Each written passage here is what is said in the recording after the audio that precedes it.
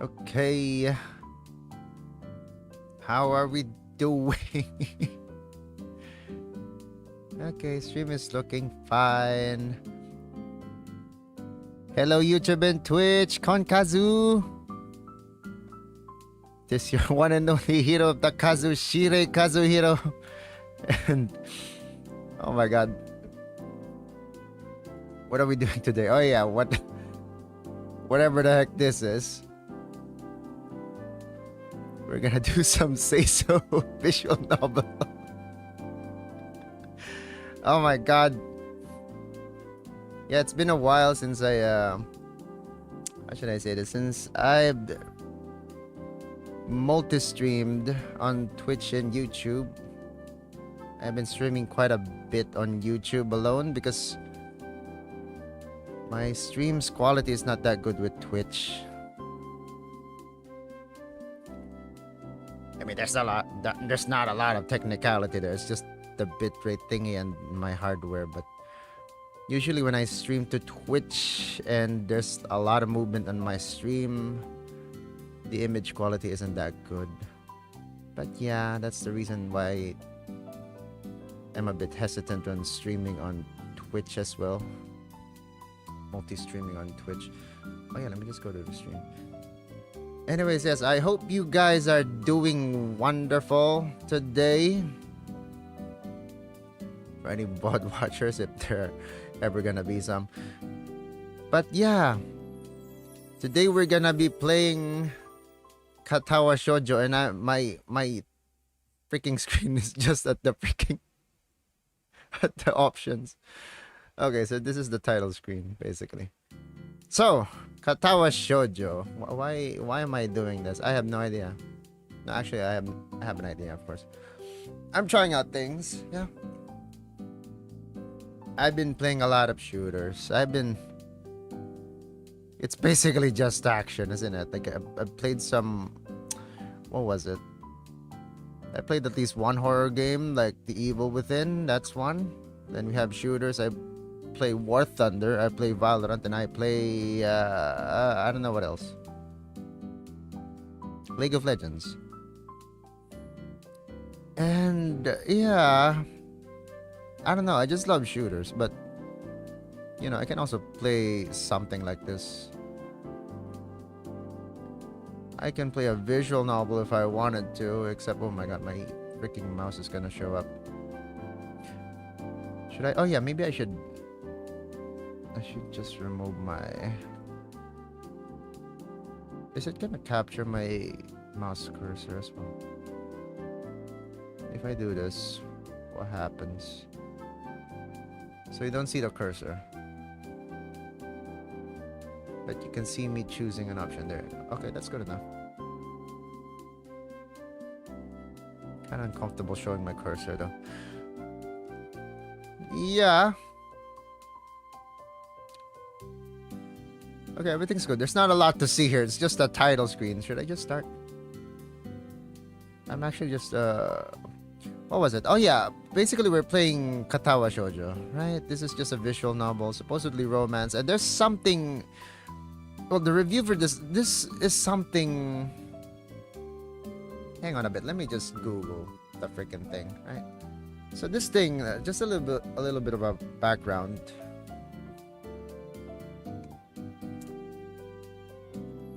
Katawa Shoujo. This game was from 2012. I mean, it does show like it's like the art style itself, feels like it's old. It's basically Heisei. Because if you're not familiar with like what was it, like the Japanese year, it's Heisei. And we are at Reiwa, if I'm not mistaken. Like the art style, like I just wanna freaking. How do I even? Should I just show the Okay, I'm just gonna freaking. I'm gonna show the thumbnail maybe. Okay, you know what? Image. Okay, image. Katawa.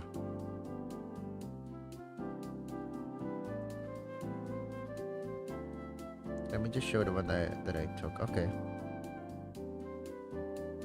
And it covered my freaking face. Okay, look at that. I mean, there's not much to look at it, but I mean, I'm guessing this is the actual art style, but I'm actually looking at something else from the browser. But I don't know. As you can tell, I don't have a mouse. Let me just use something real quick. Okay, you know what? I don't have to point anything with a mouse cursor. But anyways, as you can see, like just the art style, it is Heisei. Like Heisei is, I have no freaking idea what years, but it's kind of like if you know, you freaking know. Like if you look at older animes, like you just freaking know that it's an older anime because of the art style. Because nowadays, usually, you know, like anime characters have better proportions on their faces. Like usually the eyes are proportionate up. Like Heisei style, yeah. Like Heisei style usually has like big eyes. Like not necessarily, you know, like how should I say this? You know, if you're familiar with Lucky Stars, if you're familiar with freaking Suzumiya, yeah, those kinds of art style, older art style, and they're considered basically Heisei. And yeah, what was I saying? Oh yeah, like this game is from Heisei. It's 20 freaking 12, so it's older than a lot of. It's older than a lot of young people nowadays. It's older than a lot of Zoomers, if I'm not mistaken. Zoomer years are from 1997, was it 97, 96? I think it was 97, but it's still quite old than a lot of Zoomers, and especially Gen Alphas. But yeah, this is a visual novel. It's romance, and the unique thing about this is about the plot. The plot is,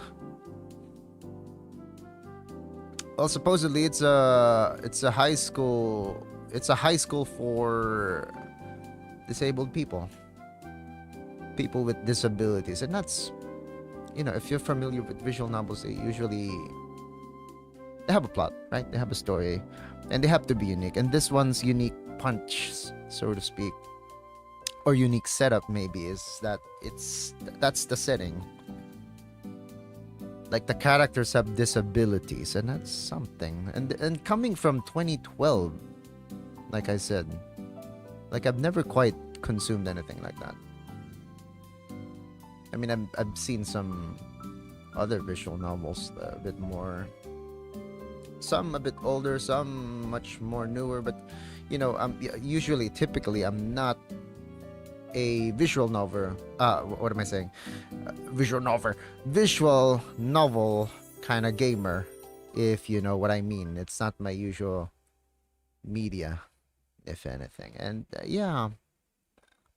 Anyways, if you guys are, you know, are either familiar with these visual novels, or you're not, hopefully yes. Like, hopefully this is a treat for you, because yeah, I'm gonna do my best to actually risk some high schoolers. If this gets me into jail, I swear. But yeah, whatever. I'm too Seiso for romance. Don't worry about it. So yeah, let's just hop on. And let me just disable my freaking BGM for a bit. Okay, that's disabled, and then we have the music. Hello, the music. Oh, okay. Okay, no, it's not that. It's my freaking mixer. Scheiße. Open volume mixer. Wow. Ooh, that's so sentimental already. I haven't checked my voice though. I really, I really should. What am I saying? I really should check. Okay, my voice is kind of low. I mean, not low, but on a low register. Because yeah, I forgot to mention I'm still recovering from sickness. I actually have yeah, that I have a cough that I'm recovering from. I got sick with tonsillitis. And it's tough. It was tough the past few days.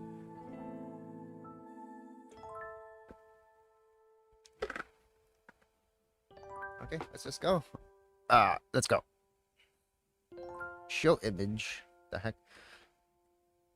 Oh my god, I just realized. Oh yeah, there's gonna be a lot of reading here, and I'm trying to sort of recover my voice. I actually can't even sing.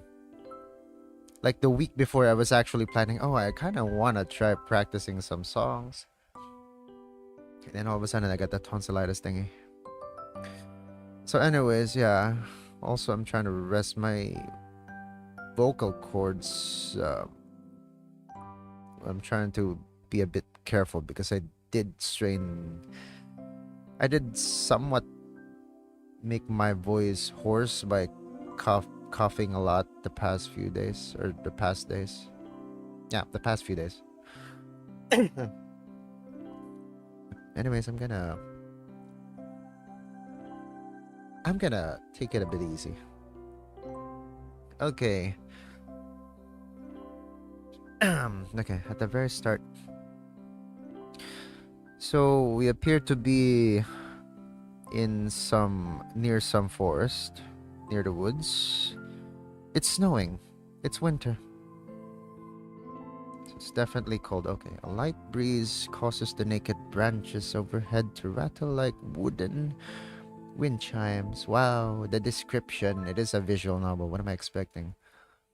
This is a popular retreat for couples in the summer.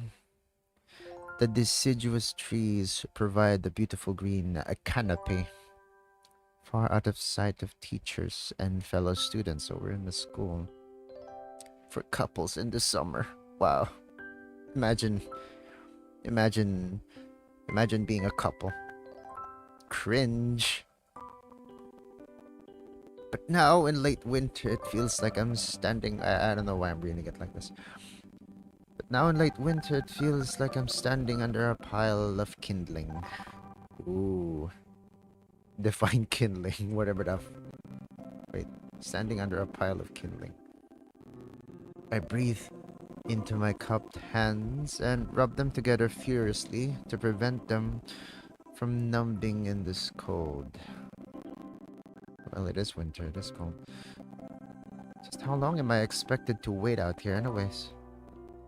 I'm sure the note said 4 p.m. That bitch is making me wait. Ah yes, the note slipped between the pages of my mat. Oh, okay, I see where this is going. It's a confession thingy. Pages of my math book. What?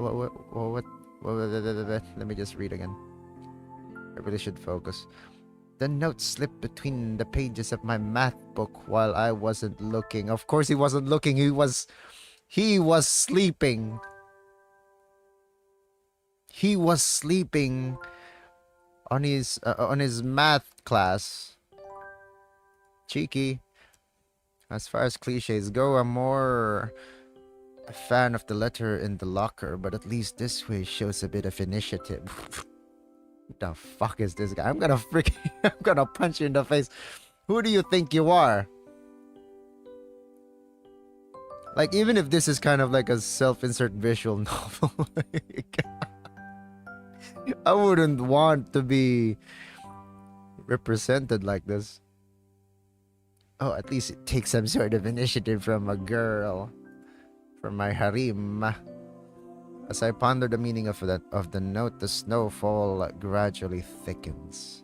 The snowflakes silently falling from the white painted sky are the only sign of time passing in this stagnant world. Ever heard of a phone or a watch? Their slow descent upon the frozen forest makes it. Well, I don't know what I'm reading it like this, guys. Their slow descent upon the frozen forest makes it seem like time has slowed to a crawl. Oh, there's some sound effects. Maybe I actually have to listen. I think the volume is fine though. I think it's good enough. On my end, I feel like it is. Or actually, no. From OBS, like, okay, fine. Let me just increase it. There shouldn't be anything to actually. Okay, yeah, I'm just gonna reduce it. Okay, that's good enough. Continuing, the rustling of dry snow underfoot startles me, interrupting the quiet mood. Someone is approaching me from behind. Oh my god! Turn around! You're gonna get stabbed. He, he. Oh, is it hi or hisao? He. Okay, he. I bet it's he. No, no, no. It's hi. I think it's hi. Hi, Hisao. You came. Hasn't done anything yet.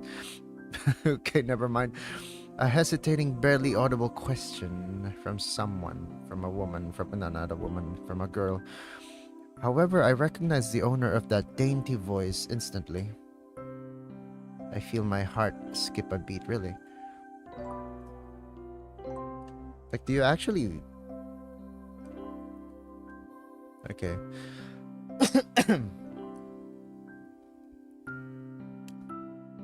Seresimas. It's a voice I've listened to hundreds of times, but never as more than an eavesdropper to a conversation. I turn to face this void, the voice of my dreams, and my heart begins to race. Oh my god. There we go. That's the Heisei art style I'm talking about. Iwanako. Iwanako. Don't you? What am I saying? Iwanako, I got a note telling me the way here. It was yours? Maybe I should do a better job at voice acting somewhat, even though it's cringe. It's freaking cringe. Like this is how I freaking speak my mind on this. But okay, fine. I'm gonna try harder. Iwanako? I got a note telling me to wait here. It was yours? Damn it. I spent all afternoon trying to come up with a good line, and that was the result. Pathetic. I'm really gonna change this guy's character if I voice act him. Oh, it's Noopter. Hello, Mr. Noopter. What is WSP? Just noticed. It's been a minute. Okay. I don't know if you like visual novels, but I hope you could enjoy something like this. I mean, it's also fine if you can't. I'm not really someone who actually plays this. Okay, Iwanako. Yes, I asked a friend to give you that notes. I'm so glad you got it. Wait, she has a friend do that for her. Okay. A shy and joyous smile that makes me so tense I couldn't move a single muscle even if I tried.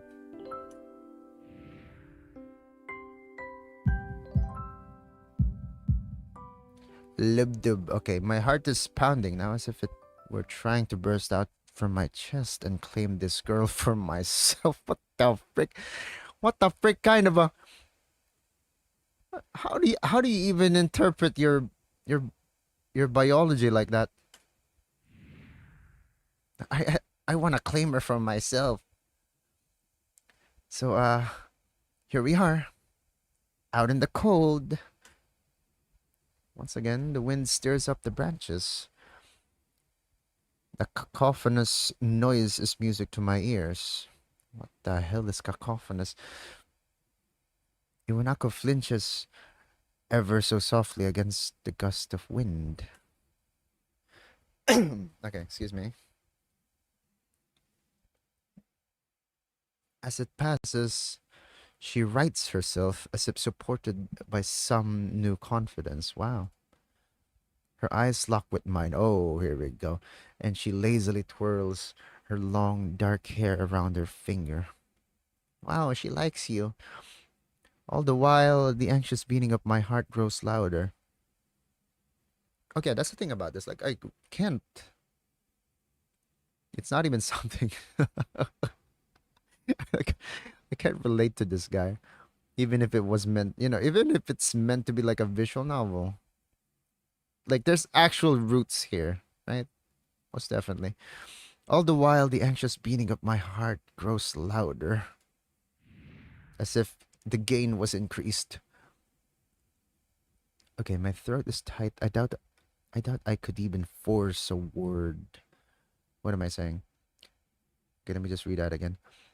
My throat is tight. I doubt I could even force a word out of it. Okay, a word out if I tried. You see? Oh no. Oh my god. No, I think I know exactly what this is. Like I read something in the plot. Yeah, this is plot related. The heart thingy. I wanted to know if you'd go out with me. Oh no. I stand there motionless, save for my pounding heart.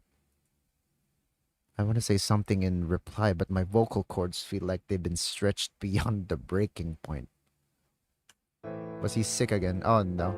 So, I reach up to try to massage my throat, but this only sends spikes of blinding pain along my arms.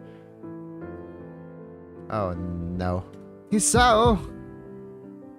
Hisao! That's the best. That's the best I could read the woman's line. My whole body freezes, save for my eyes, which shoot open in terror. And his heart keeps on beating violently, somewhat. Hisao! Hisao! The beating in my chest suddenly stops and I go weak at the knees. The world around me, the canopy of bare branches, the dull winter sky. Oh my god, it's darkening. Iwanako running towards me. All these fade to black. The last things I remember before slipping away are the sounds of Iwanako screaming for help and the incessant clatter of the branches above. Why does it seem like he's already with some wait a minute, or someone's already like at the top of the harem. Okay. Four Lip Studios presents Katawa Shoujo.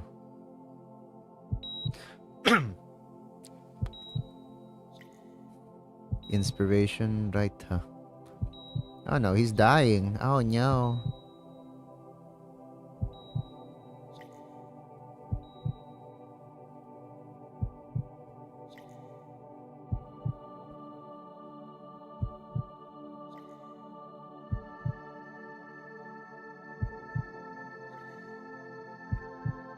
What the heck is that?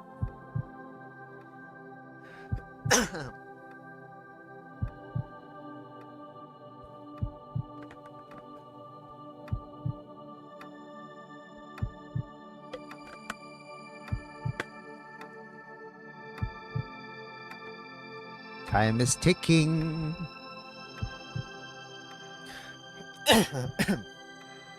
Excusez-moi. But I still have my post sickness cough. How's the volume? I think the volume. Okay, maybe is the volume. I think the volume's just fine, isn't it?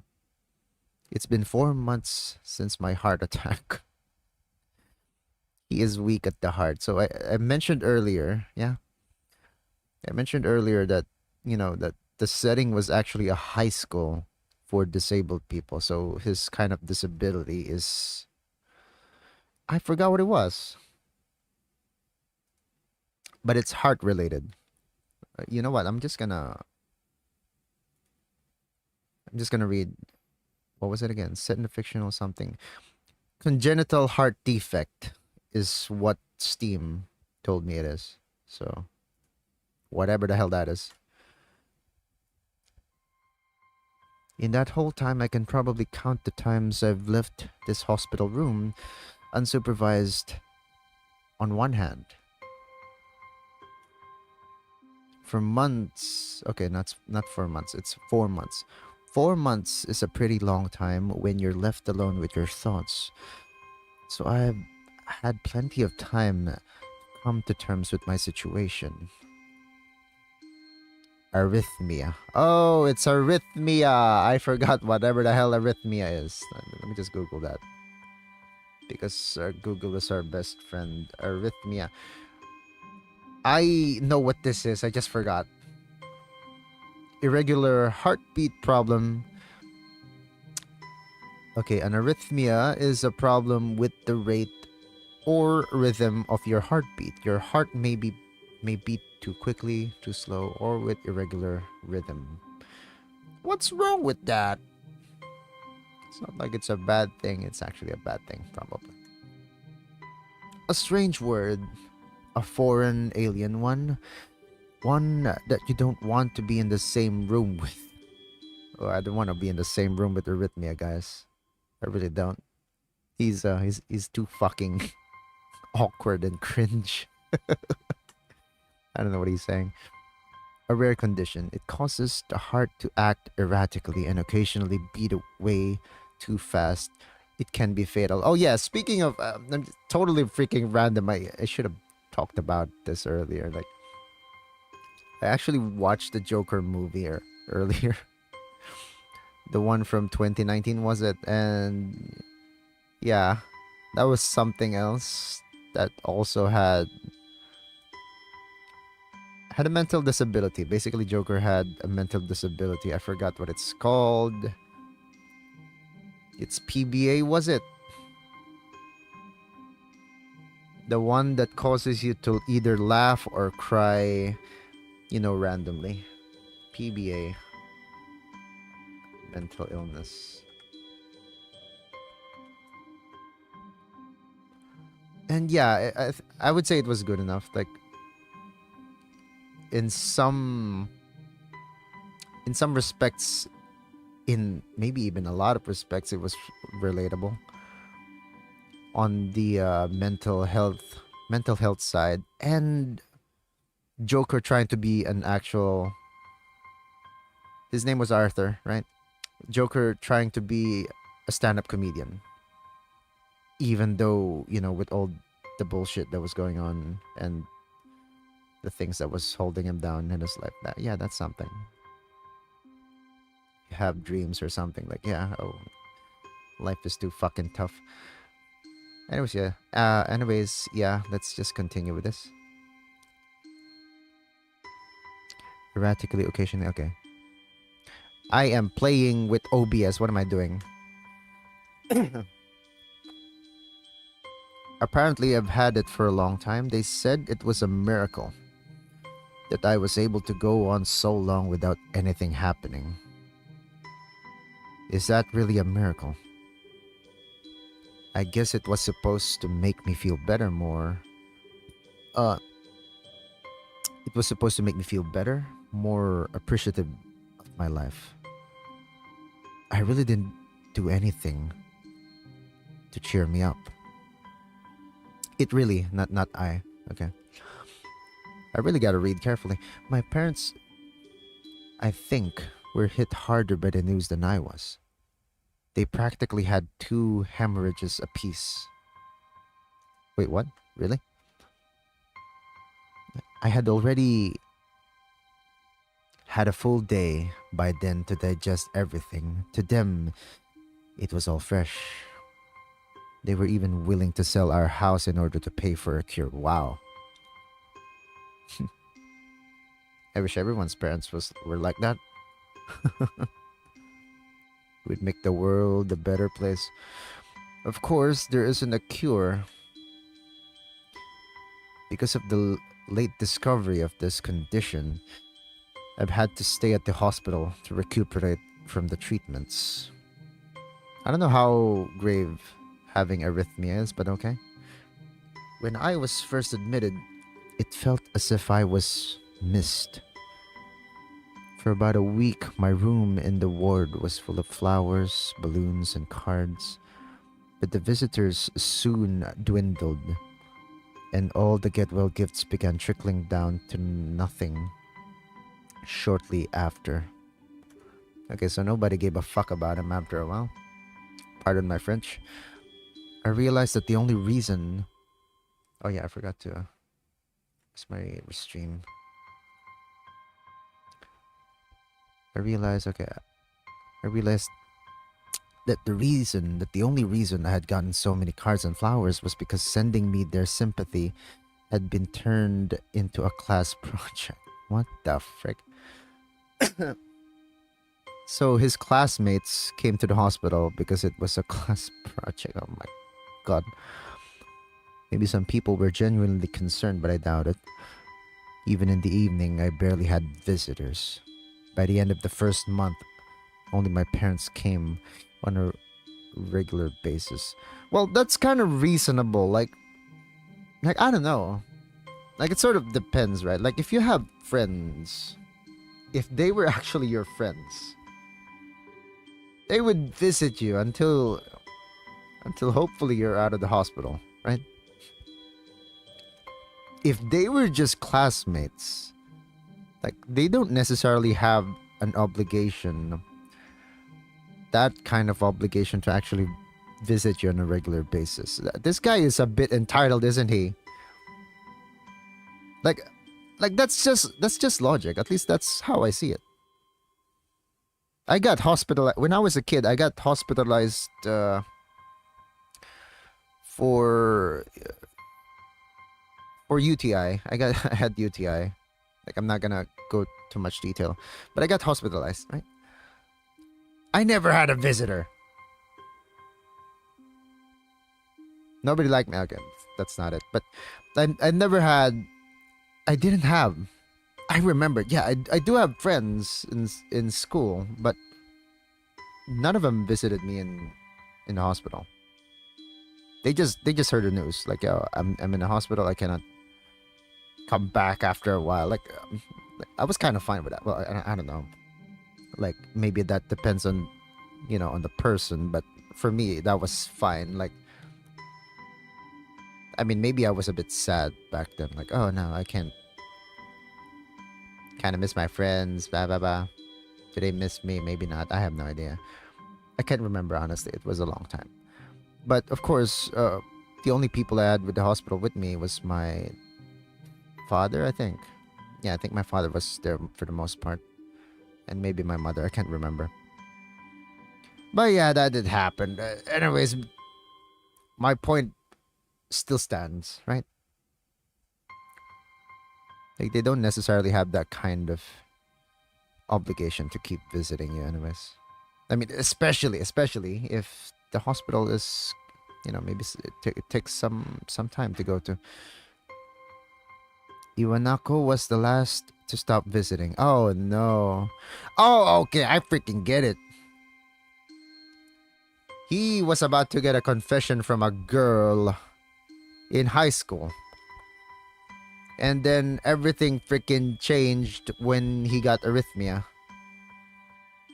So not only did he lose friends somewhat, he also lost a potential infatuation partner. I don't want to say love. Like high school, you don't freaking know anything about love. It's just infatuation. Anyways, yeah, a potential love interest. And she stopped visiting. After 6 weeks, I never saw her again. We never had that much to talk about when she visited anyway. Oh no. Well, that's fine. Like that's I kind of wanted to say that. Like, if she's the type, if she likes you, if she liked you, and she didn't give a fuck about you when you were sick, like what's the freaking point? It's a nothing burger. You're just young. We didn't touch the subject that was between us on that snowy day ever again. after 6 weeks. Okay, yeah, that's the idea. So basically, he spent a lot of time in the hospital, and then people forgot about him, and even the girl that was potentially could have been a girlfriend. Fine, reasonable enough to be sad. It's not okay. The hospital. It's not really a place I'd like to live in. You don't got a choice. You don't have a choice if that's what you need. The doctors and nurses feel so impersonal and faceless. Excusez-moi. I guess it's because they are in a hurry and they have a million other patients waiting for them. That's an exaggeration, kid, but whatever. But it makes me feel uncomfortable. For the first month or so, I asked the head cardiologist every time I saw him for a rough estimate of when I'd be able to leave. He never answered anything in a straightforward way, but told me to wait and see if the treatment and surgeries worked. My God, they're gonna be so broke by the end of this. So I idly observed the scar that those surgeries had left on my chest slowly change its appearance over time, thinking of it as some kind of an omen. Oh no. I still ask the head cardiologist about leaving, but my expectations are low enough now that I'm not disappointed anymore when I don't get a reply. The way he shuffles around the answers shows that there is at least some hope. There is no hope, kid. At some point, I'm being a doom. What do you call that? A doom bringer, a doom complaint. I don't know what the term was. I forgot. At some point, I stopped watching TV.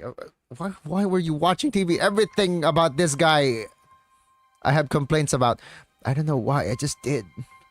Okay, no. No. Actually, it's fine. This was 2012, right? People used to watch TV. We don't watch TV nowadays, do we? Maybe it was just maybe it was the wrong kind of escapism from my situation. I started reading instead. There was a small library at the hospital, although it was more like a storeroom for books. I began working my way through it, one small stack at a time. After consuming them, I would go back for more. Wow, I became a bookworm. I found that I liked reading, and I think I even became a bit addicted. Why would you become addicted? I started feeling naked without a book in my hands.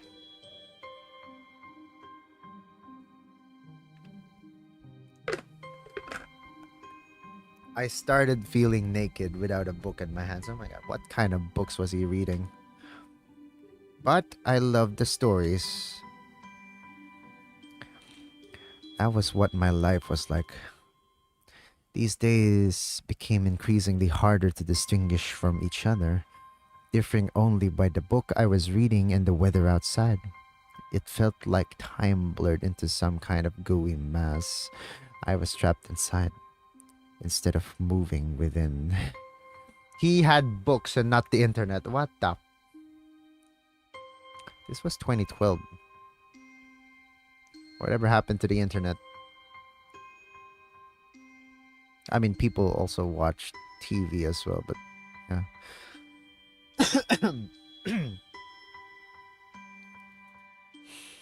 A week could go by without me really noticing it. Sometimes I'd pause in realization that I didn't know what day of the week it was. But other times, all the things that surrounded me would painfully crash into my consciousness through the barrier of nonchalance I had set up for myself. The pages of my book would start to feel sharp and burning hot, and the heaviness in my chest would become so hard to bear that I had to put the book aside and just lay down for a while, looking at the ceiling as if I was going to cry.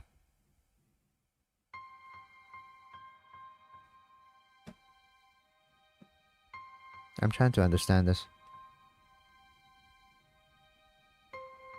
Like he was, is he is he feeling a bit depressed or really just down? I think that's kind of like what he's trying to describe.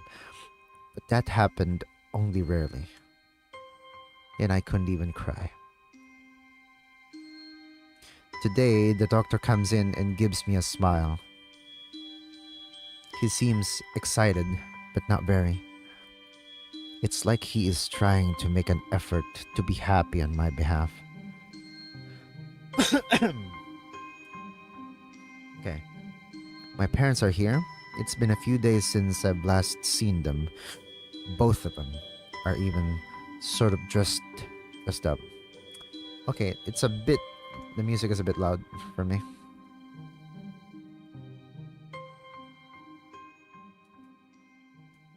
Wow, I am decreasing this so much, but it doesn't feel like it's like it's being compressed or whatever. This much is fine. My parents are here. It's been a few days since I've last seen them. Both of them are even sort of dressed up. Is this supposed to be some kind of special occasion? It's not a party. There is this ritual the head cardiologist has. He takes his time sorting his papers, then setting them aside as if to make a point of the pointlessness of what he just did. What? Then he casually sits down on the edge of the bed next to mine. He looks me in the eyes for a moment. Hello, Isawa. How are you today? And actually, I'm just gonna go on a freaking bathroom break for a bit. Do I actually have my? I'm just gonna leave this on with the BGM as well. Okay, here's the brekkie.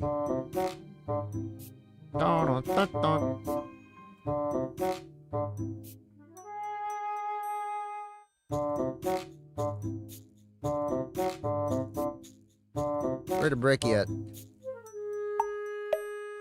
Oh, why you have that there?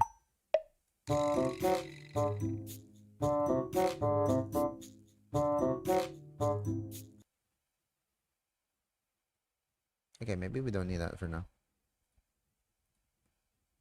Just a note. Leave the BGM. Okay, there you go. I'll be back in a bit.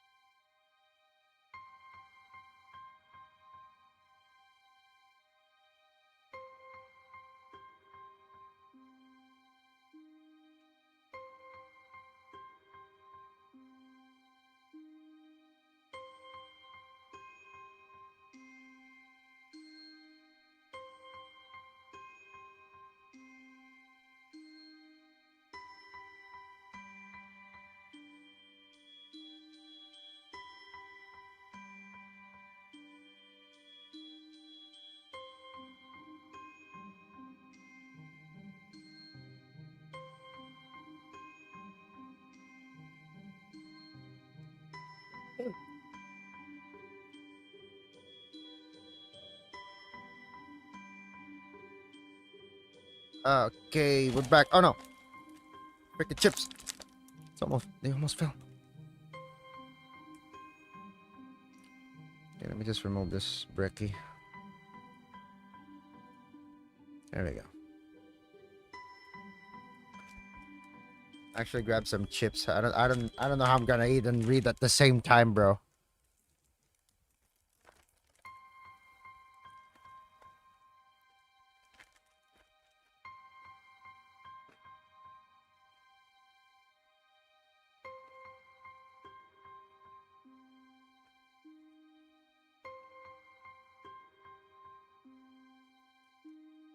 Isao, how are you today? I don't answer him, but I smile a little back at him.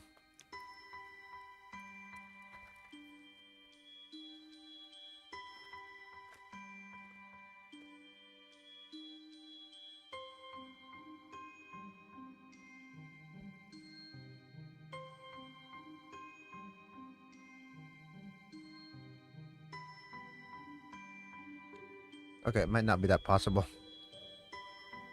So you didn't read at the same time. Okay. I believe that you can go home. Your heart is stronger now, and with some precautions, you should be fine. We all have we have all your medications sorted out. I'll give your father the prescription. Just like that. Really. What is he gonna give him? A Flintstone vitamin for arrhythmia? like months ago they were worried, like he actually couldn't get out of the hospital. He was actually fearing that he might actually have to live there. But yeah, whatever. Flintstone vitamin, you'll be fine.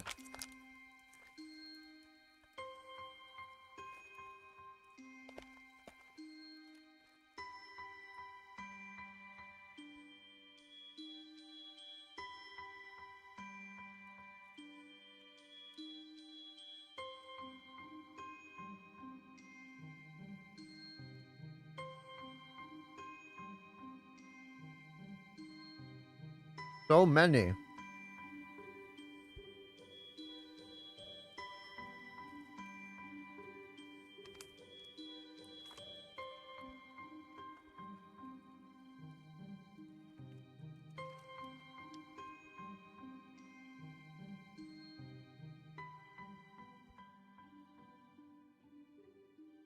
What the hell is this? Diarrhea procanaim. Oh my god, what the hell is this? Mucho texto.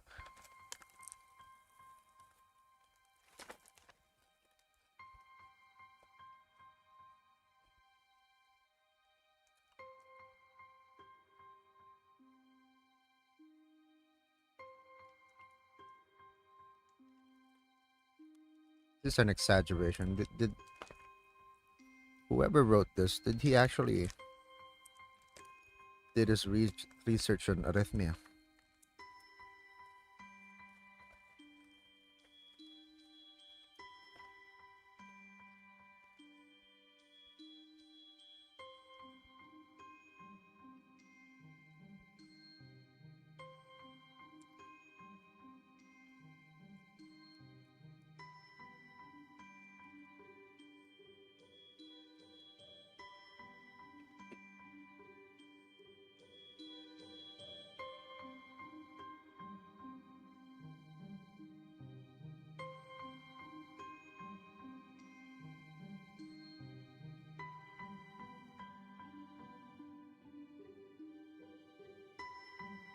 Hmm.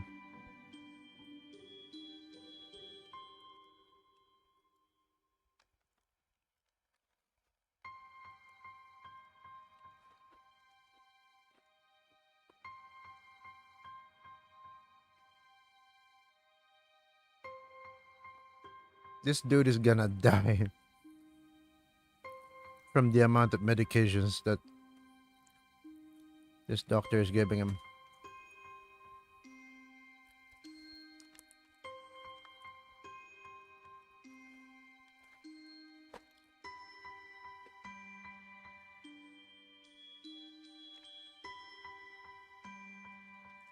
There it is. The mention of the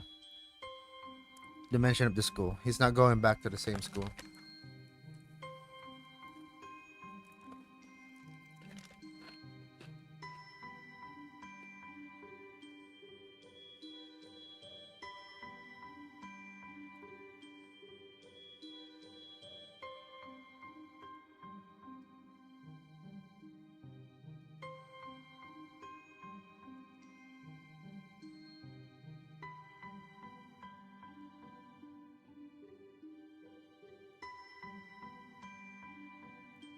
About the transfer. There you go.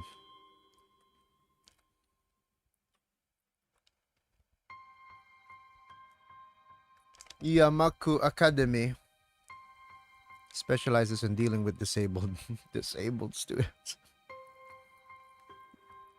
Where do I sign in? So it's called Yamaku Academy, right? I'm confused. You don't usually use academy for high school, right? Do you?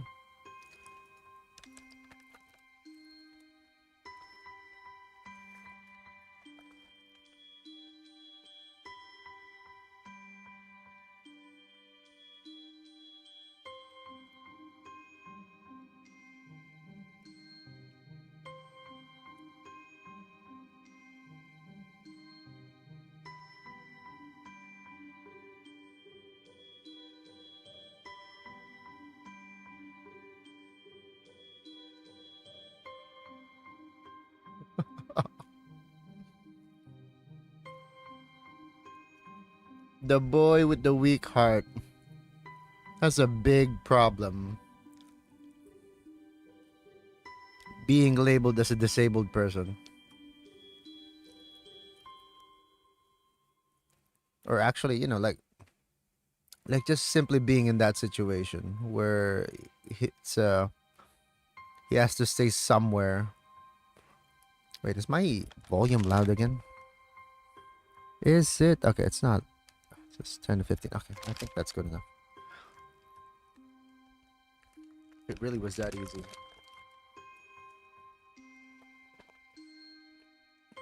Hmm.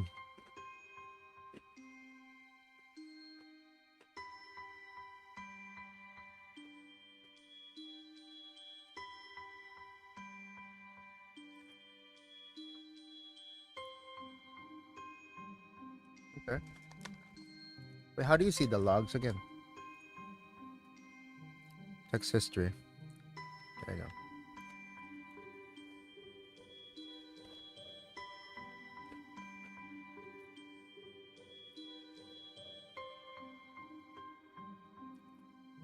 Wait, can I save?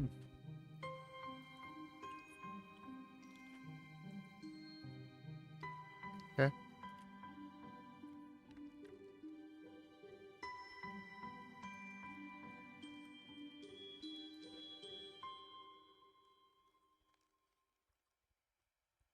We can't homeschool you, kid.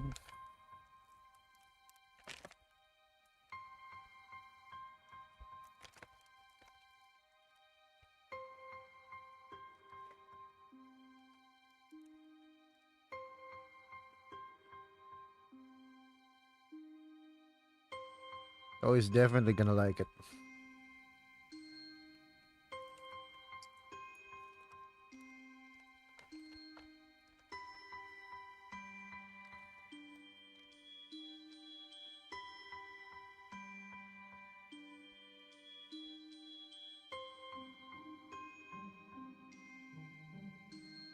Okay, he is looking at his setback in life, right?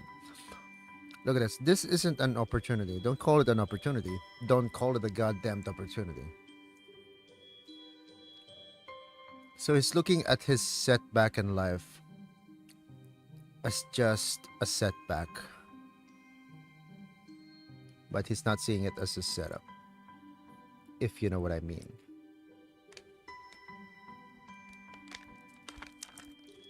Like it's like a setup for a joke. I mean, it's not a literal joke, but the way a joke works is that you have a setup and you have a punchline. You get something like a setup like this, And the question is, well, where is it gonna lead you afterwards? You know, like if you're drawn back by something, you can also be propelled by it. So it's kind of like a bow or a slingshot, where your setup is actually, the drawing of the bow, and then your punchline for a joke, basically, but not a literal one. If you're even understanding the analogy, like the punchline supposedly is where you're going. So not all bad things, not all setups are bad. Like sometimes it's just a perspective. Anyways, yeah, that's how he's seeing it. The way most of us see bad things. I mean, even I'm kind of like that.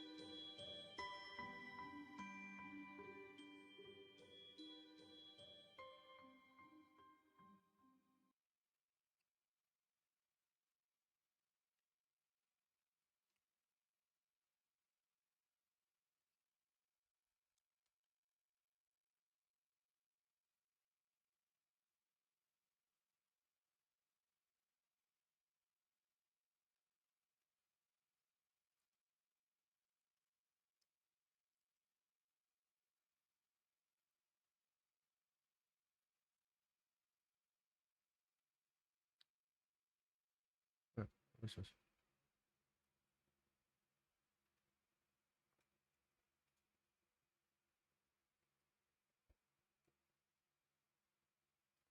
What happened? I was just checking my YouTube stream. There isn't a choice. I know this, but the thought of going to a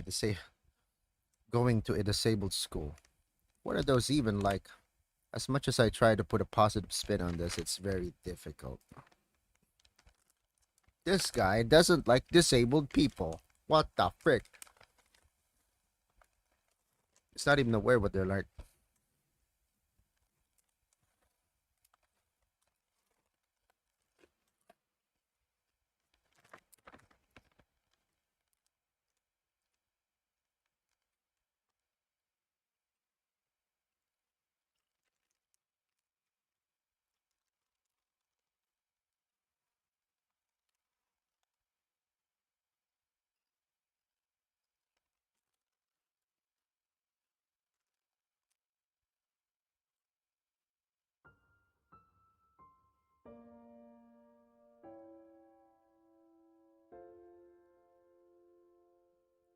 Act 1, life expectancy.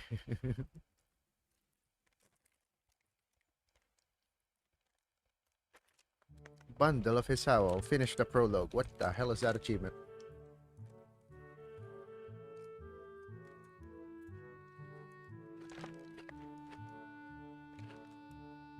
Here we go with the fancy high school.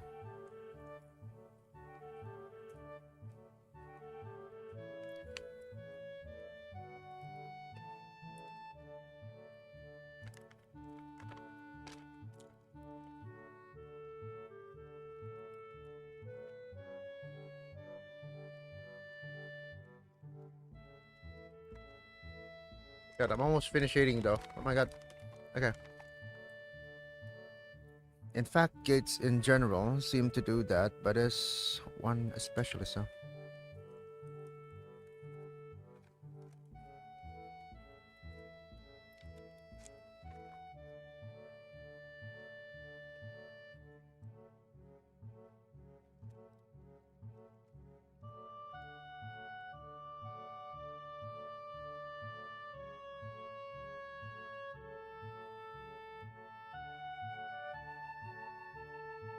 Huh?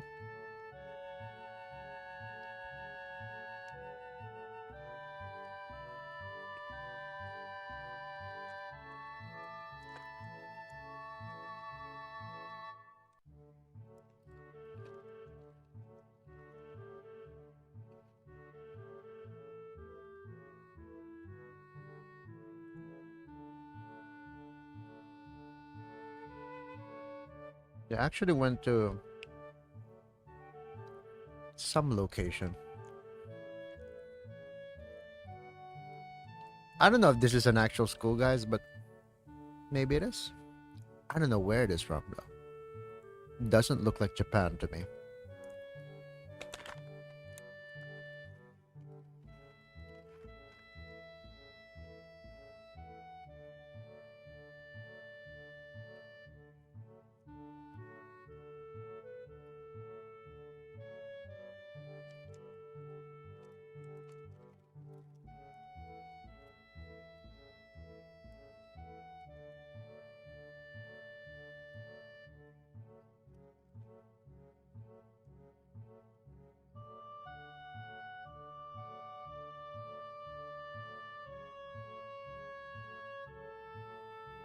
ISH.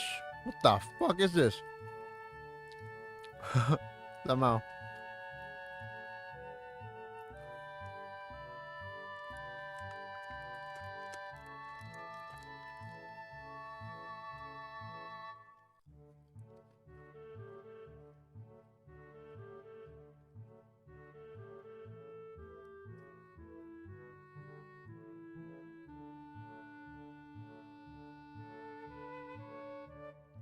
What's happening?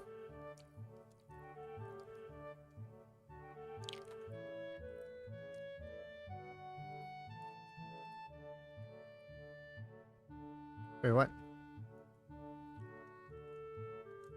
I cannot save.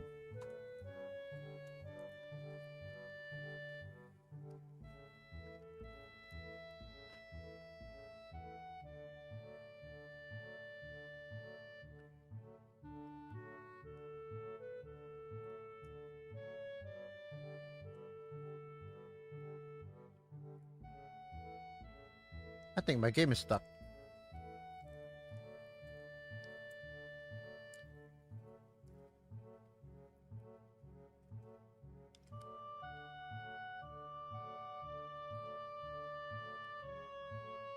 Okay, the game is stuck for some reason. I don't know.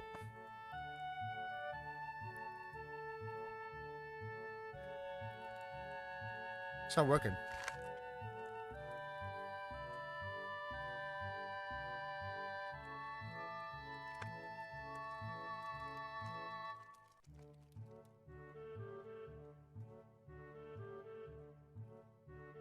I'm actually clicking.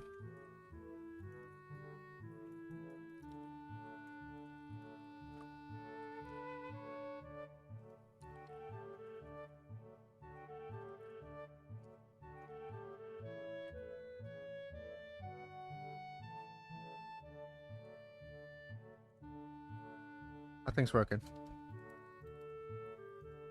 I mean, it is working like this. Like, I press right click, the menu shows up, but I cannot move forward. I think this is a bug. Actual bug.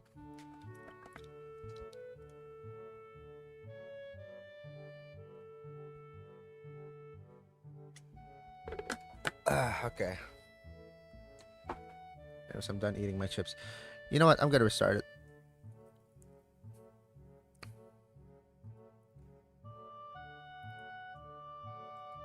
No.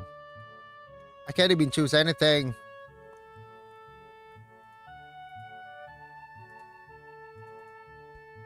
Like, I'm just gonna Alt F for you.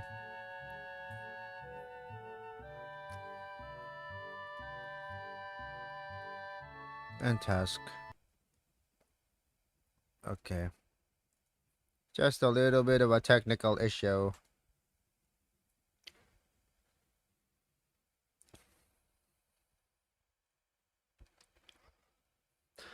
Sit back. Okay.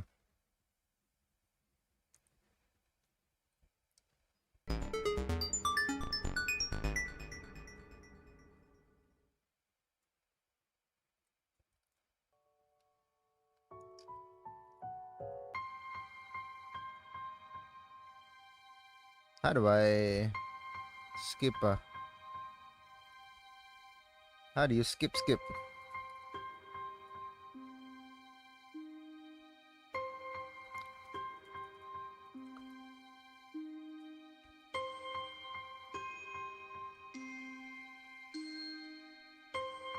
Like I'm really not familiar to how you skip really quickly.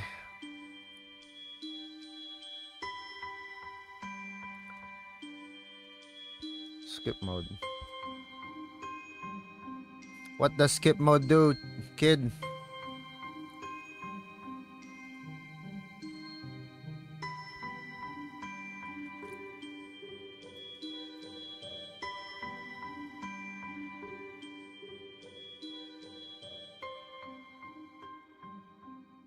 Oh my god. Skip mode doesn't do anything. Okay, let's just use spacebar.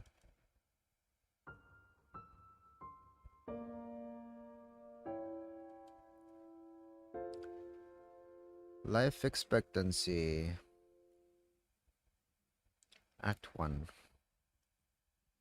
So basically that was just a prologue at the hospital.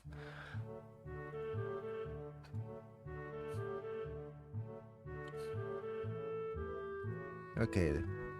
You know what? Let's start from here again. The gate looked far too pompous for what it was. In fact, the gate's... oh my god. Why is the music loud again?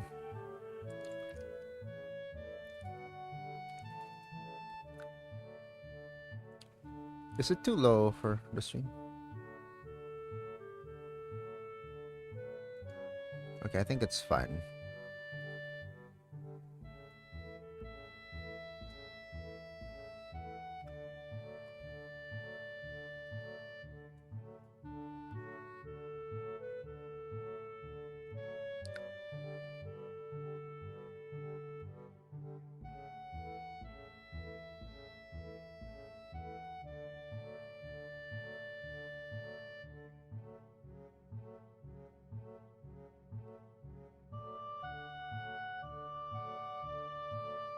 Okay, good enough.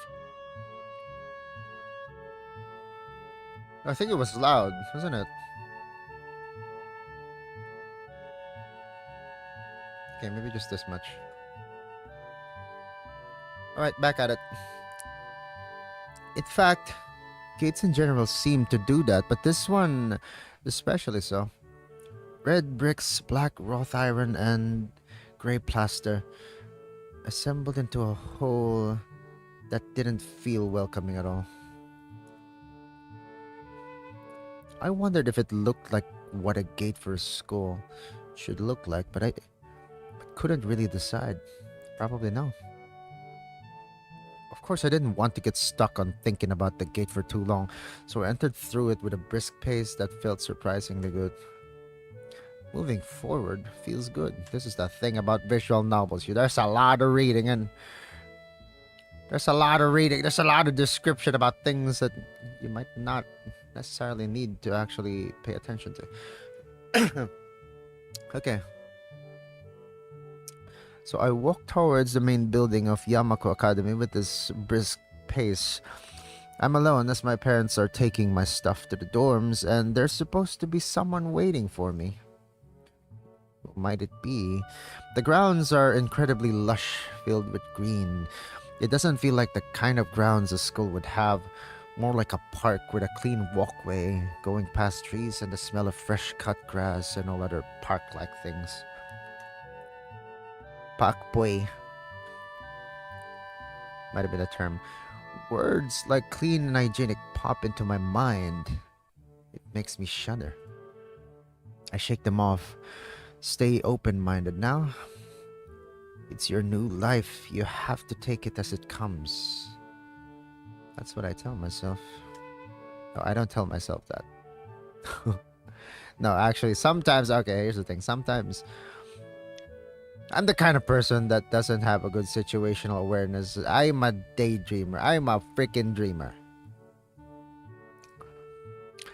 And usually, when your head is, wired like that, it's always in the clouds. And sometimes it takes you to negative places. And so, like you're worried about the future, usually. And so, usually, what I find that what I, kind of like something that helps me, like I found out from other people, is, I tell myself basically to just try to live life one day at a time, kind of a thing, if that makes sense. So it's kind of like that. It's kind of like the same of what he's saying. Like just take it one at a time, or day by day, maybe. A few big buildings loom behind the leafy canopies, too big and too many for just a school. Everything seems off. It's different from what I thought I knew about schools. It's an uncanny valley. Even though I was told this is my new school, in the back of my head, it doesn't feel like one. It definitely isn't. It's very unrealistic, but whatever. Fiction. I wonder if the feeling is real or caused by my expectations of a school for the disabled. Speaking of that, I don't see anyone else here. It's kinda eerie. It makes me wish there was somebody here I could anchor myself to something. Wait, what? Okay, here. So I could anchor myself to something. Okay, let me just read that again. It makes me wish there was somebody here so I could anchor myself to something tangible instead of having this feeling that I stepped into another dimension. The trees hum with the wind, and the green hues flashing all around me catch my attention.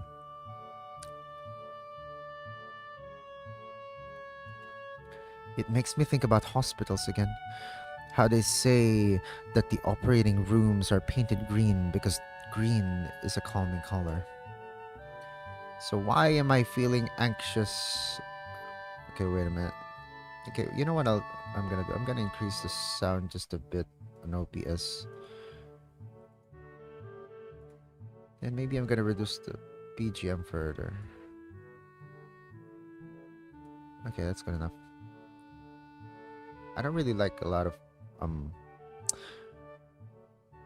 a kind of loud BGM.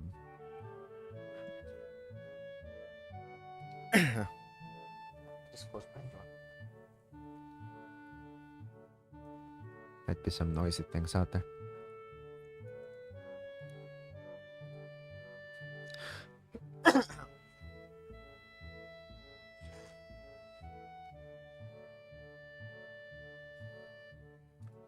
Okay, saved.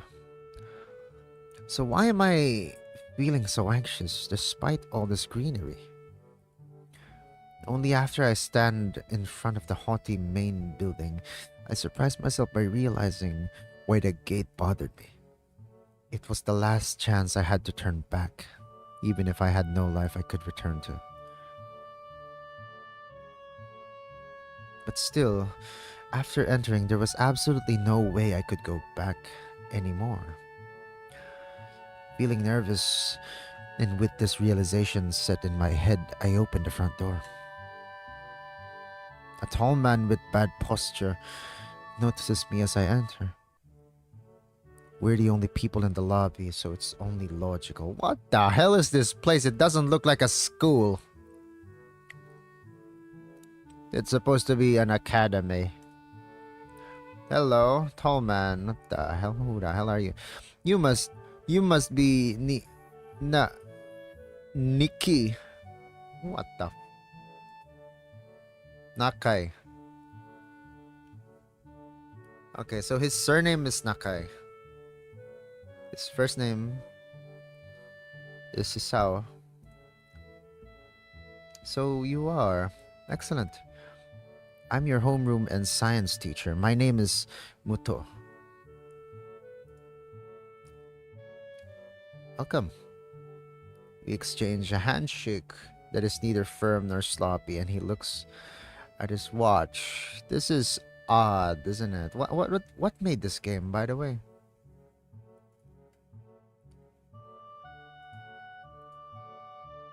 He said they shook hands, but in Japan you don't shake hands. That is weird, right?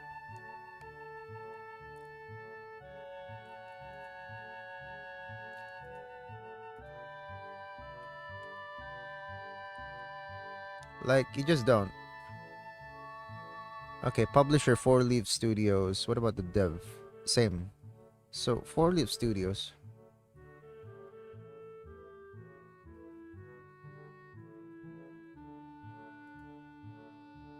I'm googling the shit out of this as I'm playing it. I don't know why.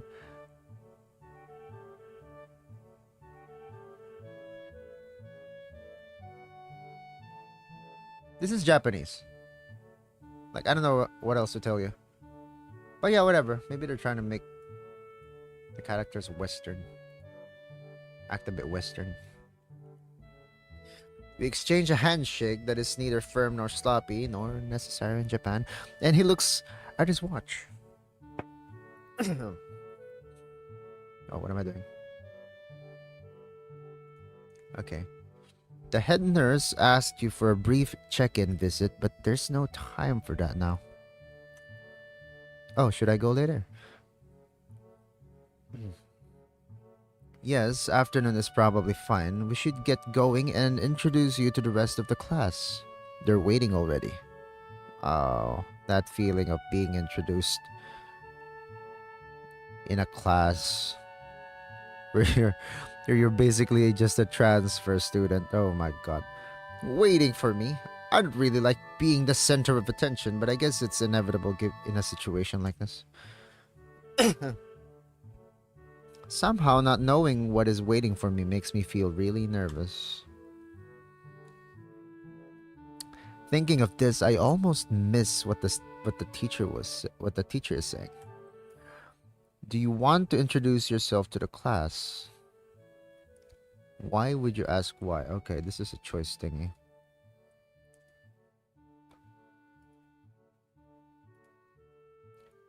Do you want to introduce yourself to the class? If you say no or say why, he might go like, well, I could make the introduction for you. If you go, yeah, of course, well, you're basically taking a step and actually introducing yourself. Like, I mean, you're supposed to do it. Like, just keep it simple. It's a bit embarrassing, awkward, but whatever. I kind of don't like introducing myself as well. To be honest, like in a class setting, right, or anywhere, possibly like we'll be introduced to each other somewhat. I mean, or maybe you could approach me. I really don't know, but that's kind of like how I feel about like, oh, introduce yourself in class or to a group of people that. I mean, it is necessary, maybe somewhat, or it could work for you, but I don't know. I just feel like maybe it's not necessary because you're not gonna be friends with most of them. Well, actually, no, that goes for me. But yeah, I'm not gonna be friends with most people. So there's barely any, especially maybe with, I don't know, with just maybe particularly high school, maybe college, maybe at work, right? Like I don't know. Maybe you get to know my name somewhere, and then if we need to actually interact, then we'll interact. We work together. We work together. We talk. We talk. But me telling you some superficial or shallow things like, oh, I fucking like anime. Like, you don't like anime, you're just gonna fucking judge me. I like shooters. I like playing video games. Oh, that's not interesting. Like, fucking normies.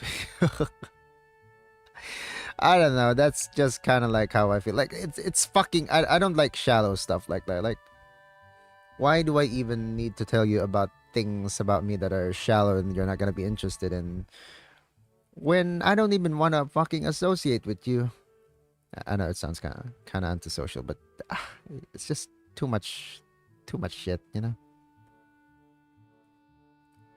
If I need to be friends with you, or if I need to talk to you, I'll talk to you. If we need to work together, we'll work together. Just if you're the one who want to be friends with me, okay, fine. You can approach me. It's fine. I mean, I'll talk to you. I don't bite. I actually like talking to people about important things, just not, do kind of like normie, shallow things like, oh, this is what I like. I live here. So what? That doesn't make sense. Anyways, back to the freaking decision making. Okay, fine. Okay, maybe we should ask why first. Why do I have to? Of course not. That's why I asked. Okay, he's respecting that choice. Maybe what I just said. Let's go then. My heart is panic, but I kind of feel like we're missing an opportunity if wait, what is this? Load. Oh yeah, okay. Do you want to introduce yourself to the class? Okay. I'll make it simple. But not everyone likes to be at the center of attention.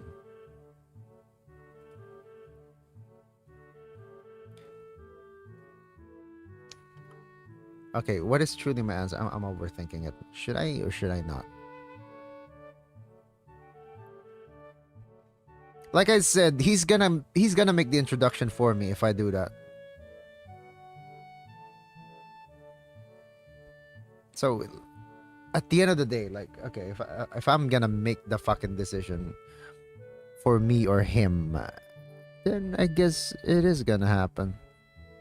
It's just a high school class after all. Like, but in a work setting, maybe that's a bit different.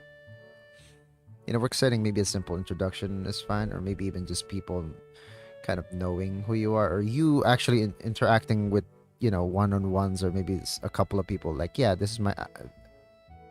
I'm Kazuchi. I'm Kazu-chan.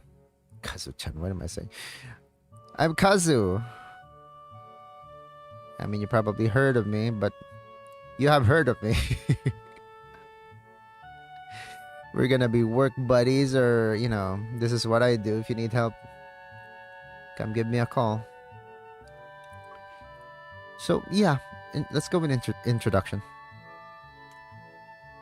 But it's no problem. Let's go then. My heart is pounding in my chest, and it keeps me thinking about my condition as I follow the teacher up the stairs. The third door down the third floor corridor is marked as the classroom for class 3-3. That is loud. Muto opens the door and enters. Excusez-moi, they have paintings. Oh my god. Good morning, everyone. Sorry I'm late again. I hesitate for a split second at the door, freezing on the spot. Ah, get a grip. This is a big step, I know that, but there isn't any point to worrying so much about it. At least, not this soon. Oh, wow. There's some male characters over here. We got some male students. Oh no. What about the harem? But anyways, as you're seeing, it's a pretty normal one. Like, it's basically co-ed, of course.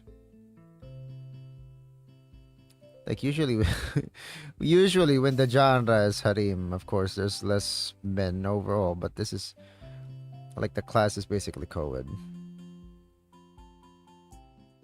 Male and female. Just the two.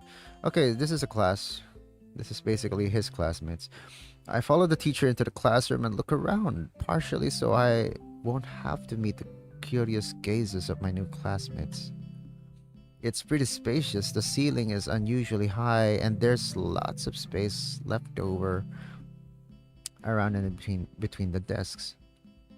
And nobody gives a fuck about that details, kid. Pay attention to the people. An entire wall taken up by blackboards and the high old-fashioned windows only makes it seem larger. The students' desks are just standard wooden desks with a shelf underneath for books and wooden chairs with metal frames. I was about to say mental frames. They're metal frames, simple and efficient.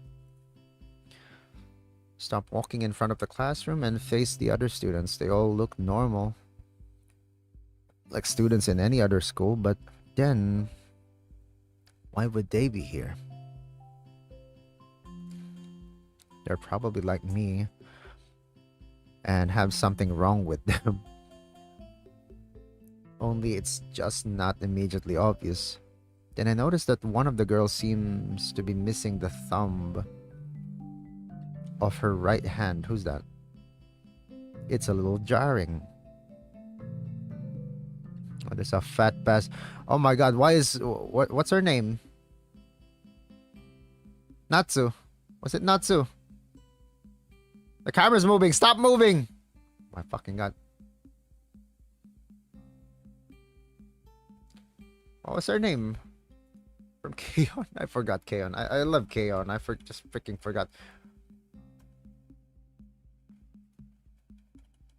Ritsu. It's Ritsu. I forgot.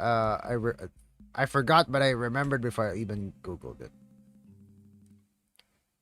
That girl over there looks like Ritsu. And then we got a fat bastard in the corner. Who the hell is that? Okay, we have someone that also looks like from another anime. Okay, they're probably like me. Something wrong with them. A little jarring. Okay. Despite the natural tendency to listen when someone's talking about you, I tune out the teacher's speech halfway through while he introduces me to the class. I notice a flash of dark hair and see that someone is looking at me. A girl with really long, straight hair that is pretty eye-catching. Ooh, she's pretty, of course.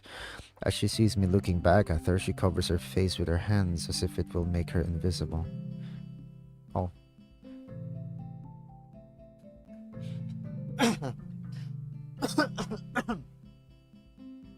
Okay. There is one boy with a cane leaning against the lockers. What's that? The lockers at the rear of the class. It's weird seeing someone so young with a cane. Yeah. Another girl seems to be making some weird hand motions, sign language.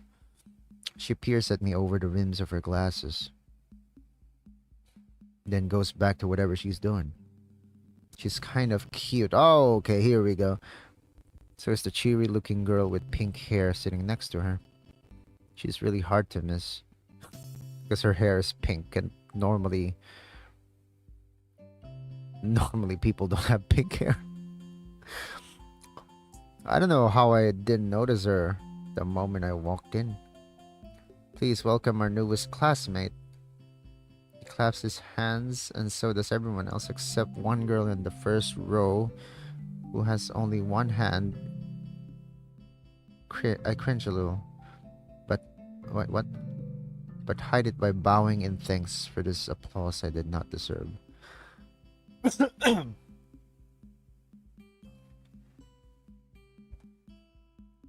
mean, they're just trying to welcome you. What the hell you want?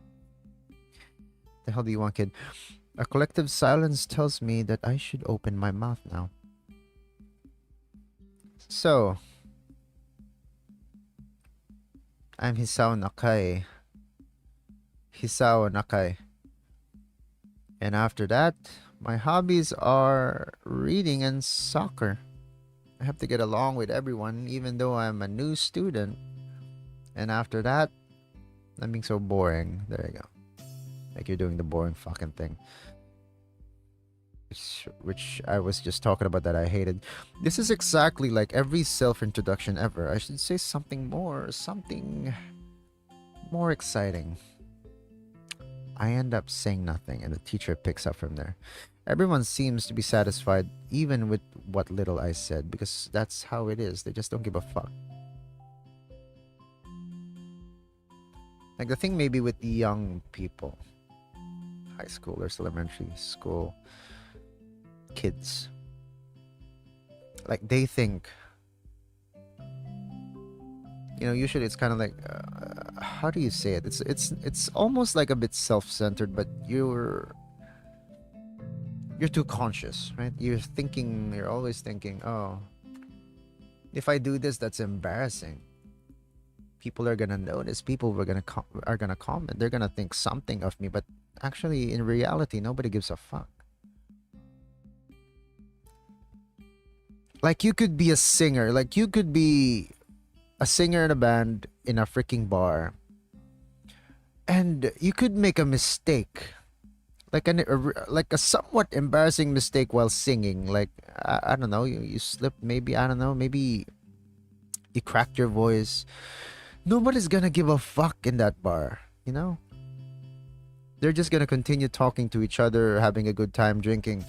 Like that's kind of like how the world is, or how people are really.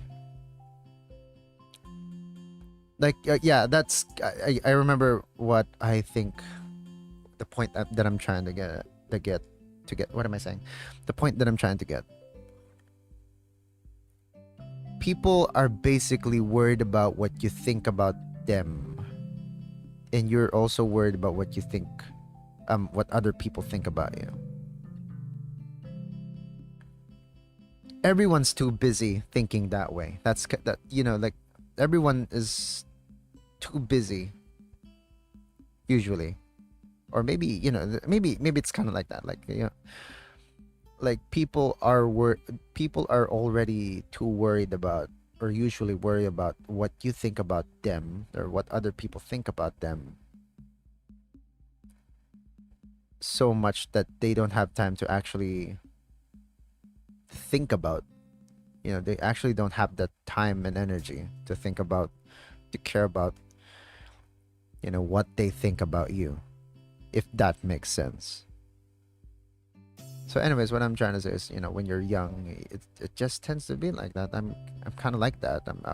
Even when I was younger, I kind of was like that. And nowadays I just don't give a fuck.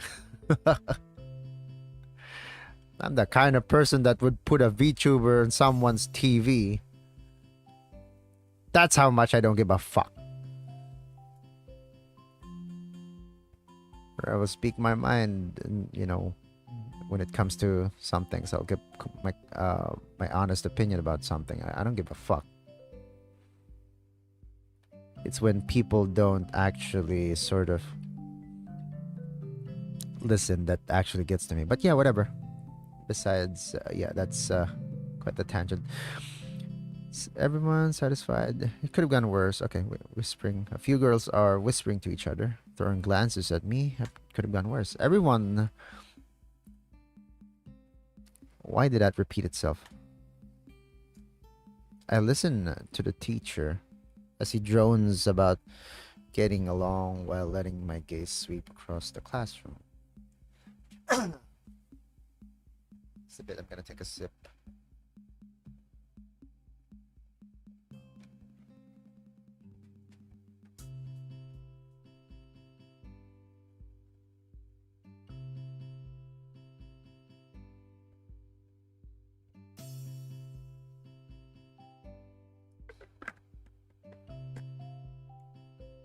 Actually, just drinking. Oh, hello, dew on the grass. Good morning. Good morning. Is it morning for you? Yeah. Good day to you, sir. I hope you're having a good day. Picking. I mean, maybe you're having a good day picking someone like me who is, or watching someone like me who's playing a visual novel. A harem or a harim. visual novel. I hope you're having a wonderful time, a wonderful morning as well. Okay, let's just continue. I listened to the teacher as he drones about getting along while letting my gaze sweep. Okay, I read that. Everyone seems to be listening to him intently, and when he's done, they clap their hands again, which feels like a weird thing to do. This guy is noticing. He's noticing all the useless things that are happening. I'd rather he actually paid attention to the people in front of him. So for instance, there's that guy with glasses looking at him with a smile like that. And then there's Ritsu at the back looking at the window. What the hell is she doing? The first row girl claps on this round with her one hand against her other wrist that ends in a bandaged stump. What does that even mean?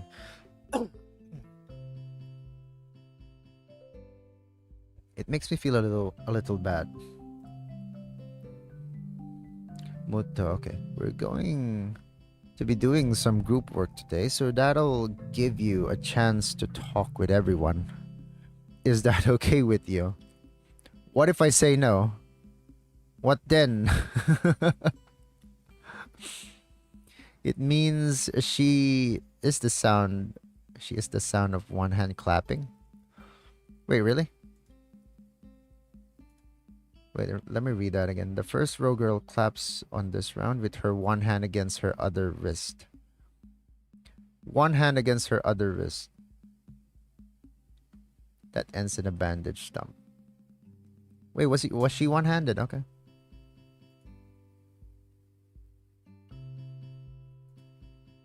We're going to be doing some group work today. Okay, what as I was saying, what if I say no? What then, Muto? Yeah, it's fine with me. Okay. That's good. You can work with Hakamichi. Hakamichi. Whatever does Hakamichi mean?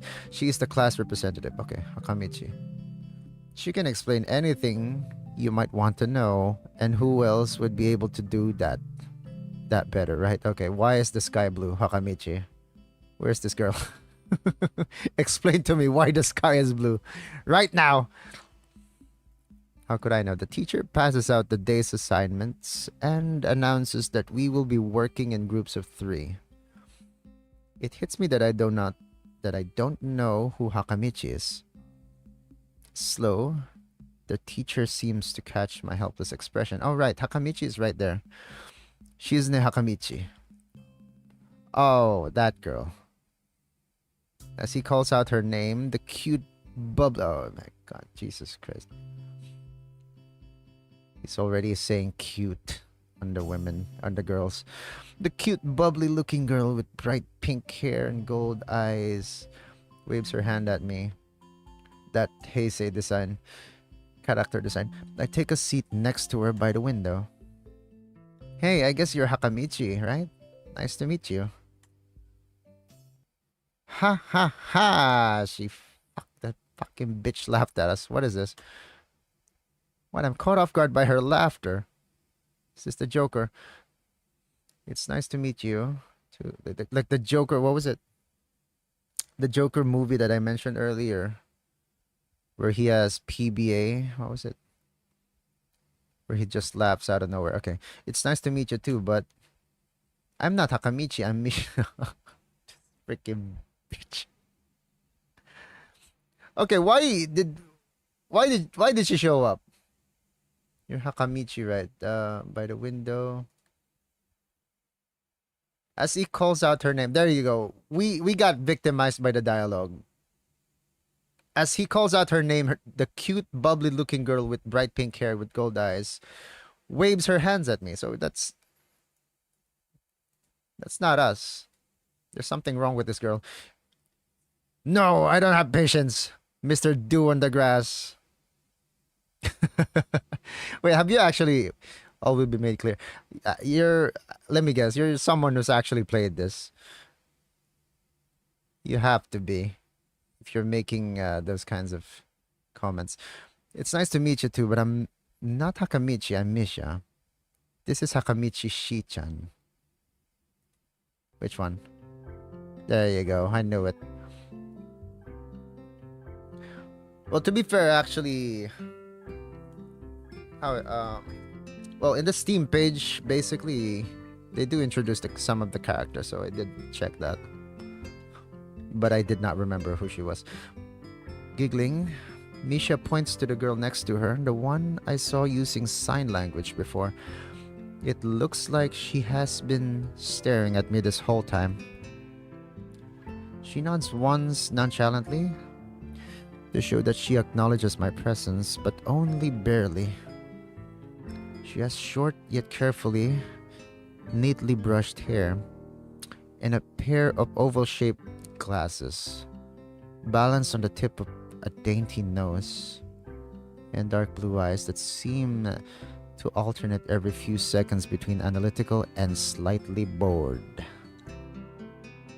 And if I'm not mistaken, this girl was supposed to be mute and deaf, was it? She was the one making sign languages maybe earlier? I don't know. Hisao, it's nice to meet you. There you go. She immediately looks at Misha, who smiles and makes a few quick gestures with her hands.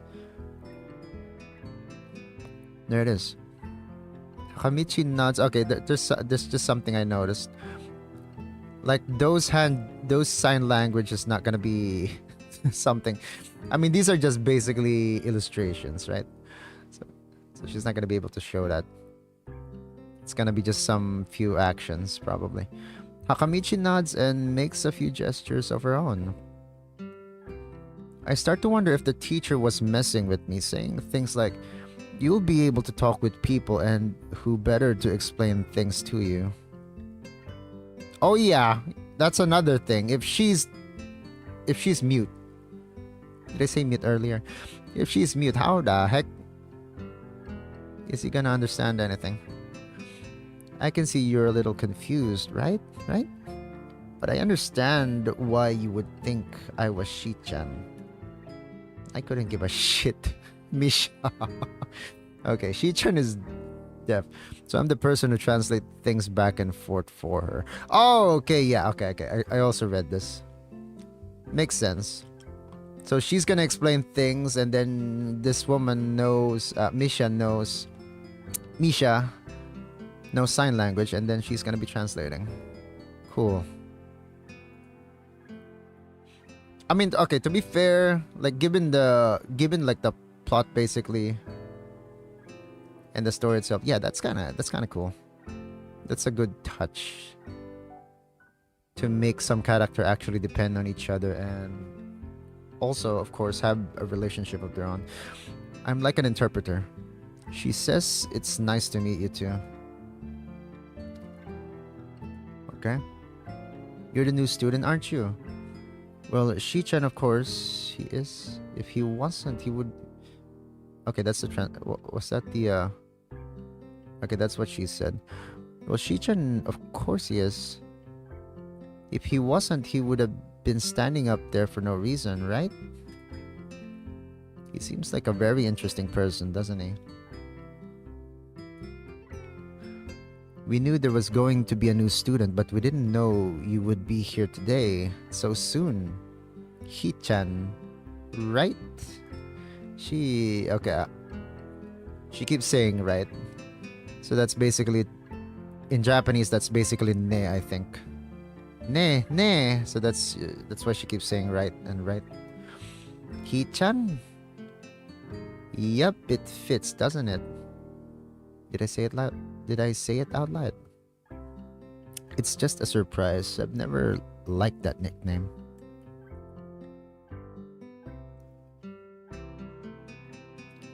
I don't really see how.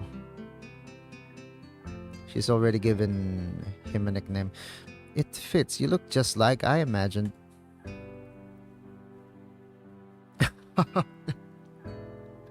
That is supposed to be the sign language. Touches his glass. Touches her glasses. She's ne. Ha ha ha! Yeah, you look just like a Hichan. I wonder why everyone seems to think so. Hakamichi taps her fingers on the desk to get Misha's attention. They gesture back and forth to each other excitedly, their hands a blur. Okay, excuse me.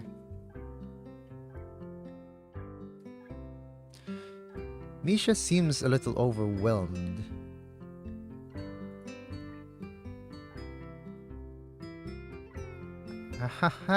Sorry about that.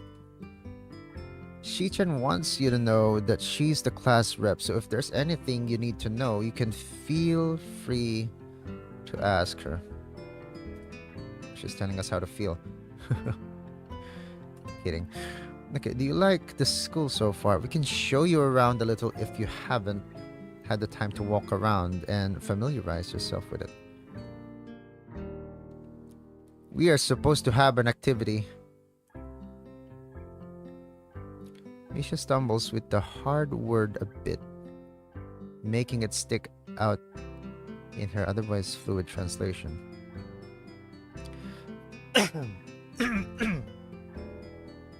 Thanks, that would be pretty helpful. Yeah, I just kind of came straight to class today. Ha ha ha! She's doing the freaking... What do you call this again?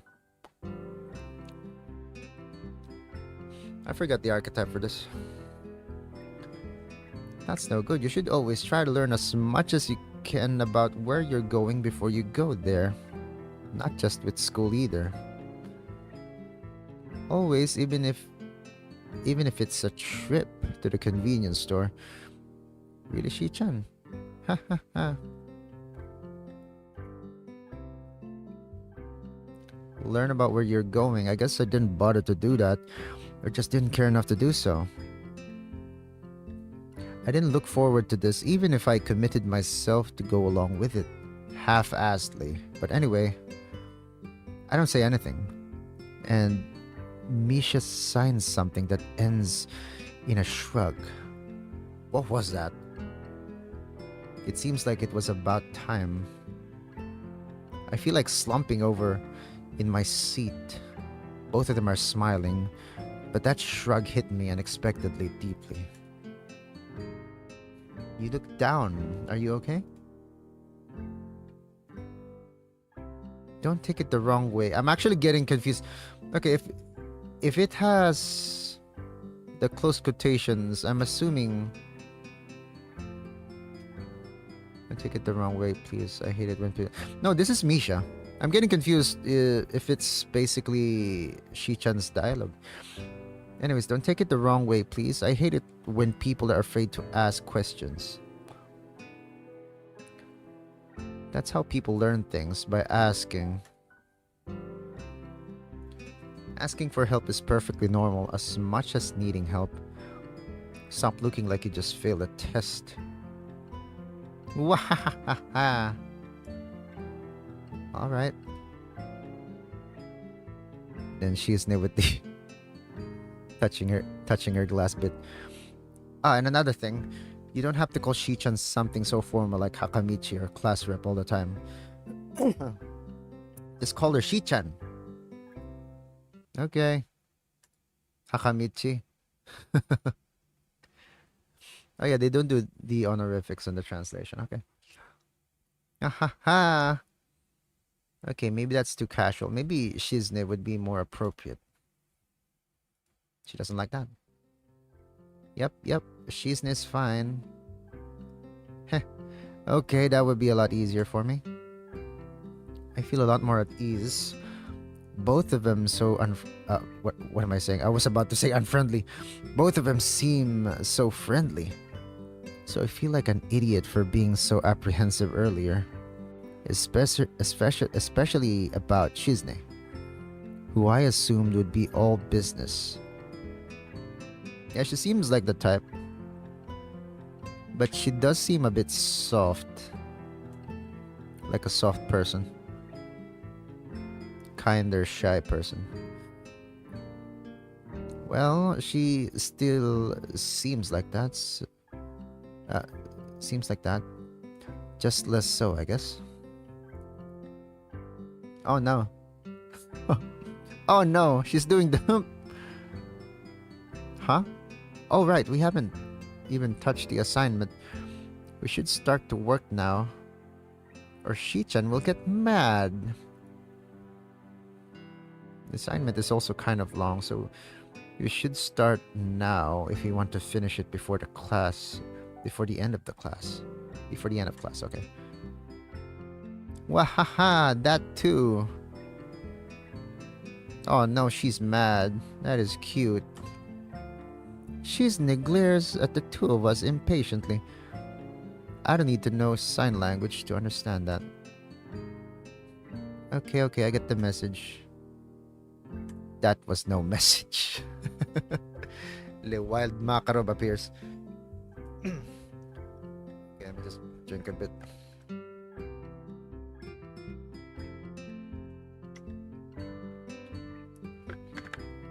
My leftover lemon water.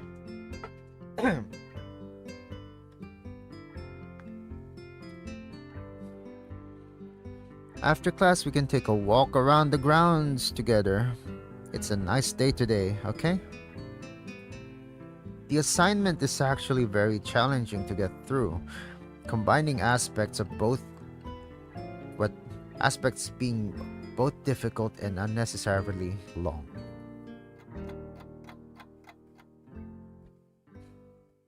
Still, we finish it a few minutes earlier than anyone else in the class. Despite our late start, Shizney and Misha are really capable. They're quite different though. The class rep is as calm and professional as she looks, while Misha is a lot more playful and girlish. Girly. Not to mention a little more easily distracted. To be honest, the two of them did most of the work. I feel guilty about that. Whoa, that is loud. The clock tower bells ring, signaling the end of the period. Time for lunch. Without knowing what else to do, I follow Misha, who is beckoning me into the hallway and down the stairs. Without knowing what else to do. Well, he doesn't know the school grounds yet. He wouldn't know where the freaking cafeteria is. We descend even below the lobby where I met Muto, down to the bottom floor. Just like everything in this school, the cafeteria seems too spacious and oddly modern, in contrast to the classic exterior. Oh, that confusion of whose words Misha is speaking is fully intentional. Wait, really? There's something to that. Okay, I'll take note of that. They act as a single unit. Yeah, that's kind of like it's a bit hard, you know. Like, I mean, of course, if it's just an anime. Oh my god, this thing is noisy.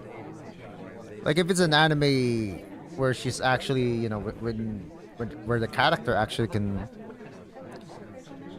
when Misha is capable of actually saying what Shi-chan is saying, it's easier to distinguish whose dialogue it is, or whose thought it is, for that matter.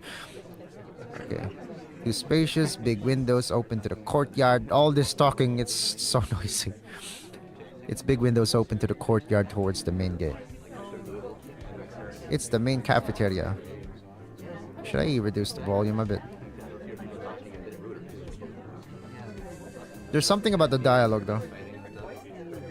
That's not Japanese. Oh, it's in SFX. Okay, SFX is fine. It's the cafeteria! Tilde exclamation mark.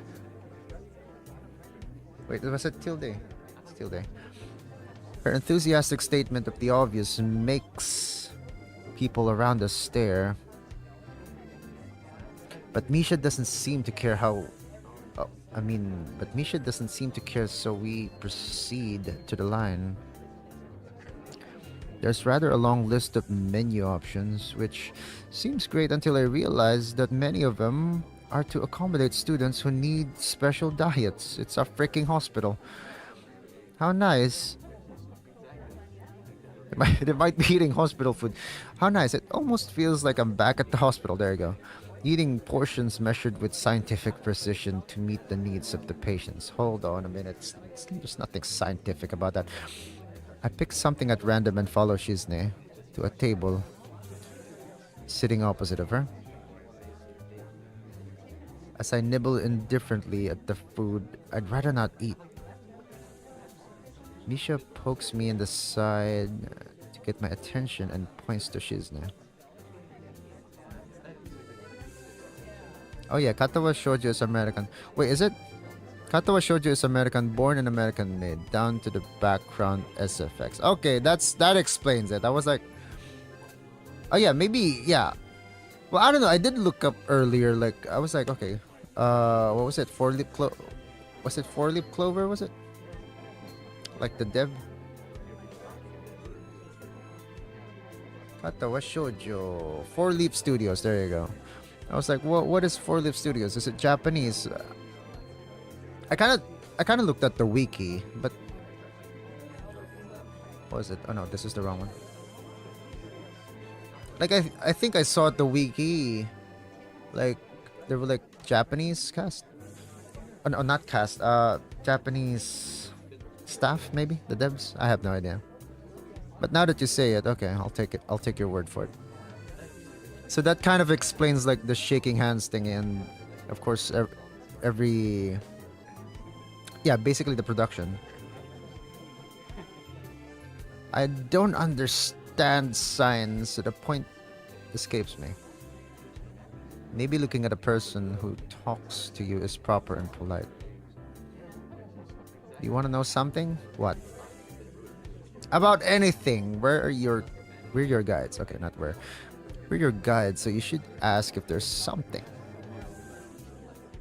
I wonder. Okay, choice. The choices. Okay. Ask about Shizne's deafness. Can I ask about everything? Probably. I think I got everything I need to know. Ask about the library. Okay, let's start with the deafness. Classic. Shizne intrigues me, and I kind of want to ask something about her. But I can't really ask about something that personal, can I? You can. You freaking can. You can just tell you can just tell her, you know, like, don't answer if it's too personal. It was actually born from one page of Dojin concept art, discussed at length on 4chan, and then they slowly amassed the competent... What? Really? One page of a Dojin concept art. Wait a minute, does that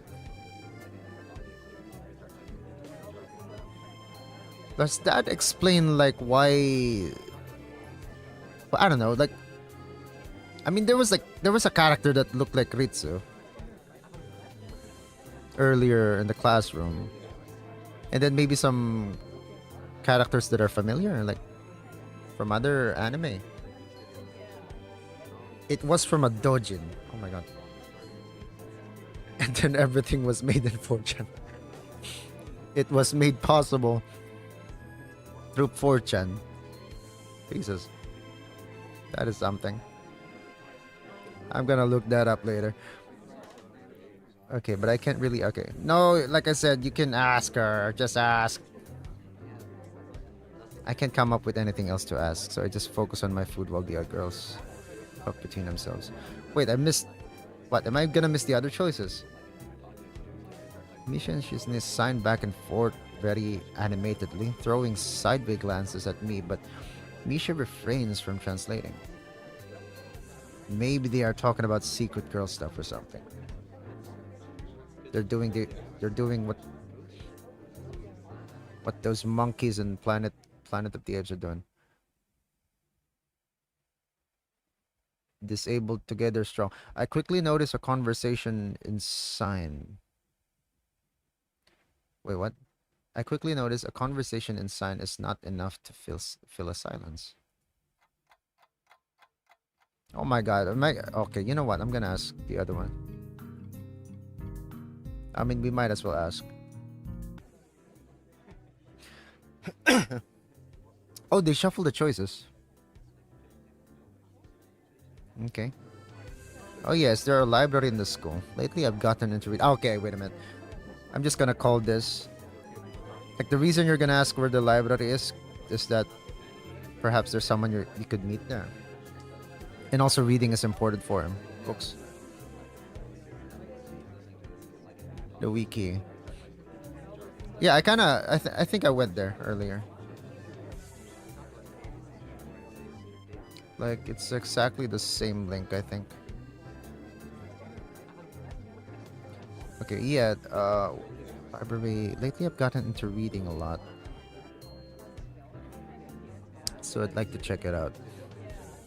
Misha gives the kind of frown that makes it clear she doesn't consider reading a what? She doesn't consider reading a healthy hobby, but then picks up her smile again. Kind of frown. You should have shown that in the illustration. There it is. I mean, there is. It's in the second floor. We can show it to you sometime. Thanks. Between themselves, same thing. Okay. Fill a silence.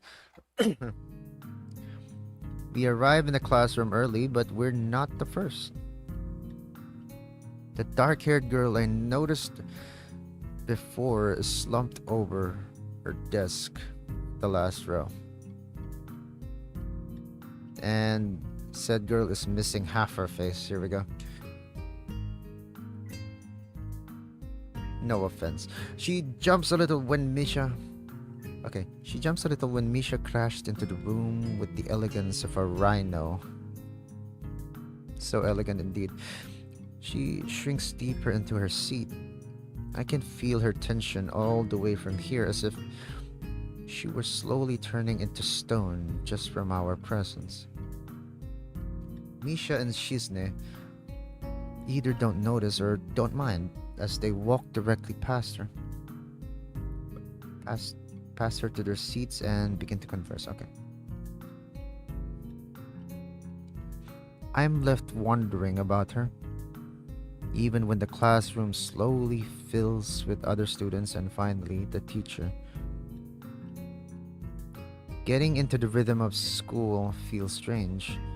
It's as if my brain remembers how this is done, but my body doesn't.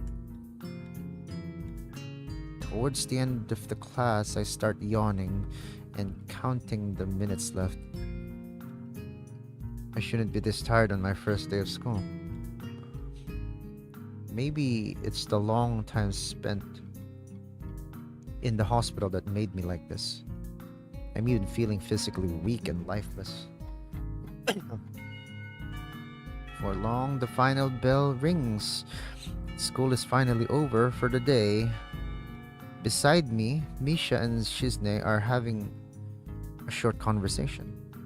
After a bit of deliberation, Misha turns to me. Unfortunately, we can't stay and show you around today, Hee-chan. We've got to hurry already, since there's a lot of work for us to do. Wonder what work that is. You'll find your way around here, I'm sure of it. Ah, wait! The teacher said I'd have to see the nurse. Where do I have to go? To the clinic. Where else? Okay, is that so? We can at least show you that much. Come on, the nurses have their own building. So we have to go outside. Okay, it's not a clinic. Nurse, my beloved, that is something. What is up with these nurses? Don't tell me it's a male nurse.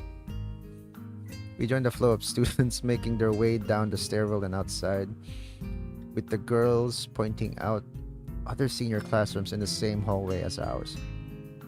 No offense to any male nurses who may watch this pod, or indeed their boyfriends. I'm kidding. Okay, when we get outside, the girls make their way to the smaller building right next to the school.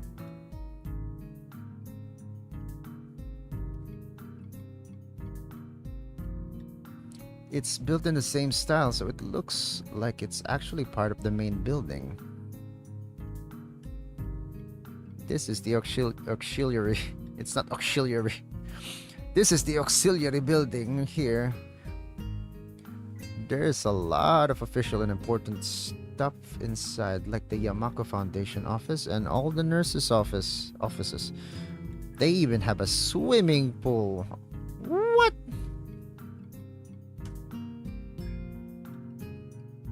Also, this couldn't have been freaking cheap, right? Like basically his family just came from like spending a lot of money on that hospital. They were like willing to what was it? They were like willing to sell their house for a cure medical bills, I don't know. And now he's actually studying in this prestigious school. Jesus. Prestigious school for the disabled. How is that official? Don't be silly, Hichan. It's for physical therapy, of course. Like it is actually like a freaking hospital, despite actually being close to us to a hospital. Anyway, all the nursing staff facilities are in there too. The head nurse's office is on the first floor. You'll be fine from there. I mean, from here, right? We'll be going then. See you tomorrow. Yeah, thanks. Bye. A whole building for stuff that has nothing to do with the actual education. I guess it's necessary for a place like this. I walk in hoping that what the hell is this? This looks like a freaking this looks like that hall from Blackadder. Which one was it? I think that was Blackadder 2. If you're familiar with it. Like where they actually met that French revolutionary. Anyways, yeah, whatever. Quick visit, like the teacher said. On a white door on the left is a green cross with the text head nurse and a nameplate. A voice from the inside responds to my knock almost immediately, but I can't quite make it out. I haven't thought about Blackadder in years. Really? No, like which episode? I forgot which episode, but that's the episode where it was basically the Renaissance Blackadder, so that's Blackadder 2, I think.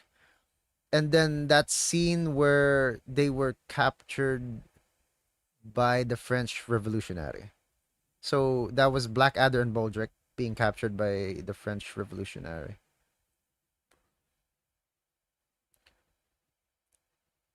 This hall right here looks exactly like it. Somewhat. Response, okay, I can't quite make it out. It sounded a bit like an invitation to open the door, so I invite myself further in. Oh my god, a printer. They have a printer. And a freaking monitor from, okay, it's fine. I mean, it was 20, this was from 2012, but they have a printer, mostly. And they're also using a phone, but mostly they have a printer. How does anyone operate a printer? Okay, anyways. The room is not large and it smells strange. A friendly-looking man turns around on his office chair to face me as I enter. His desk is neat and tidy, but the bin under the table is overflowing with used medical utensils. Excuse me. Is that proper? Like, well, I guess maybe it could be, like, as long as it's sanitized. Like, you don't just throw used medical stuff there, like syringes or maybe even gloves. Like, you're supposed to as far as I know, at least, you're supposed to dispose of them, or maybe you're supposed to have a separate, special kind of bin, and one that isn't just underneath your table. I don't know. The hell do I know?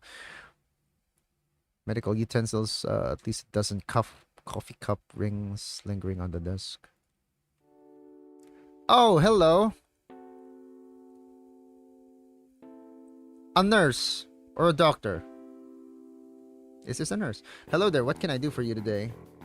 He is young looking and sort of rugged, but the dimples in his cheeks, I almost read that as pimples. But the dimples in his cheeks wash that impression away. Wash that impression away when he smiles. Are you the nurse? He smiles like a person who has heard this who has heard this very same question hundreds of times. Why, yes, I am. It says so on the door. No, it was actually a male nurse. So did I guess that right?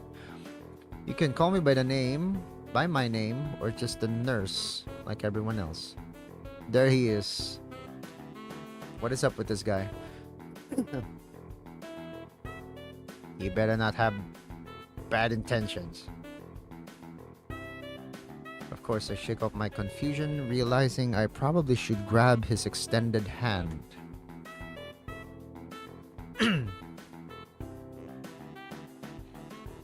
His handshake is rather firm and friendly. He's got the grooviest tunes. Oh yeah, he does have. There it is. Dun dun dun dun dun dun dun dun dun dun dun dun dun dun dun. Firm and friendly, right? I'm a student, and my homeroom teacher told me to come and meet you. My name is Isao Nakai. Oh yeah, I'm hearing it. Jesus. Oh my god, where do they even source these BGMs? His eyes light up with revelation and he snaps his fingers. Oh, you're that Nakai. I was just reading your file in the morning. Oh, you have my file and you're blushing. You're very sus. Some kind of chronic arrhythmia and related congenital heart muscle deficiency, right? Okay, so a person... I'm just gonna go ahead again and say what I think. Like, only a nurse... Is he just a nurse or a head nurse? I think it was a head nurse, wasn't it? I guess I'm not really sure, but... kind of like... what is it? Like typical. Maybe it's a bit typical for the era to have compositions like this. Original, basically. Chronic arrhythmia, congenital heart muscle deficiency. He gestures me to sit down in a vacant armchair in front of his desk. Ah, yes. Good. Well, you've probably been briefed about the school enough, so I'll just go over this quickly. We have all kinds of facilities available, mostly physical therapy and such. There's always someone from my staff around, even at night, so never hesitate to call us if there's a problem. The famous 24-hour nursing staff. Oh my god. Well, they're actually, what's it, they do have dorms there, right? Like for the students. Wow, this is like a hospital. Well, not exactly. For instance, we don't do brain surgery here. which is intentionally something you might need. It's actually roasting him. His joke feels so out of place that I'm left thinking why he even said it. Yeah, just that it's really weird to have so many medical people at school. You'll get used to it. I'm not so sure of that myself, but I don't let the nurse know it. Now, let me just find your file again. When he searches for something from his computer and shuffles stacks of papers around, I let my gaze wander around the room. It's the epitome of generic, I'd like to say.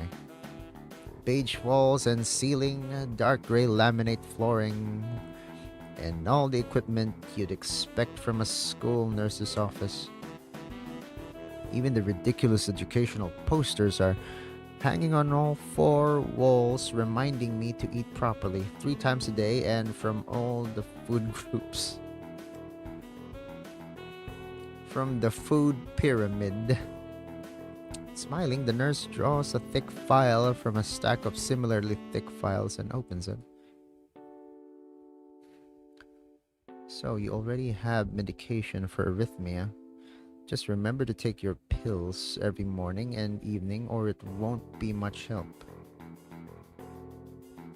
Oh my god, meds. Meds with specific times. Apart from that, apart from that, do you have any sports? Rash stuff, like, I don't know, boxing? He grins to his own joke, but I don't. Well, I played soccer occasionally with some classmates. Alright, I'm afraid I'm going to have to recommend you refrain from doing that. At least for the time being. I mean, for the time being, it's never getting well. Probably, I have no idea. I don't even know if arrhythmia actually is curable. My lack of reaction makes him raise an eyebrow, but really, I'm not too bothered by him forbidding me to kick a ball around.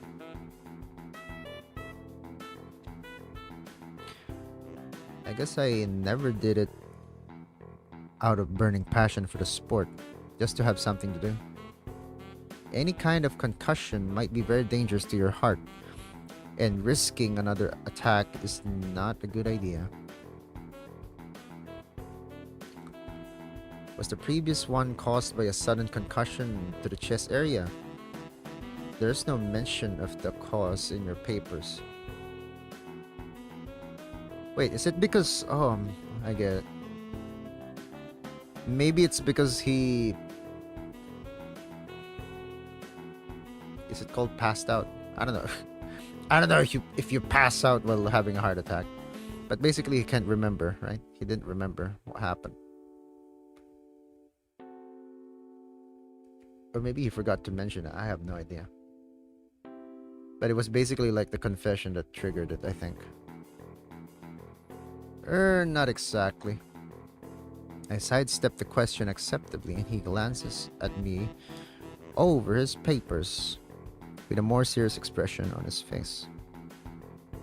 Still, you need to keep your body healthy, so some exercise would do you good. We have physical therapy and such available, as I said. But I don't think you really need such heavy measures. Just get some light exercise regularly. Proceeds to play Dance Dance Revolution. Brisk walks or even light jogging, jumping rope, that sort of thing. Swimming maybe? There's a pool here. Really? He can swim?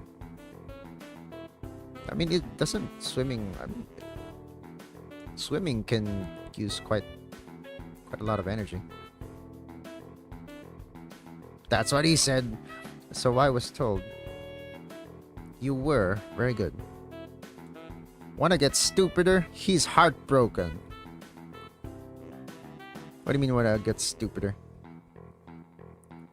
As concerning the what was it? the arrhythmia.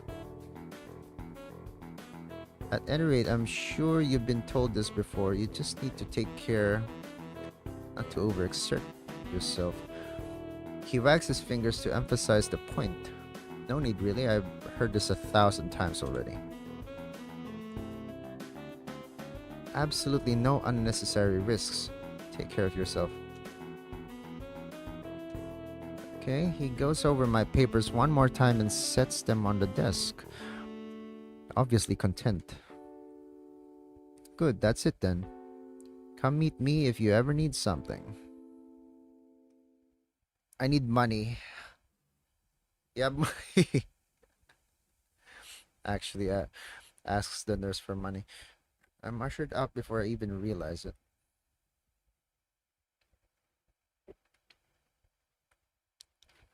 A quick visit indeed.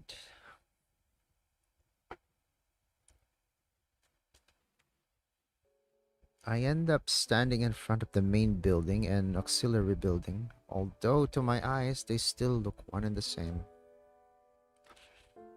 It's the first real hook I get at the other students. What is up with this BGM?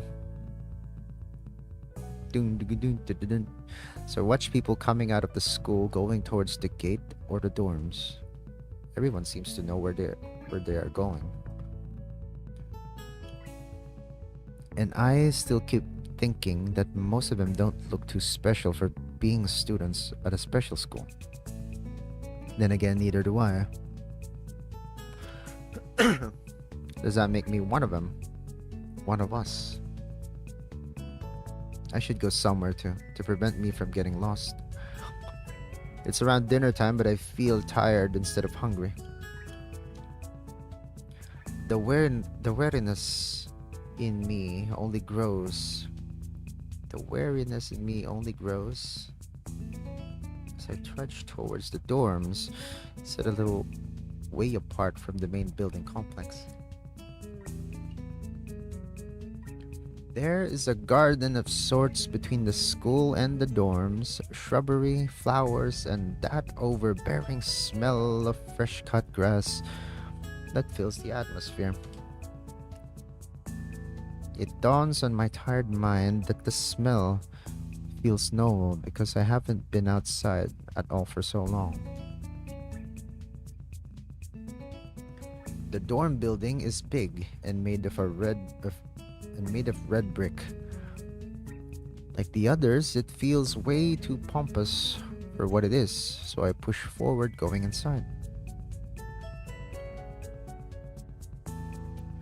There's the hospital. It takes more time than necessary to fish out the key I was given from my pocket. This was supposed to be the dorm. Okay, room 119. Despite the ornate exterior, the inside of the dorm is fairly new, functional, and boring. Just like in the main building, the halls and doors are wide to accommodate wheelchairs. The same goes for the elevators at the ends of the hallways. I poke my head around the corner of the common room door, rather. Inside, a few students are watching the television. One nods and gives a quick hello before turning back to the TV. Seems that the only girls around here are sociable. I suppose that's perfectly fine with me. I climb the stairs to the upper floor. Here, small corridors branch off from the main hallway. Each of these minor halls seem to have a toilet and a shower, as well as 4 rooms. About halfway down the hall, I spy room 119. The nameplates on the rooms adjacent to mine are blank. I guess there are just 2 of us here. Light shines from below the door of room 117, so I knock lightly. Hello, is anyone home? It's time for what? From inside, I hear a few. You're making me nervous. What is this? From inside, I hear a few movements. Then the clicking of way more locks. Oh my god. Sayori's not there, is she? She hasn't even. We don't even know Sayori yet. We're getting.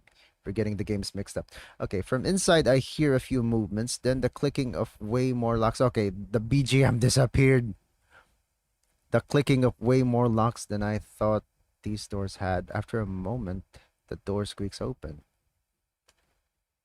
Who the heck are you? A bespectacled boy. It's Barnacle Man, and bespectacled boy is standing in the doorway. He is looking at me very intently through his extremely thick eyeglasses. Jesus. Bespectacled hallmate. Who is it? Blind? At least not completely. Why would he have eyeglasses if he was? He leans closer to me until our noses are almost touching. What the hell? His breath stinks of garlic. Hisao Nakai. I'm moving into the next room. I thought I should introduce my... His face suddenly brightens in realization and he stands back upright, thrusting his hand out in a smiling greeting, almost straight into my diaphragm. Oh, sup, dude? The name's Kenji. Ah, hi. I take Kenji's sweaty hand and shake it. Still a little rattled by the sudden change of attitude and vehement welcome. There were some suspicious looking people going in and out of your room earlier. Those were my parents, you idiot.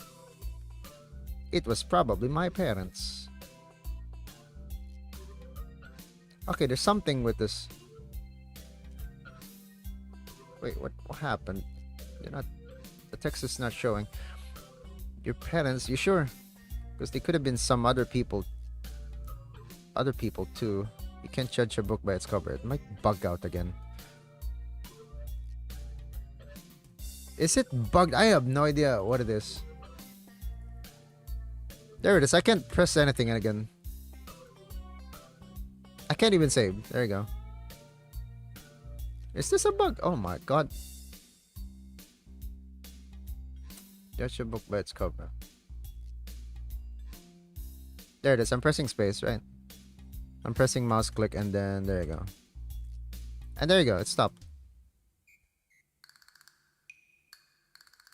And then I can't click. Oh my god. I know I should have saved.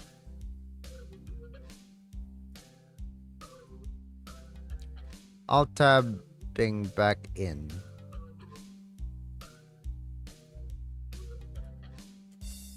Yeah, not working. Actually, basically this is on windowed mode.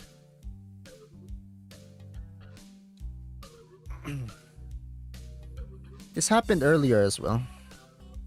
Like, I just don't get it. Like, you can click the menu with right click like this, or you can even press escape as well, but if you press space and left mouse, it doesn't move anymore. So I'm guessing this is definitely a bug. But my last save, oh my god.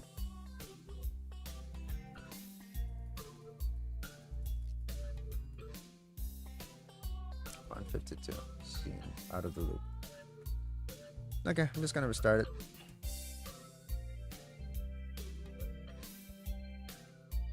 Yeah, this is from Steam, basically. Is it common?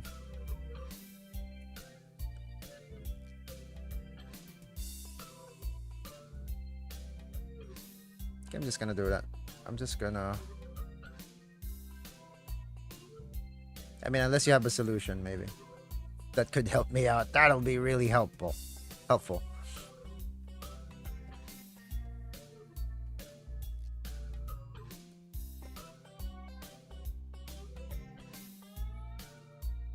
actually earlier, when I was testing this, it was just not common, but it can happen.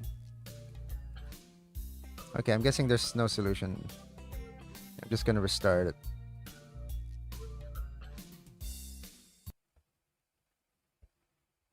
Okay, Steam version, please.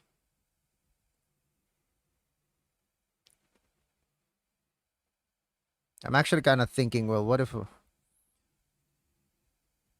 maybe even like I heard there's like I think you also have this in itch, and then you also maybe have the game from the website itself. Oh my god, all the way here?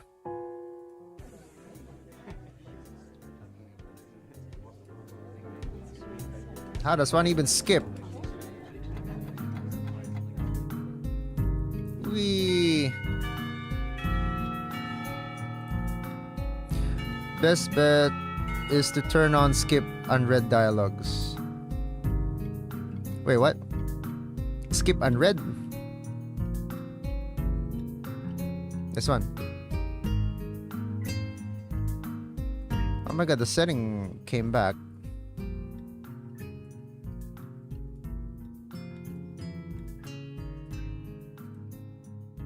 And then what do? Skip mode.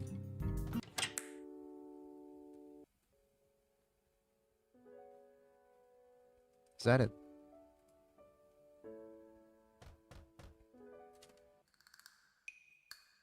Okay, let me just save. There we go. Thanks for that tip. Closer to me. Ta ta ta ta ta ta ta ta ta. Okay, maybe we skipped too much. Suspicious looking parents, you sure? Because they could have been some other people too. You can't judge a book by its cover. His out of place proverb is left hanging between us awkwardly. As I try to think of some way to respond. Yeah, those were some sus people. They couldn't have been your parents. I'd say the chances are high enough.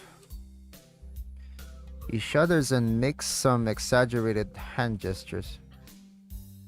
You're a brave man, Isao. Me, I don't think I could trust the chances. The only one I trust is myself. Wow.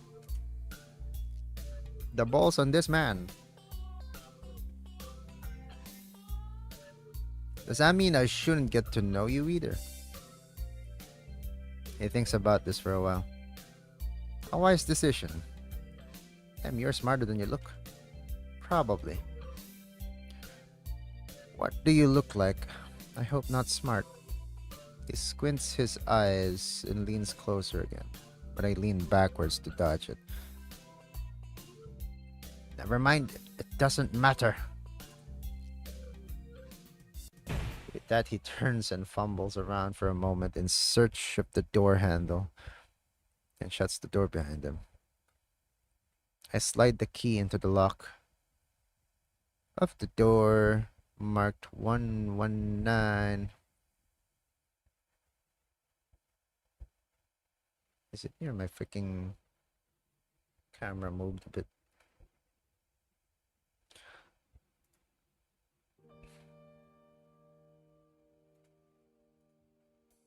Is that okay? Bleak beige walls, white linen, a desk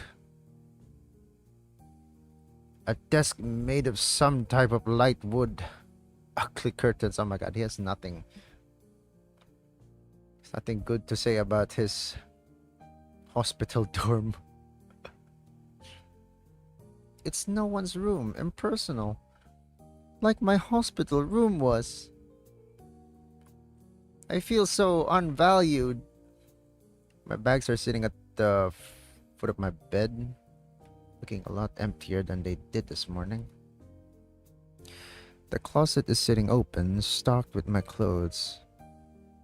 Also, it seems that there are a number of school uniforms hanging there as well. Like to have everything like that prepared for you. Boy, boy, you are so lucky. I noticed pinned to the sleeve of one of the shirts. Hi, Hee-chan. We've unpacked your things. Oh my god. Your mom and dad calls you Hee-chan. We've unpacked your things and made your bed. They said that if these don't fit, then you should go to the office tomorrow. If you have any problems, you can always call us. Love, mom and dad. Well, at least I don't have to worry about unpacking. There you go. They even unpacked for him. But I guess it's fine, you know, like what if he gets another sudden attack by just unpacking? I kind of hoped I would have. Then there would be something to do. It's still too early. I put the note down on the desktop and lied down on the bed, feeling drained. Lying there makes me want to read something, but I have nothing with me. I wonder if the hospital conditioned me for wanting to read whenever I have nothing to do.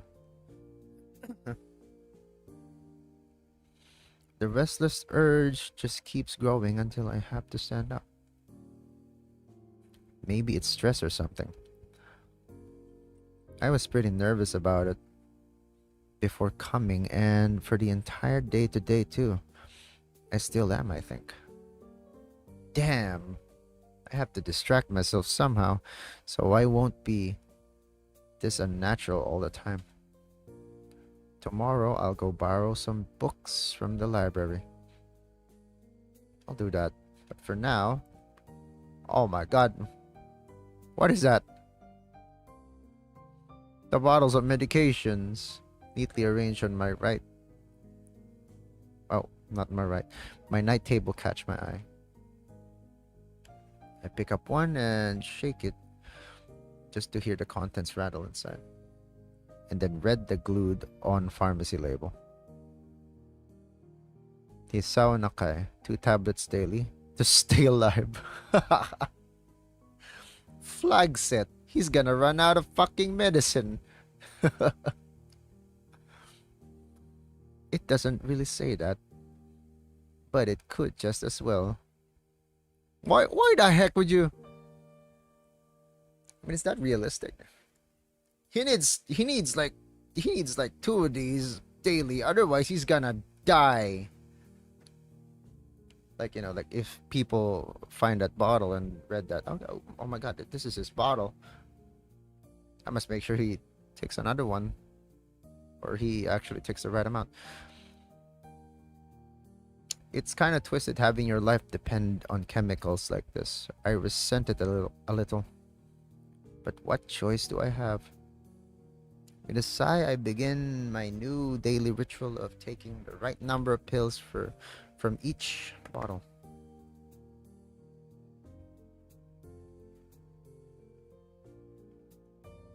I just remembered he was actually taking multiple medications that have some side effects as well. I wonder what kind of medicine you take for, oh my god, heart problems.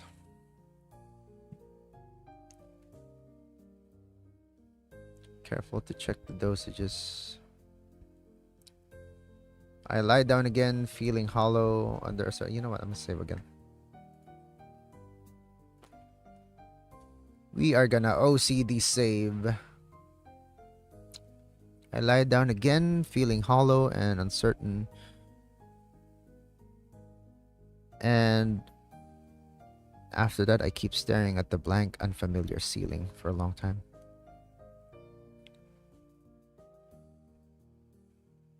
It doesn't start looking any more familiar, not even after darkness falls and long shadows draw across my room like fingers. The sheets feel slightly more comfortable, Warm and nest-like against the chill that passes for room temperature here. Soon the lighter shade of darkness that is the ceiling looks like every ceiling does at night, and it becomes the only thing I recognize. Wait, and it becomes the only thing I recognize anymore. The night beckons me to sleep, and I feel the coldness of unfamiliarity and fear creeping up my spine once again. I keep drifting further away from the world I knew. Just sleep. Jesus. Katawa Shoujo.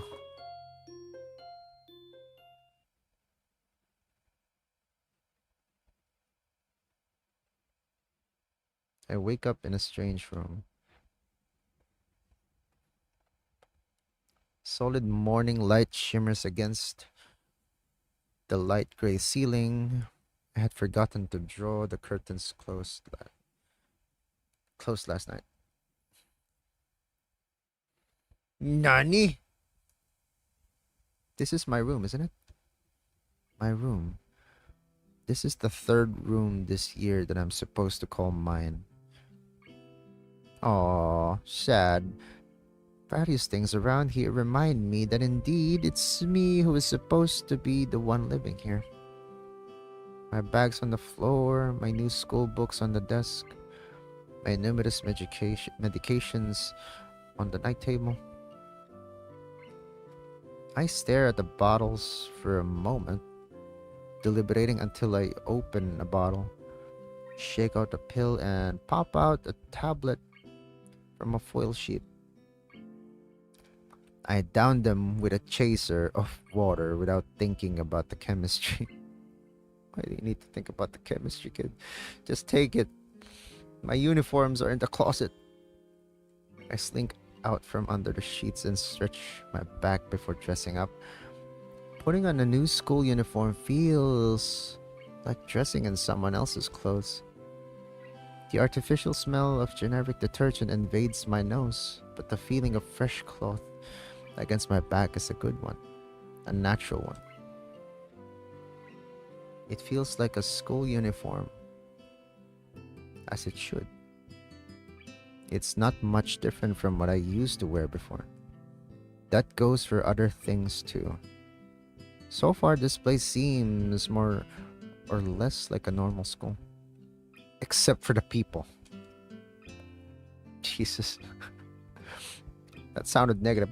I think back to my talk with Kenji yesterday. Misha's constant laughter and she's sweeping sign language gestures.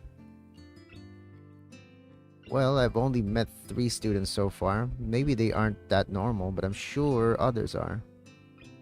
Or perhaps people like them are what passes for normal around here. Yeah. What does pass for normal around here? What do people do? I didn't see a lot of kids hanging around after class yesterday. So maybe there are clubs. If so, I wonder if I should join one. All through class, the question remains on my mind, so I decide to ask Shizune about it when we split into groups. He is a depressed and negative lad. Yeah, that's kind of like what he's going through. Like you actually said it right there. Like at the beginning, I mean, I guess yeah, like he is really troubled and really conscious about his condition and what he's going through. So I guess there's that. And also you're kind of he's like going through it at a young age, right? Like he's in high school. So he doesn't have that kind of maturity yet or the wisdom to handle things better, of course. And that's just life, I guess. Plenty of room to grow. After all, she did say if I had anything I wanted to know, I should ask her. Hello?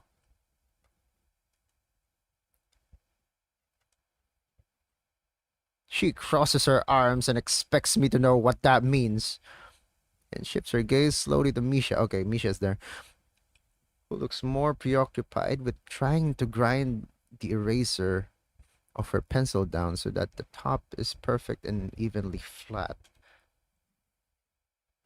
Aww, that's cute. She's doing the She's doing the tsun tsun act, except she's freaking, what was it, deaf and mute. Haha, sorry, Shi-chan. Is there something you wanted from me? Oh, I see. That's a good question, Hee-chan. My first thought is that what? My first thought is that means she doesn't know, which is worrying. Maybe I'm being too negative. You don't say. Well, anyway, Nisha, please don't prove me right. Ouch. Okay, let me just sit straight a bit. Oh, that's right. Everyone is encouraged to join a club. A lot of people do so because there isn't really anything else to do. There are also school events like the festival coming up in a few days. Almost every student in the school tends to help out with it, doing whatever. So you actually transferred in at a busy time. Maybe you can help out too. Sure. What's the festival about? Misha freezes. I don't know. Hee-chan, the truth is, it's a local event, and I'm not from this area, so... She starts signing desperately to Shizne, asking her to bail her out. You freaking understood that. Shizne adjusts her glasses at the end of an oddly grandiose flourish and starts signing hard and heavy. Huh? Oh, who cares? Misha pops out her chest as she shouts Shizne's words out at me with a disproportionate amount of pride. Too loud. I can see heads turning to look in our direction. Not so loud. Human beings evolve with each new generation. The ideals and beliefs behind the festival will inevitably change with time. Did Misha thought of that? What the hell? Now it's about delicious fried food and amusing little games that you play to win prizes.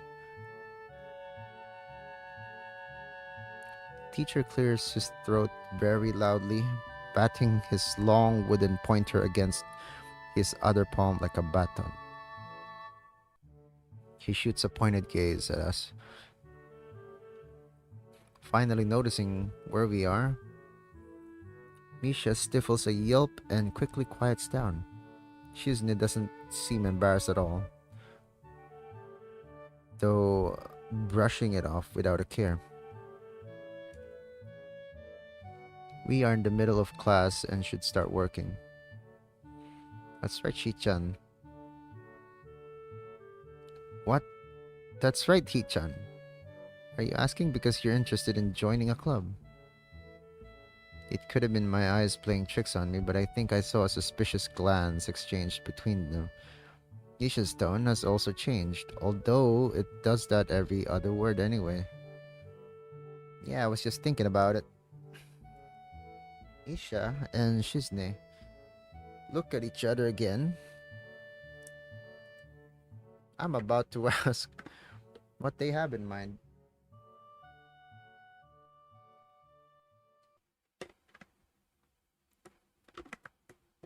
When something dark and... What was it? I'm about to ask what they have in mind when something dark flutters in my peripheral vision, catching my attention. Out of the corner of my eye, I see the girl with long, dark hair get up from her desk and slip silently towards the door. It doesn't seem like she was working in any group, and no one seems to notice her but me. I glance at the teacher, who's also looking at the dark haired girl, go, why doesn't he say anything? Hichan, is something wrong? Do I look as uneasy as I feel? Or was Misha just looking at me, looking after the girl who left? No, nothing.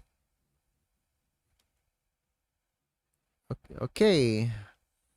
Well, like we were asking, you don't have any plans. I was about to say flans. You don't have any flans for lunch. Incidentally, flans is food. Okay, you don't have any plans for lunch today, do you? I thought I would go to the library and pick up some books. Not really. Do you want to have lunch together then? Sure.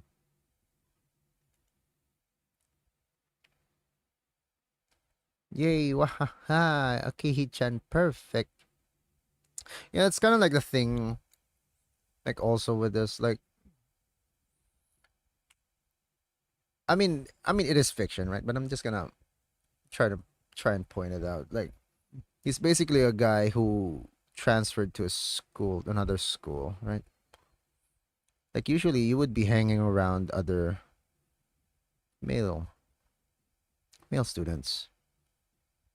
So generally, like the first people that usually will approach a male, like a boy, a male student basically are other male students. And that's where you make friends. You kind of make some, your guy friends first, and then you could make some girlfriends, not girlfriend, but just female friends. Like boys would typically, of course, like hang around other boys, kind of a thing. Don't worry, they have ulterior motives. Oh no, you just said it. Now I'm gonna be suspicious. But yeah, that's kind of like what I'm trying to get at. This kind of like a comparison to like real life. Of course, boys are gonna be hanging out with boys. Perfect. I mean, I'm not saying it's the opposite is the alternative is impossible, but it would be helpful. It will be healthy for any boy or man to actually hang out with guys more. Okay, the rest of class passes uneventfully. The girl with the long hair never came back. I wonder where she went. Before I have the time to put any more thought into where she could have gone, the teacher informs us that it is time to stop working. Shizne is grumpy again.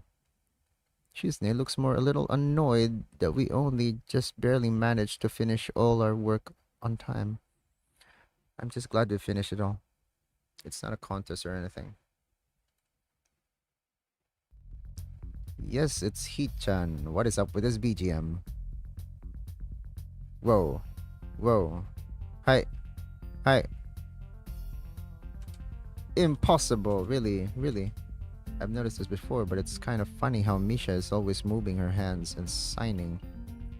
Not only everything she says, but what anyone else is saying at any given time.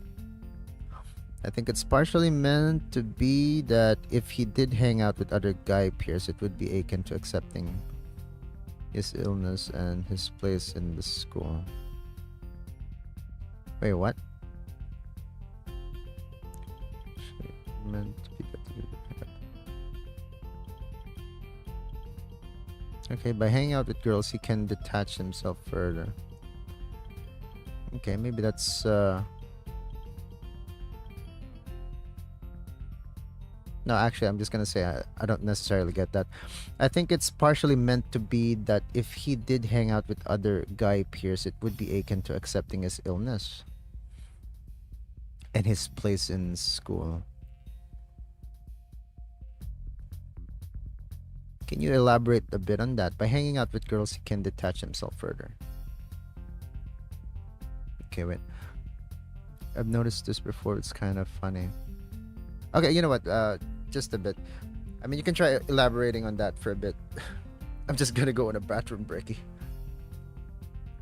I'll be right back. And also, I'm gonna get some water.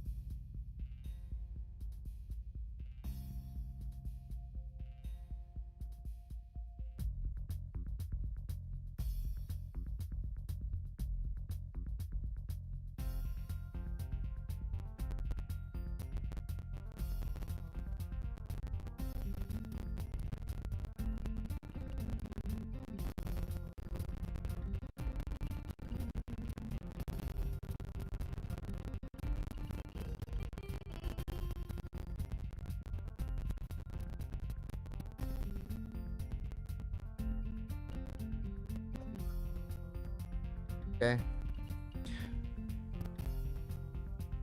There we go. I'm back. And it was like I said, I can't sort of understand that. Like you're basically saying, okay, I'm not quite sure how to say it, but a deviation from normalcy as you described. Normalcy being making friends primarily. Okay. Forming a community. Forming a community. Sao isn't ready to take that step yet, so he lets himself be led place. Yeah, I kind of get the okay, I'm sort of getting it. Maybe you do have a point. Or maybe you do have a point.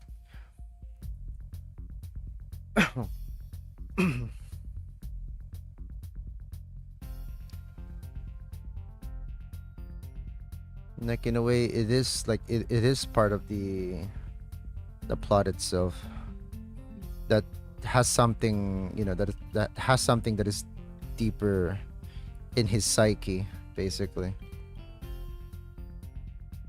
That is basically showing, yeah, that's basically showing something in his psyche. Kind of funny how Misha is always moving her hands, signing, says, okay.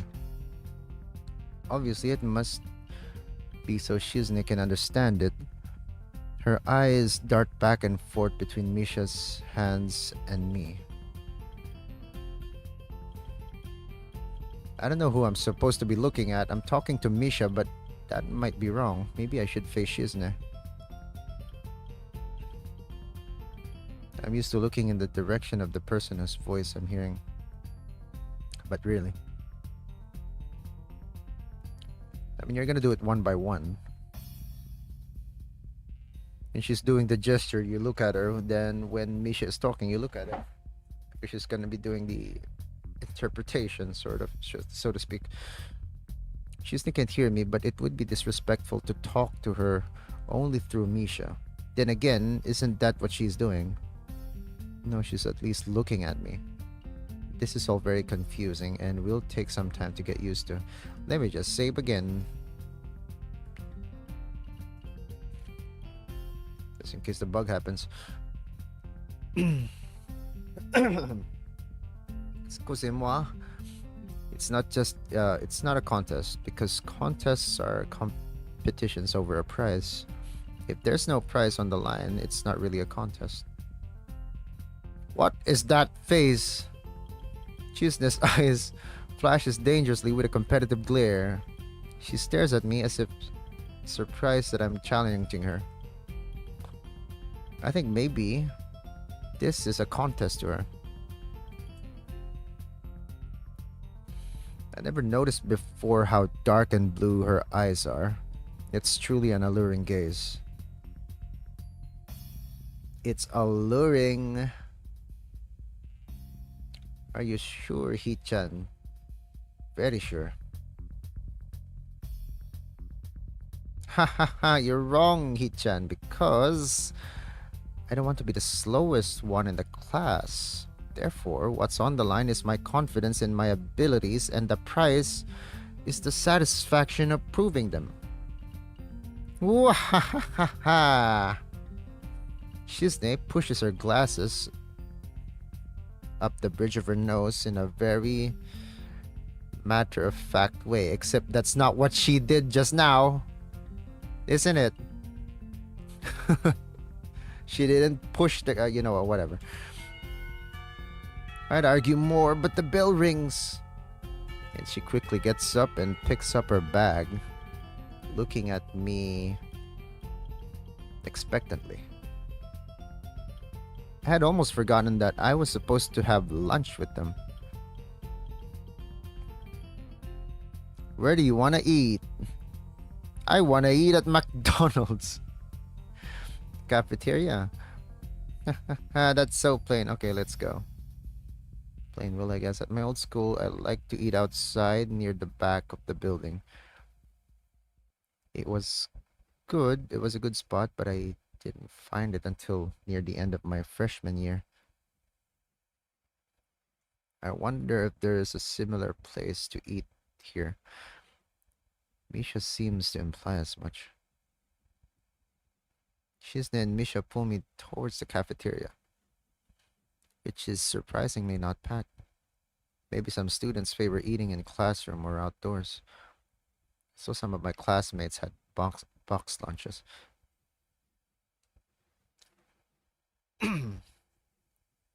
After we finish eating, Misha picks up where we left off earlier.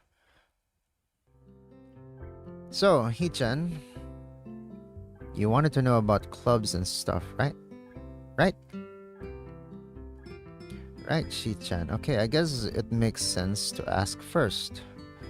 Exchanging little nods of confirmation, they turn to face me again, and Misha straightens her posture as if she is about to deliver a speech. Hee-chan, do you have anything you're really interested in? I used to play soccer, but I'm not really into it. I don't follow the teams and players or anything like that. I adore the soundtrack. Yeah, it is good.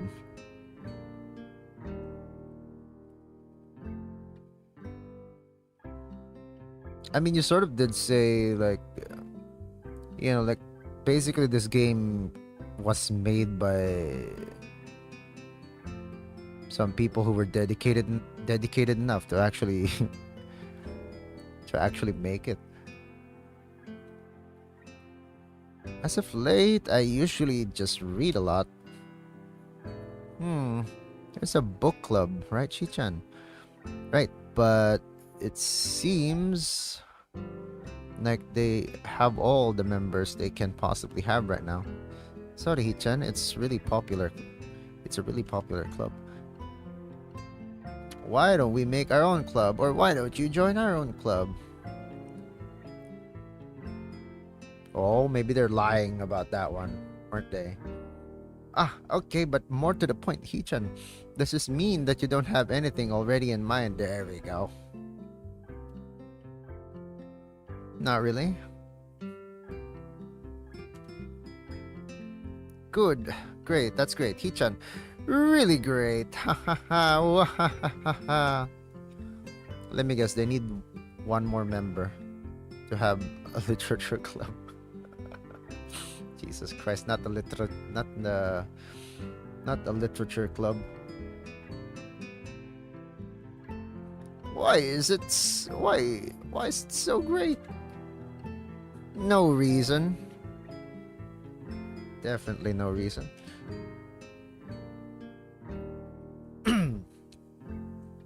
Hee-chan, other than clubs and the upcoming festival, there is one other thing.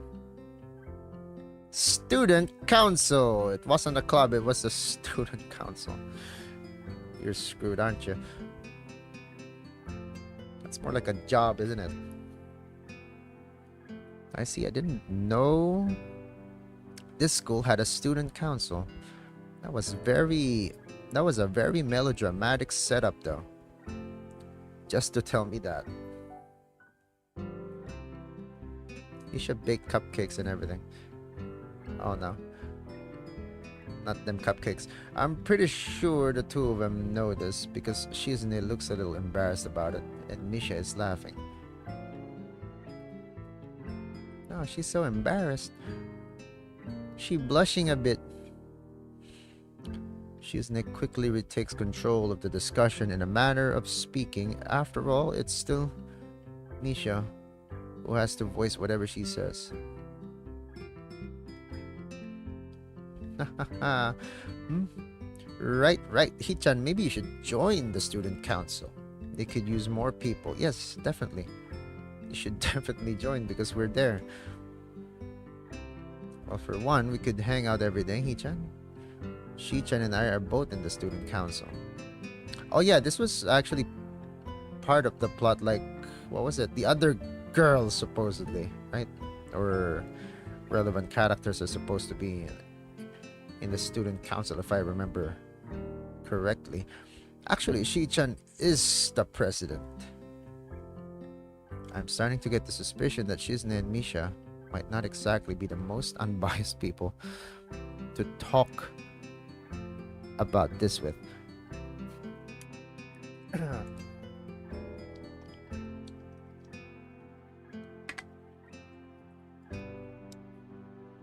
As if reading my mind, Shizune quickly adjusts her glasses and signs something to Misha. Hahaha, of course. We're not trying to get you to join just because we would obviously benefit from you joining the student council and therefore have an incentive to try and get you to, of course. She just said everything. So you're admitting that. No. We admit to nothing. It's a bit dirty. Monitor's a bit dirty. Monitor's a bit dirty.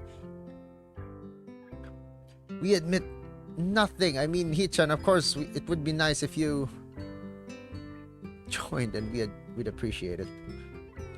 But even without all that, joining the student council shows a healthy interest in the workings of one's school. Yep. It's true, Hichan. Besides, don't you want to spend time with us after school, Hichan?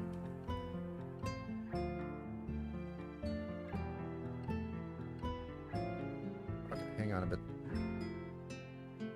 I can't tell if she is being genuine or if this is just really good acting.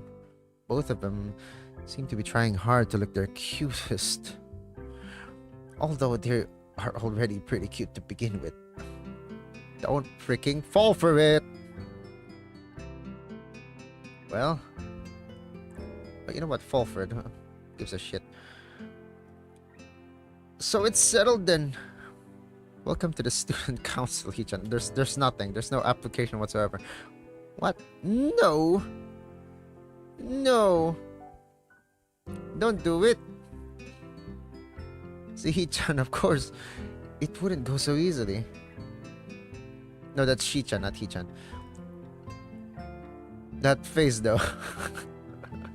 What is wrong with that face? She is making some cute and wacky faces. That's right, though. It would be boring if it went that smoothly. Oh well, Shichan owes me candy now. You were betting on it. Hey, my life is not a game here. Shizune seems very intrigued by this when Misha signs it to her. The aggressive glint returns to her eyes. There you go. Those kinds of faces that she's making.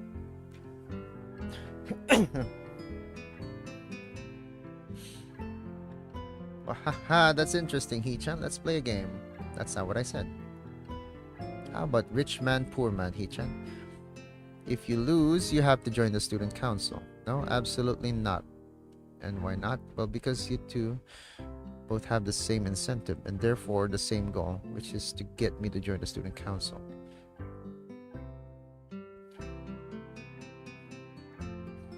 Yep.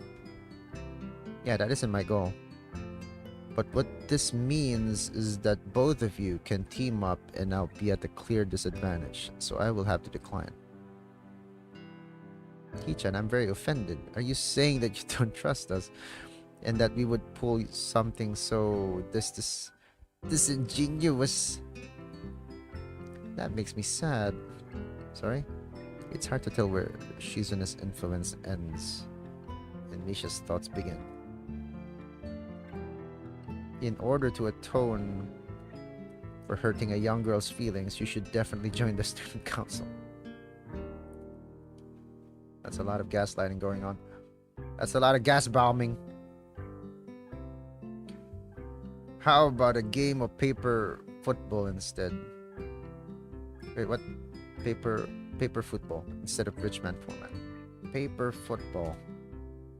Yeah, it's a game they play in America. You make a paper triangle and then you try to shoot it past goalposts that the other player makes with their fingers. Isn't it cool? It's the ultimate form of competition between two people. And it's also played by elementary and middle school children. Shichan? Wahaha. That means it's a game that really separates the boys from the men. The frick? More like the boys from the slightly older boys. Anyways, I'm not going to play that either. Just the fact that you know about it means you're probably surprisingly good at it. Yeah, that's true. How did you know Hichan? Chisne frowns at Misha, telling me that she probably wasn't supposed to admit that so readily. I wouldn't say that I'm happy with their attempts to get me into the student council, but I'm a little curious about what the student council does here. I've never been on one before, or even known anybody who was a member, so it interests me. I also kind of like Shizne and Misha, so maybe it wouldn't be so bad. I also kind of like them. Okay, Hichan, how about Risk? The game of world domination. I don't know what that is. It's really fun, Hichan. You fight for control of the world with armies and everything. Sounds like Shizune would be good at it. If you want to play, we can after school. Is that a video game? Really? Hichan, we can play just for fun. Hichan. Hichan hasn't played in a long time, so if you want to. There are no strings attached. Okay. Okay. Perfect. You'll see you after school in the student council room, then, Hichan? It's a classic board game. Okay. Very informative. Wait, why there? Because that's where we keep the game. I grimace to tell them how much I do not like this, but it's more for show than anything. So in the end, I agree, but only after getting Shizne to acknowledge that I don't mean anything concrete just by accepting to take a look around and play a game with her. Lunch ends and we go back to class. Oh, she's there again. During afternoon classes, the long-haired girl comes back and sits down in her seat without a word. Again, no one seems to notice, or if they do, no one says anything. I want to ask Misha about it, but I don't want to be nosy. Just ask.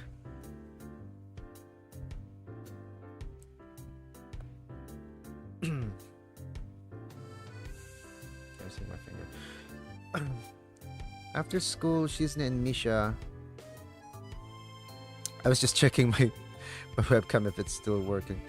After school, Shizne and Misha quickly find me by the first floor lobby and latch onto me, covering each flank in case I might try to escape. I feel a little offended, but I'd been considering it. Nevertheless, I'm a bit disturbed that enough people have made a break for in it. Wait, what? Made a break for in it in the past and that they're on their guard. What's with the escort? This doesn't make me feel very comfortable. In fact, it makes me feel like a dangerous prisoner being transported to his cell. Ha ha ha! What's wrong, Hee-chan? That's right. We're just going to play a game of Risk, remember? Okay, there you go. That's Shi-chan speaking through Misha. I don't know. I don't know. Misha, this all seems a little sinister to me. I start thinking that when we sit down to play the game, they'll tie me down and torture me until I agree to join the student council. Well, that's highly unlikely, but still, for some reason, it just seems like it would be so plausible. Getting to the student council room is as simple as turning 2 corners from where we started. What? That's it? This makes you guys being so on top of me seem a little silly. That's not true, Ichan. Shichan says that when their life is threatened, people have shown the capability to pull off superhuman bursts of speed. Life is threatened. Her expression unchanging, Misha signs something amusedly to Shizune, who makes a baffling face and puts her hands behind her back, looking pleased with herself.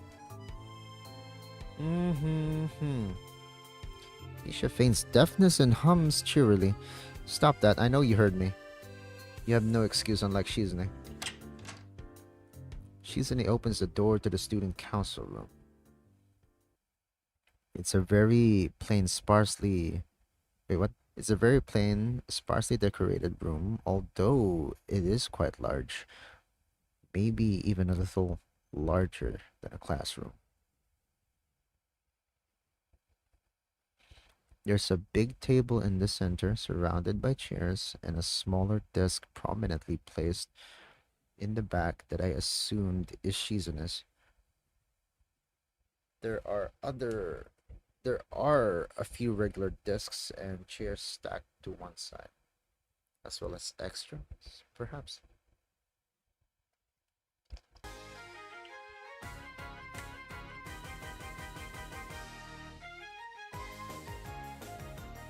Wait, oh my god. Is that a follow? Who followed me? Is that you? Thanks for the follow.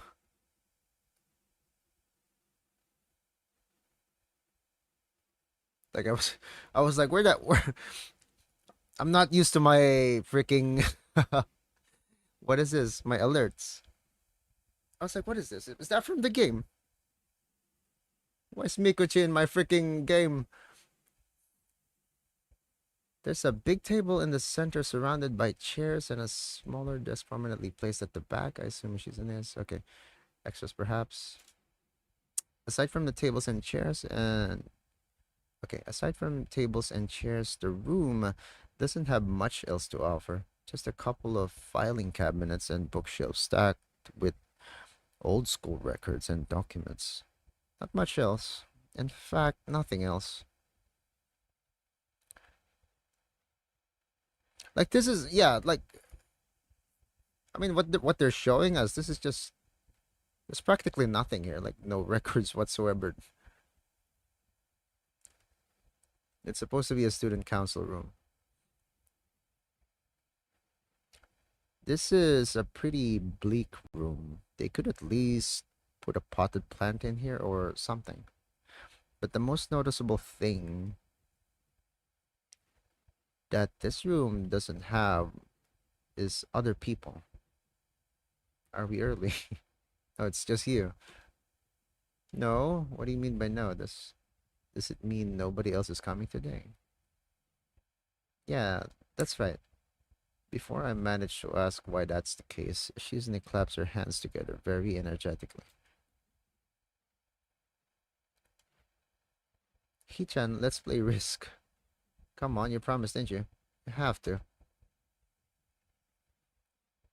Ha ha ha. Okay, okay, okay. Do you want to know the rules? We can explain to you while we set everything up. When Misha is talking, Shizune takes out what looks like a board game from behind one of the filing cabinets and throws it on the table. Actually, this looks kind of interesting. After Misha spends a little too long for her liking running through the basics with a somewhat vague and confusing tutorial, Shizune cuts in and declares the game has started with a decisive motion, slicing her arm through the air. What? Shizune's aggressiveness is rubbing off onto me. I start feeling more competitive than I intended to be when I agreed to this. Halfway into the game, while I try to ponder how to defend against Shizune's assault from two fronts, she breaks my concentration by drumming her fingers on the table to get my attention. Looks like you need more concentration. Shichan wants you to know that you are taking too long to make a move. Don't rush me. So that's what you should say. Shichan also says that she will let you keep Australia if you agree to join the student council. What a fair trade. Australia. What the heck do you need with Australia? I thought this was a game with no strings attached. There you go. Just the fact that she would dangle that over my head as an offer means that she knows I care about the outcome of this game. And anyway, no. Shichan admires your fighting spirit and would be a benevolent dictator who will spare your people if you agree to join the student council. Ha ha ha ha. You're so competitive, Shizune. She seems to take this as a compliment. I would expect the student council president to be a little more magnanimous. Magnanimous? She doesn't seem to know what the word means or how it's signed. So she pulls out a piece of paper and writes it for Shizune, who in return signs it back to Misha. Misha presses her index fingers against her temples, as if trying to physically imprint the word into her memory. Suddenly, Shizune bursts into a flurry of gestures. Misha looks daunted by the pace of her heated signing. Wait, please slow down, Shichan. Shichan says you're going to lose. Tell her I will crush her world empire with my rebellion. Okay. Those eyes of hers shine with childlike mischief. She says you have no chance if you keep playing like this. No, you won't. And we gotta make a choice. It's a trap. It's smarter to play defensively here. Okay, wait. She says you have no chance if you keep playing like this. Okay, what was the dialogue again? Either rebellion, daunted.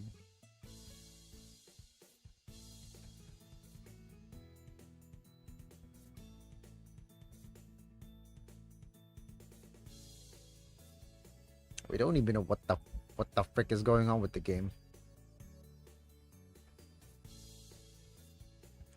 She has no chance.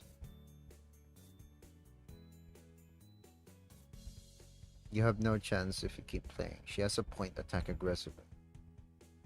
Nah, it's a trap. It's likely that she's just trying to psych me out.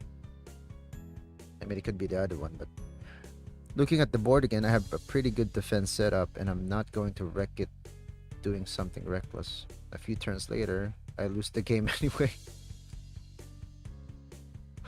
Okay, let's just check what happens on the other one.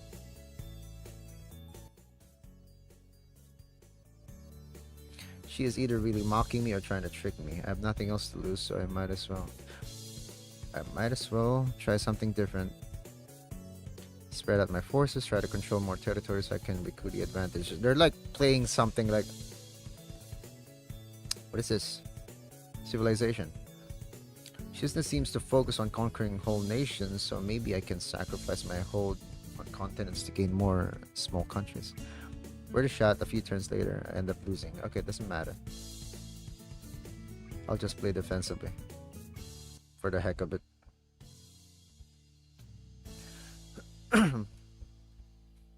Chisna adjusts her glasses victoriously and allows herself to tentatively pump a fist in the air in celebration. Risk kinda is Sib before Sib. Wait, really? Wait, is Risk an actual board game? Didn't realize that. Wahaha, Hichan, you lost when you allowed me to take North America. You can have North America, Sunny. I mean, girly. I mean, Hichan, not me. Yeah, I'm not familiar with that one. Like, yeah, those, that's kind of niche, isn't it? Like, you know, I played board games like, of course, Pictionary. Wait, was it Pictionary? I think it was, yeah, it was Pictionary. And then you have the more common ones, which is Scrabble. But haven't played. Oh yeah, you also have, what was it? Life, was it? And then you have Monopoly. But I've never played those kinds of board games. Board games are definitely more niche than they used to be. Are they? Getting control of North America is ambitious because it provides a 5 army bonus. But you can attack it from 3 fronts. 3 fronts. What is that? You can attack North America from 3 fronts. The heck does that mean? East, west, and then south, except Alaska?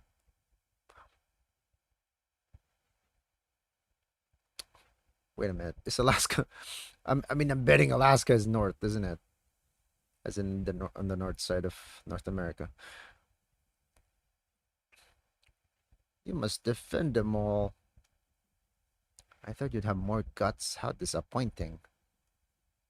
You're flaming me. You're flaming me now.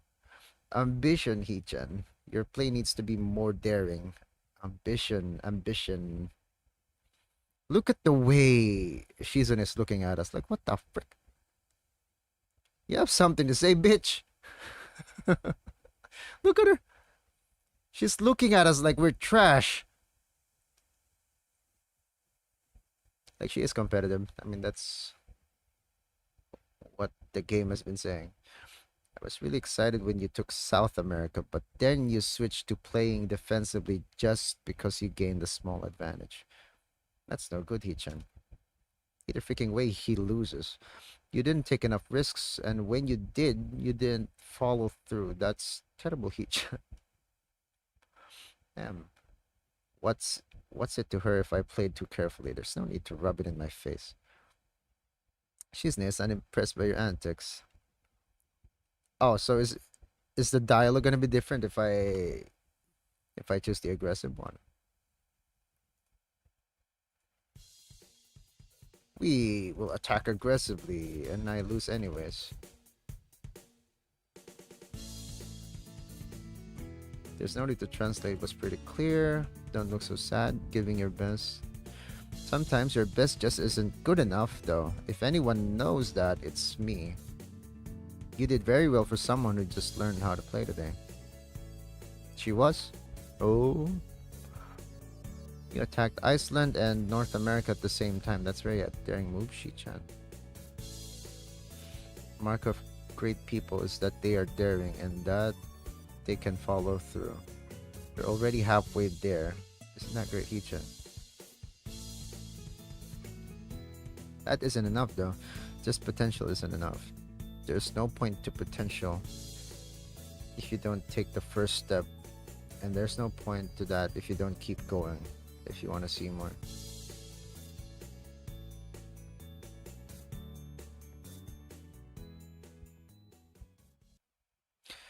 Shizune leans forward, suddenly looking a lot less playful and more like the serious person I expected her to be from the start. Ki-chan, would you like to join the student council? So that's the only difference. Okay. Do I please her or not? I think I don't want to please her. Like, I don't know, in that situation, I mean, I don't even, like, we don't even know what actually was going on with the game.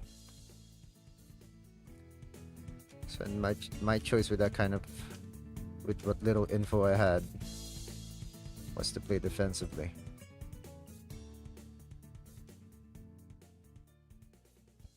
There you go, same thing. I wonder if you'd even be any good for the student council. Oh, wow. Really? I guess I don't have to worry about joining or not in that case. Giving up just like that. I expected more of you. Seriously, is Disney trying to taunt me into joining the council? Besides, I don't even want to join. It's my only second day. I can't make that kind of commitment. I haven't even taken a look at any other clubs yet, and these two, they're a little weird. Okay. They're weird.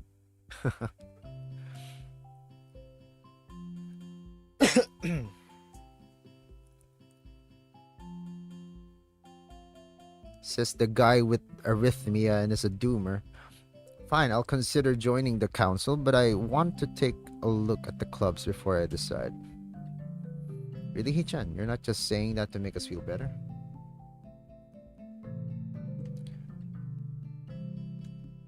Yeah, I'm just not sure that I want to. Aw. She mad. Okay, Hichan, but we're not going to give up so easily. You said maybe. There's still a chance he'll come around. Come on, we could really have fun. We could play more Risk and maybe one day you could beat me, unless we graduate before that. That doesn't make me feel any less reluctant about joining, you know? Hahaha. Surely you are not that horrible at board games. Maybe we can play a game, you know, then, to give you a handicap. I might have said that just to make you feel better after all. Aw, that's cold, Ichan. I take a glance at the clock on the wall and realize I've spent far longer playing Risk than I expected. Sorry, I think I have to go. I wanted to go to the library. It's not closed yet, isn't it? Is it? Shizne scratches her head and gestures at Misha. How hard can it be to determine whether the library is open? There's a clock right there on the wall. It should be, unless the librarian is absent. And let me guess who the librarian is. It's the it's the Burns victim. It's a Burns victim girl. I think you're right, Shichan.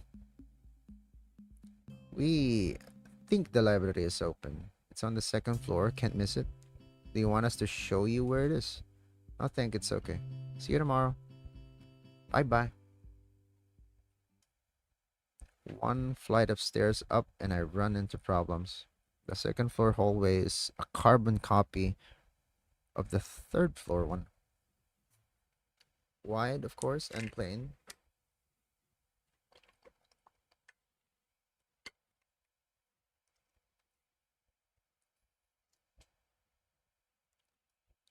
Like only hallways can be. Does it have the same painting though? The problem is that what am I saying?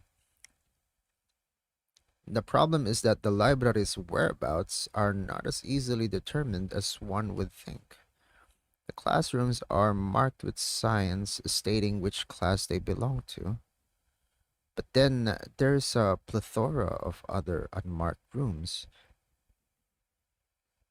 Is the library one of them? Or is it just somewhere down the hallway? I bet on the latter and choose my direction at random.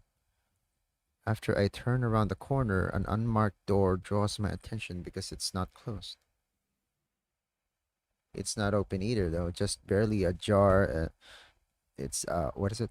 Just barely ajar, so that I can see it's open and nothing else. It would make sense for the library to, it would make sense for the library door to be invitingly open. And while this one is not quite that, it's good enough. At the very least, it means that someone is inside, and I can ask for directions no matter how embarrassing it is. That is. I gingerly push on the center of the door with my fingertips, every muscle in my arm ready to pull back at a moment's notice. The feel of being an outsider to the school. The feeling of being the feeling of being an outsider to the school can't be shaken from my mind. So much so that I instinctively fear doing something wrong. What instinctively do instinctively fear doing something wrong by entering. That is creepy. The door slowly creaks as if groaning from a deep sleep. Though is much easier to open than I had anticipated. Leaning over and poking my head ever further inside to gain sight of the room as fast as possible. The meek hello on my lips is quickly snatched away. No, that's not her. Okay. It's this woman. It's this girl. This is not as I was expecting. I mindlessly let the door open to its full extent, taking in the sight of the solitary figure taking center stage in the otherwise abandoned room. It's the Kinpatsu character. The situation steals my voice, leaving me standing at the doorway, staring at the beautiful girl. Evidently having taken her time to assess the situation, the girl gently puts down her teacup and opens her eyes, but doesn't look at me. Where's the teacup? There's no teacup. Hello there, wavy-haired girl. May I help you? Staring directly in front of herself, the movements of her lips seem to break the silence rather than the words. However, it's the soft, measured voice that reminds me she's a being separate from the room itself. Not only is she likely the tallest girl I've ever laid eyes on, but even among the foreigners I've met, she's strikingly distinct. She's legally distinct. Hi. Sorry for intruding. I was just kind of lost. She takes a moment to formulate a response before speaking. Every action she takes feels as if it's carefully choreographed beforehand. Wow. Can you imagine that? Here to take a seat. Okay, that's not how she's supposed to say it. Here to take a seat. Unexpected considering that I'm intruding upon her. Thanks. I slowly step towards another seat opposite her. The girl resting the teacup. Again, where's the teacup? The teacup and saucer on the wooden table in between. I have a problem with the illustration, with the visuals. The way she doesn't track my movements with her head is telling. That and the slight cloudiness to her eyes means she must be at least partially blind, like Kenji. Wait, was Kenji blind? I didn't know that. This girl, I kind of know. I did read like her description in the Steam, in the store page, basically. She was there and she was the blind girl, basically. Come to think of it, her voice doesn't have any detectable accent either. I guess she must be half Japanese. Yeah, good luck with that. As I take my seat, her composure takes me slightly off guard. Her hair, wait, not hair. Her air of relaxed confidence makes the silence entirely comfortable. Actually, that's what was that? That cliche thing, the half Japanese and then blonde thing. Like I actually googled that, I think, back then, and then yeah, you do have that. You do have halfsies in Japan. It's just, yeah, I don't know. In this game setting, there's not really much. Like, how can you tell that an anime character is half Japanese? You know, in a visual novel or anime. Silence entirely comfortable. The calming atmosphere is so very different from the student council office. I take it you're a new student to Yamako. Yeah, I just transferred in yesterday. I get the distinct feeling my speech patterns don't match the formality of hers. Accentuated by her. Was it accentuated or accentuated? By her restrained bow of greeting. Accentuated. One which I hasten to match before realizing the futility of the action. I'm Lily. Oh, here we go, boys. Ladies and gentlemen, it's Lily. I'm Lily Sato. Pleased to meet you. Hisao Nakai. She gives me a nod before gesturing roughly in the direction. Accentuation. Thank you. She gives a nod before gesturing roughly in the direction of her teacup. Would you care for a drink? Sure. As much as it pains me, I can't keep step with her formality in the proceedings. Proceedings, boy. She gives a kind nod, taking the request in stride. Without another word, she steps off the chair and prepares a second cup of tea from a collection of supplies laid out along the shelf. My God, she's so prepared. What the hell is this room, by the way? Like it is like a room. Like, what is that on the right? It looks like a speaker or something. Is that a fridge? I'm guessing it's just a box or a cupboard. Without another word, cup of tea. Okay, a brush here, a brush there. Her left hand often lightly touching the side of whichever container she's pouring into. It seems to be a process she's followed dozens of times before. As I lean sideways to see around her back, she seems to use her long, dainty finger to measure the right amount of water in the cup. It's one thing to see the different disabilities the students in my class have, but it's quite another to see how everyone seems to adapt. Shizne and Misha have no problem working together to communicate to me, and Lily herself seems to have workarounds for problems I've never thought of.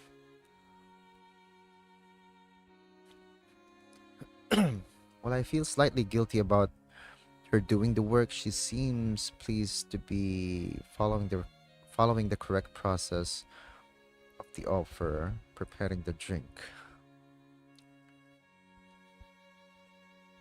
So, her soft voice brings me out of my silent observance.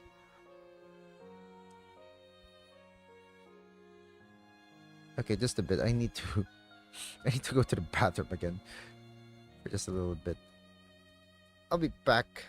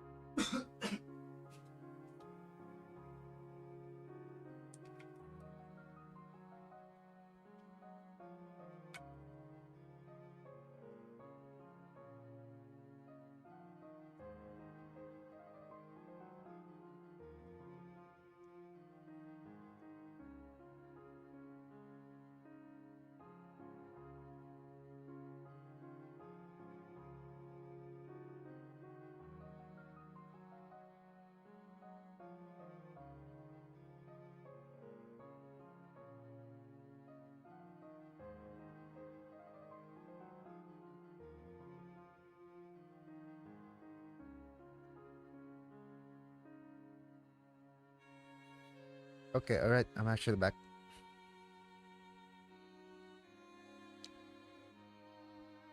Drinking a lot of water though. Okay, actually kind of need it because yeah, I'm also still recovering from my cough basically.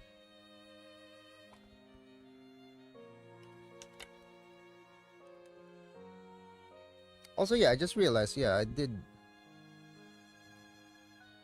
with you subscribing, with you following basically Mr. Do. Like I basically reached my follower goal. So thanks for that. You're basically the 10th follower. Where is it? Maybe I could change that.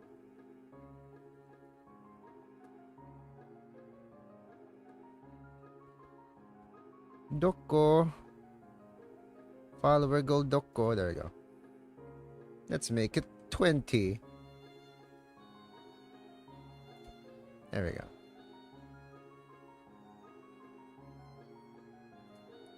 Okay, back at it.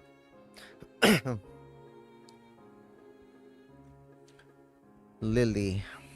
Which room were you looking for? It's not often this classroom is visited after school.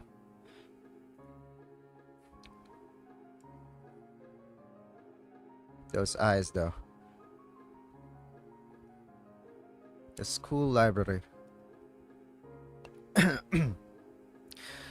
Shizne and me, I mean some classmates told me it was on this floor.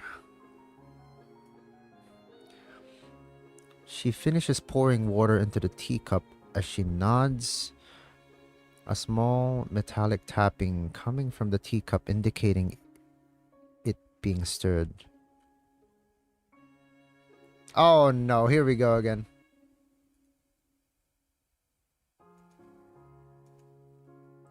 Okay, it happened again. I don't know how to freaking...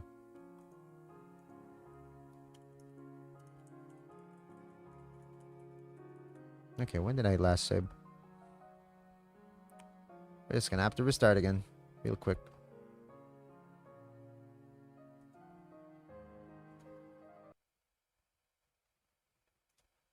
Steam, please, this is not ideal.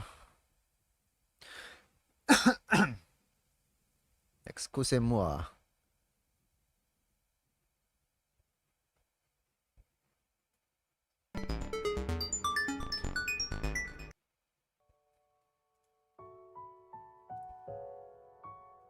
Risk versus reward.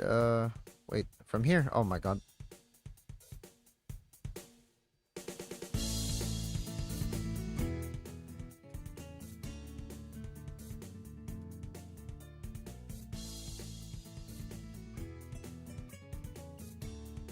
Yeah, how do I skip again?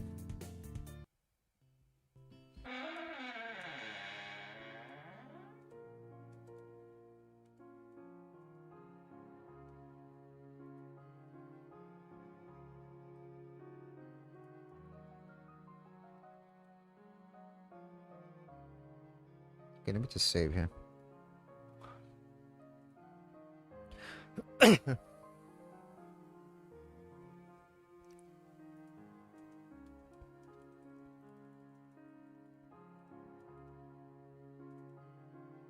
I'm aware of Miss Hakamichi, as are most students. To be with them means you're in class 3-3. That's right, in the science room with Muto. She gives a small giggle before setting down the teaspoon and slowly walking towards the table, teacup and saucer in hand. He's quite the character, I imagine. You'll come to like him. Most do. Wow, here we go. There's a scene with him on screen. As she sets down the tea, I gently take it and have a sip. I'm really more of a coffee person, but this seems like a rather bad moment to bring it up.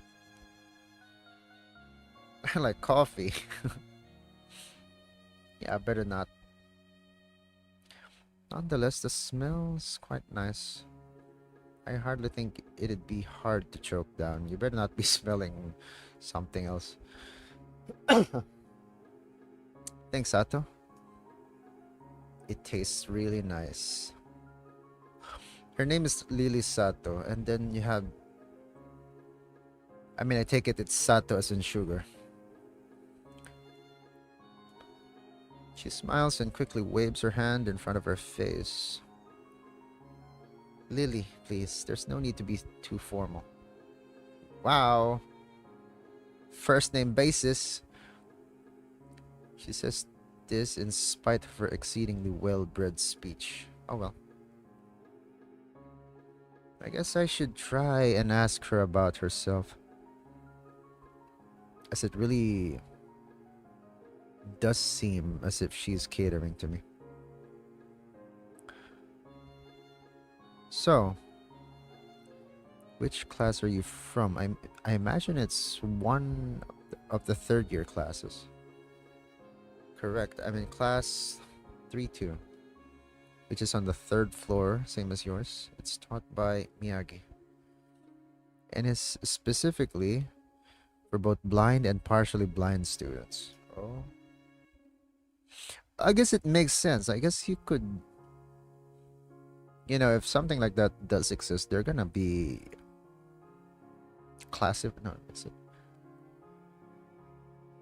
they're gonna be classifying and grouping them together depending on who's, what disabilities and impairments are kind of compatible with each other, kind of a thing. Like people who can walk, could be in a certain class. People who can't see should be just in one class. Like there's a lot of complicated things, but yeah, it's possible that they're gonna do that. I see. I mean, sorry. I feel like slapping myself from for the Fox Pass. Was it faux pas? How do you read that? I don't even know. Looking at her face, though, she doesn't seem in the least bit put off by it. My. Oh my god, here comes the ara. Ara. There's no need to change your speech on my account. Sure. Sorry. I guess I'm really showing my newness here. An environment like this would be a big change, so I can't fault you for it. While the same can't be said for everyone, many have come to terms with their conditions. A category which would include, what am I saying? A category which would include her, it seems. All too ready to jump ship from this particular topic as segue into another. Do you come here to drink tea often? It's a really nice place. Thinking on it, this might be her version of the place behind my school that I like to have lunch at. I come here fairly often during lunchtimes. My duties as class representative don't leave enough time for an official club, so a friend and I use this room for having tea. How freaking fancy. Class representative, huh? Compared to Shizune, her mannerisms seem to be almost completely opposite. While Shizune is blunt and fiercely driven, Lily seems relaxed and calm, almost aloof. Come to think of it, she might be useful for a less biased view of the school's clubs. What kinds of clubs are there to join? The more popular ones are the track and field club, which uses the field near the school during lunchtimes, the baseball club, and the book club in a room near the library. There are also numerous small ones too. Ones too, though, such as the art and music clubs. At a time when I'm just wanting to get on my feet, rushing into a club right away seems slightly unappealing. I wonder if this school shares the same rule as my old one. Is it compulsory to join a club? It isn't, though it is encouraged. Oh wait, I mistapped that one. Let me just save.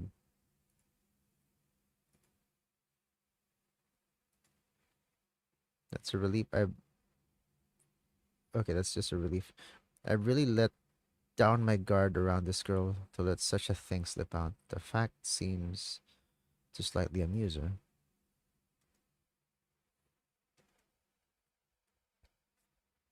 Not wanting my tea to get cold, I finally start drinking it, as Lily does the same. What happened to the BGM?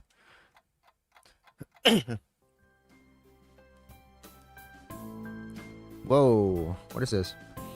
As I look over to the window over her shoulder, I notice the light coming into the room has a distinctly orange tint. Oh my god. The music is a bit too loud.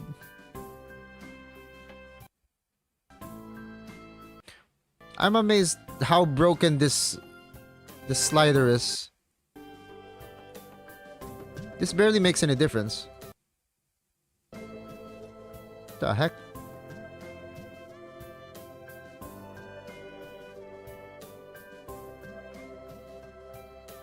Okay.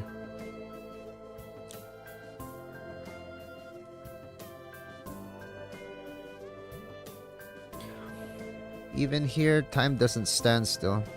Huh? Time's gone quickly. Sorry? Right, she's blind. Of course she can't see the sun setting. It just looks like the sun's starting to set. It seems to come as a surprise for her. I guess she must have lost track of the time. Sorry, Isao, I didn't mean to keep you from the library for so long. I quickly moved to allay her concern. No, it's okay. The library is still open, isn't it? She pauses and takes a moment to think on it. It's probably something I should have asked Shizne when I had the chance, but Lily seems likely to know in any case. True. It's open until 6:30 during weekdays. A quick glance at my watch confirms I have well enough time to get there. I might get going in that case. It's been nice talking with you, Lily. She smiles and gives a deep nod. Her hands, gives a deep nod. Her hands still neatly folded on a table in front of her. It was my pleasure. Oh, come to think of it, shall I show you to where the library is? I couldn't possibly ask for more help. I should be able to find it all right. Well, unless my navigational skills fail me. As it did. Which they seem to have a habit of doing. It's alright. I was going to be talking to the librarian there in any case. I could introduce you. This gets better and better. It's pretty hard to deny her offer.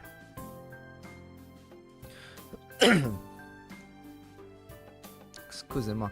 If you're sure, then that'd be great. Thanks. As she stands up to follow me, she takes hold of a straight, retractable cane. She does have a cane.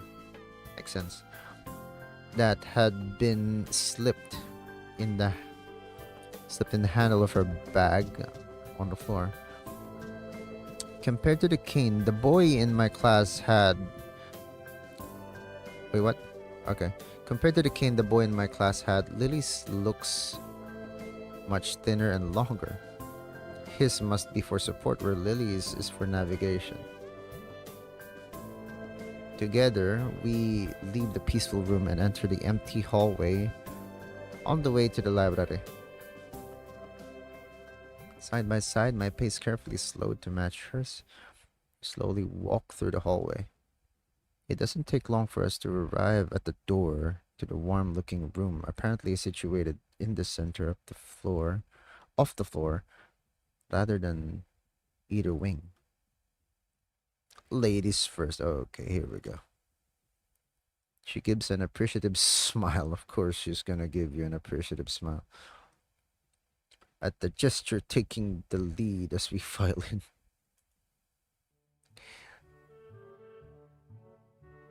Ladies first. I guess that's a common thing, I guess, to do. To the left is the wooden library counter, with the library proper being on the right. It easily dwarfs my old school's library, with the distinct smell of old books, giving the place an almost old world air. Old world, okay. There don't seem to be a lot of students here, considering the time. It isn't a big surprise. Everyone's probably either in the school grounds or the dorms. Like, imagine what am I saying? How big that place must be. To have dorms the size of his room for every student, really? That is huge. Yuko, are you here? She says it to thin air, since the librarian doesn't seem to be present. And of course, Lily can't see this. What's unexpected is that it draws a reaction. Something from under the counter thuds against it, followed by a quiet wail. Oh, she was sleeping underneath. Who are you? The origin, apparently, the librarian, quickly crawls out and bounces up to extremely rigid attention. Librarian. Hi, Lily. How can I help you?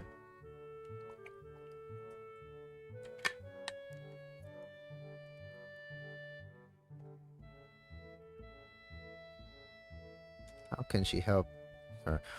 Her voice is strained in a failing attempt to sound casual, and she's rubbing the back of her head. Good afternoon. What happened just now? I heard a strange sound. It's nothing. I just hit my head.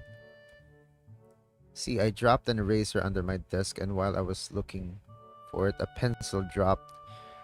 And when I was looking for both of them, you came and surprised me.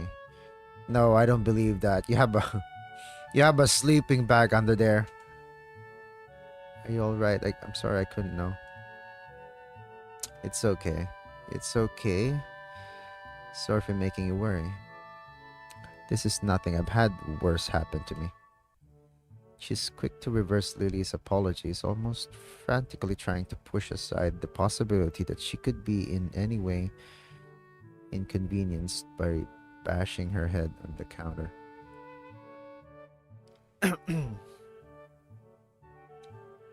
Yes, worse things have happened. The girl fidgets with her fingers as Lily doesn't seem to drop her concerned expression. And then she shuffles some papers around the counter for no reason. A little shorter than Lily, replete with glasses, freckles, and a very troubled look, she seems to fit a library perfectly. What is that supposed to mean? Ah, Lily, did you get my message? Message? Oh, the 2 imported books that arrived. Right. They finally came. I can't believe it took so long, but amidst her celebrations, partially for managing to change topic, I'm sure she notices me from the corner of her eye and freezes on the spot when she does. Oh no, I'm sorry for not noticing you before. Did you need to check out a book or return one? I'm sorry. Chill the hell down, woman. The way she can so quickly shift between moods is a little unsettling. Don't tell me she also has a disability. He's with me, Yuko. This is Hisao, a new student. Hisao, this is Yuko, the school librarian. Pleased to meet you. Hisao, right, Hisao. Pleased to meet you too. Hisao. For a second, she visibly attempts to engrave the name on her mind so she won't forget. She's repeating the name so that she doesn't forget. Okay, makes sense. Yuko often arranges to import foreign books in Braille for me. Would you like to tell Hisao a little something about the library? Lily's innocent suggestion is met with an expression of abject terror.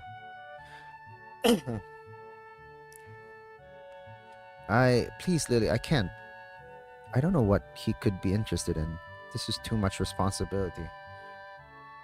How it's any responsibility at all, I don't get. But her objection is so sincere. I don't doubt for a reason. I mean, what am I saying? I don't doubt for a second, not a reason, that she would rather disembowel herself on the spot than tell me where the light novels are. Light novels, here we go. He's just reading light novels.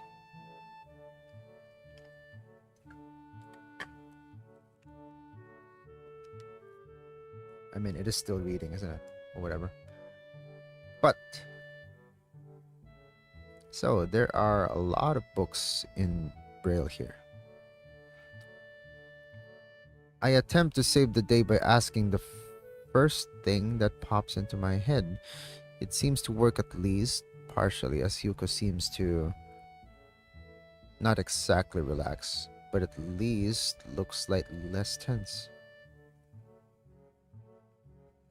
Well, I think about a third or a fourth of Yamako's library is either in Braille or audio. I'm pronouncing it right, like Braille? That's not Braille, isn't it? In Braille or audio.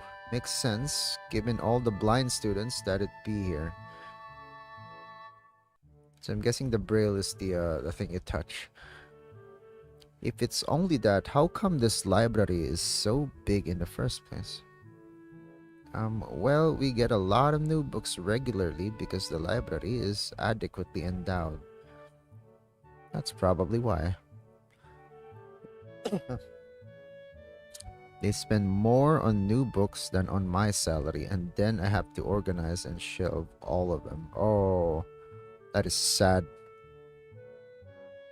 Anyways, it's so troublesome and they waste so much. I wish I could quit this job.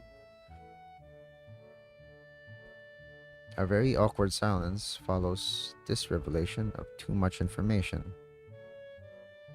There's no such thing as too much information. I'll go check the aisles then, if you don't mind. It's probably best for all of us if she doesn't keep talking to me. Very well. Meanwhile, Yuko, I would have those books if it's alright with you. And let me just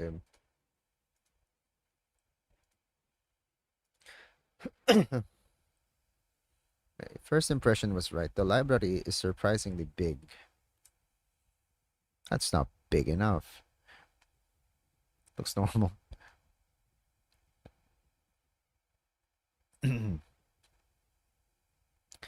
Ambling down the narrow aisles, I study the spines of the books in random order, occasionally sliding one out to read the blurb, taking it with me if it looks good. In a few moments, I have a respectable stack of books in my arms. I guess I'll never be stuck for choice in here. The normality of the library sinks in. Sure, there are large print and braille books scattered throughout, but it is what it is. A library. It's as if the calm mood from the room I had tea with Lily in snuck with us in here. Unless it was here to begin with. Something about that puts me at ease, just like before. I reach the end of the aisle and find a collection of desks set up for study or personal reading. Going a little further, though, I discover a nice quiet corner at the back, while the rest of the library has the odd students sitting at a desk, either reading or stealthily sleeping. The back is pretty much deserted. As I glanced around, I see someone who I recognize sitting on one of several beanbags.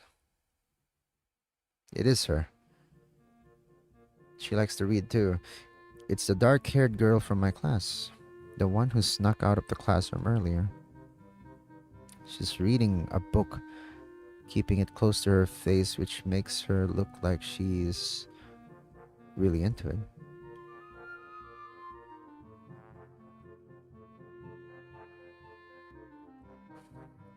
From the way she was acting today, I had her pegged as more of a delinquent than a bookworm. What's up with that judgmental brain of yours? In fact, her mysterious disappearance from the class raises all sorts of whys in my head. Intrigue floats slowly but surely towards the surface, and I know it, before I know it, I'm walking towards the mysterious long haired girl. I guess there's no harm in introducing myself as I would with anyone else. She's a classmate after all. And she's a girl, so of course you're gonna talk to her. Walking over to another beanbag, I take a seat and lay my books beside it. The girl starts looking scaredly up at me from underneath her fringe. You're freaking you are freaking her out. This is the first time I've seen her this close. Underneath her long, dense bangs, I can see that part of her face, at least a third, if not half, is pretty badly scarred. My eyes are immediately drawn to the scars subconsciously, peeking past her hair until they meet her own eyes.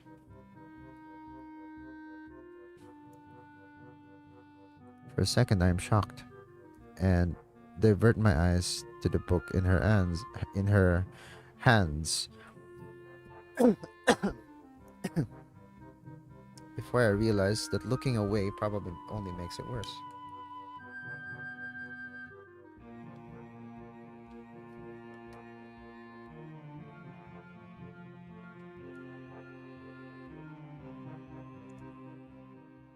Okay, here we go. Choice time.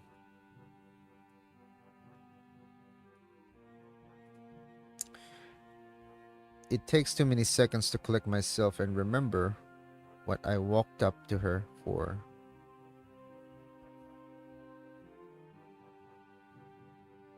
Well, she clearly is startled, so maybe it's a good idea to be concerned about that. But also, you could introduce yourself, but no, she already knows who we are, the name. She's gonna be paying attention to that. So let's just say sorry. I didn't mean to startle you.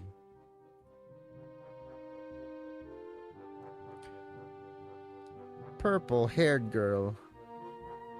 I know someone else who was also purple-haired and is a bit tall and and did she like books? I think she liked books as well.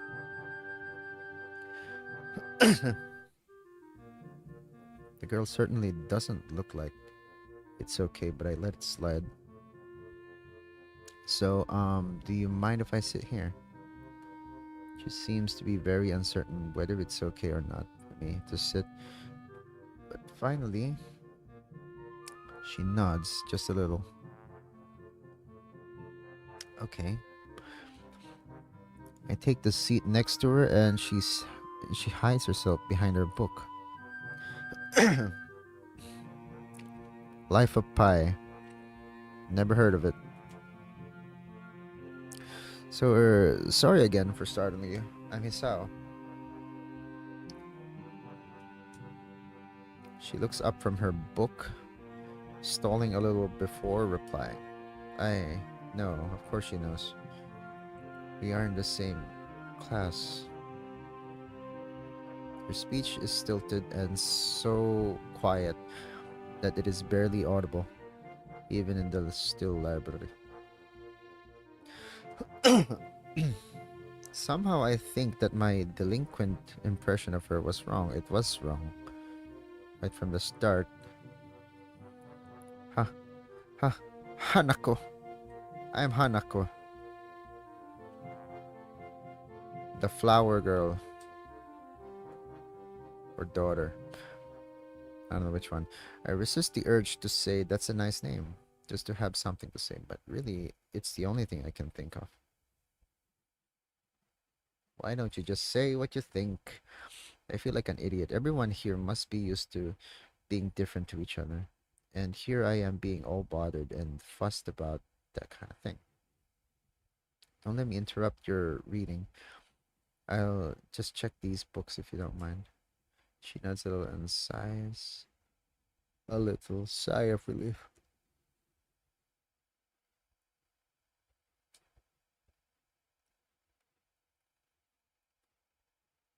So I try to read the covers and the introductions of the books I picked up, and she buries her face in her book. Uncomfortable silence consumes us. My eyes still wander to her direction, and I sneak peeks at her flowing hair and the scars it's hiding. After a while, I realize that she's doing the same and only pretending to be immersed in life up high. Her gaze is not inquisitive at all. It darts around like a scared rabbit. Oh my god, just talk from. Oh, what's going on with my microphone stand?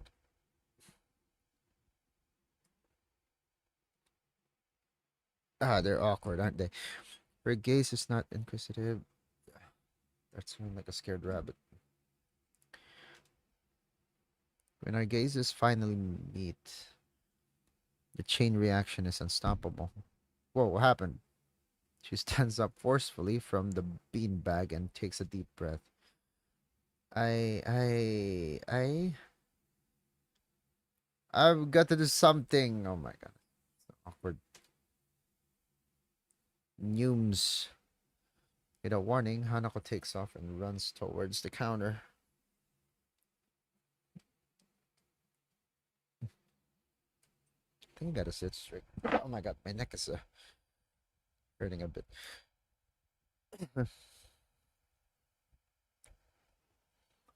Her hair like takeoff catches me so off guard that I don't manage to go after her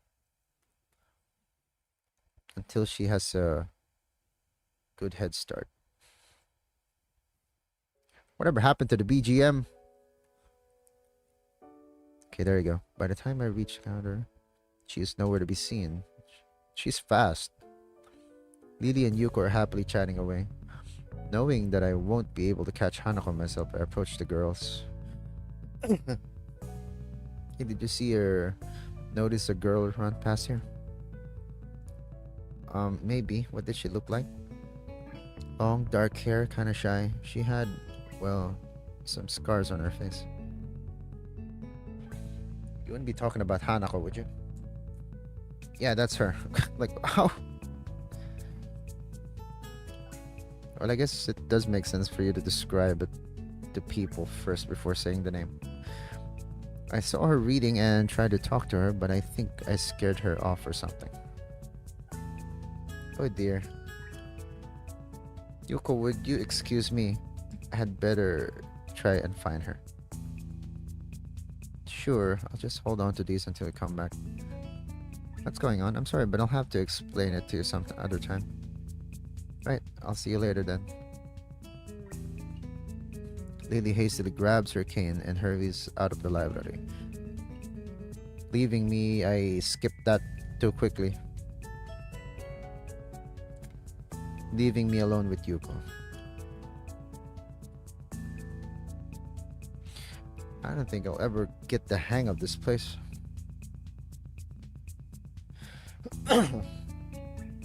Did I do something wrong? What did you do? Nothing. I was just looking for some books and then she got this fit and ran off.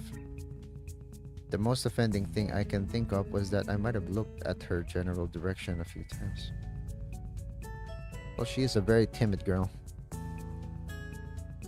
You have to be very careful around her. She can be very jumpy, I think, and she's not accustomed to talking with other people. Isn't that a bit strange? I wonder. It's just how she is, I think. Yuko doesn't sound all that convincing. Then again, maybe this is just the norm around here. Everyone has their own problems or else they wouldn't be here. But how should I deal with these people?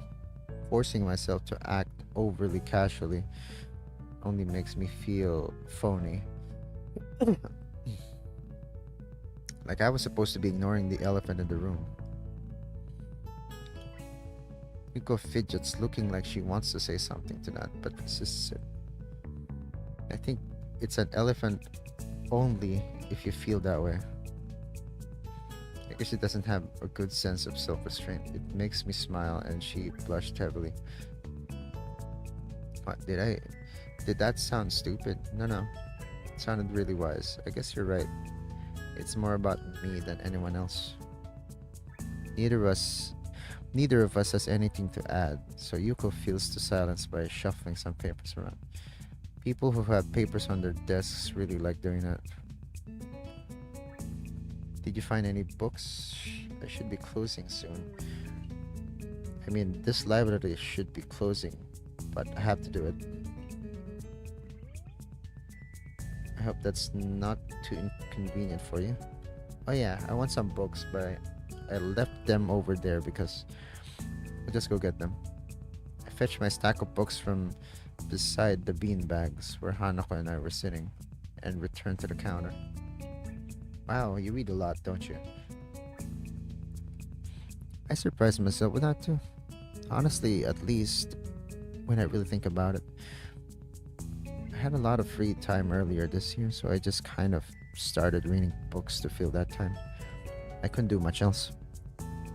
I see. But she doesn't say anything else and just checks out my books for me. I guess this is what they call tact. Holding the library books with one arm, I troll my pocket for the key. To the door, a sudden sound from behind startles me, making me nearly drop the books I'm carrying or the key that I almost managed to get into the lock. Who is it? It's him. I turn around to see who is talking to me. It's Kenji. He seems to be in a friendly mood, although the light glinting off his glasses in the dark gives him a sinister look. It's just me. This makes him pause and lick his lips nervously. Who is me? I don't know anyone called me. Are you some new guy again? His voice is suddenly strained and quick. Yes, but we'd met before yesterday. I don't think so. I would remember someone who I met only yesterday. When was that? What day is it today? Try to ignore him. Is he joking or what? Prove that we'd met before. You live across the hall. You're Kenji. Kenji jumps back, his eyes filled with an uncomprehending fear. How do you know my name? Damn, this can only mean one of two things. Either we have met, or you tell the truth, and I just can't remember, or you are a spy. He pauses.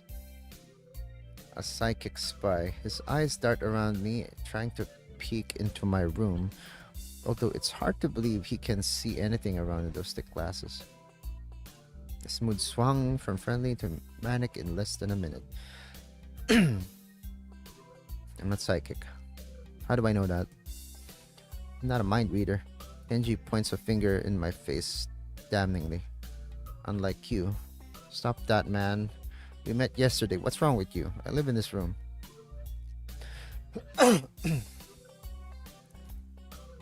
What is wrong with him? I wonder.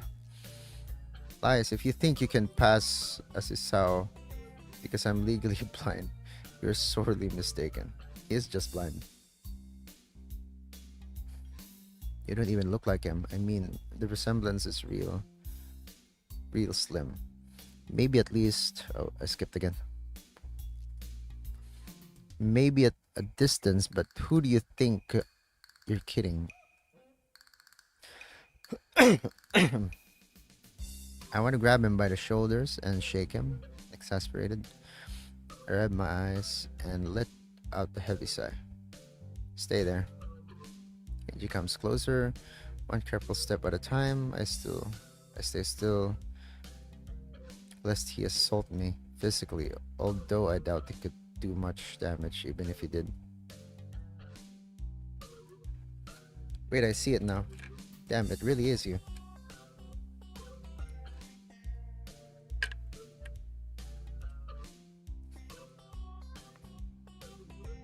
I mean, maybe he just has bad eyesight. Sighing again, and then once again, for good measure, I step backwards just in case. What's up, man? You don't look too good. I think. Something wrong. I don't know. Just had something stupid happen to me. A few stupid things, actually, even if you discount this one. I can't get a proper touch on other people here, and I have no idea if it's because of me or because of them. I don't know why I'm telling this to Kenji. It's not like we've had any contact either. That's rap, dude. Yeah. I'm sorry about calling you a psychic spy, you know, but you can never be too careful. It's the hard reality we live in.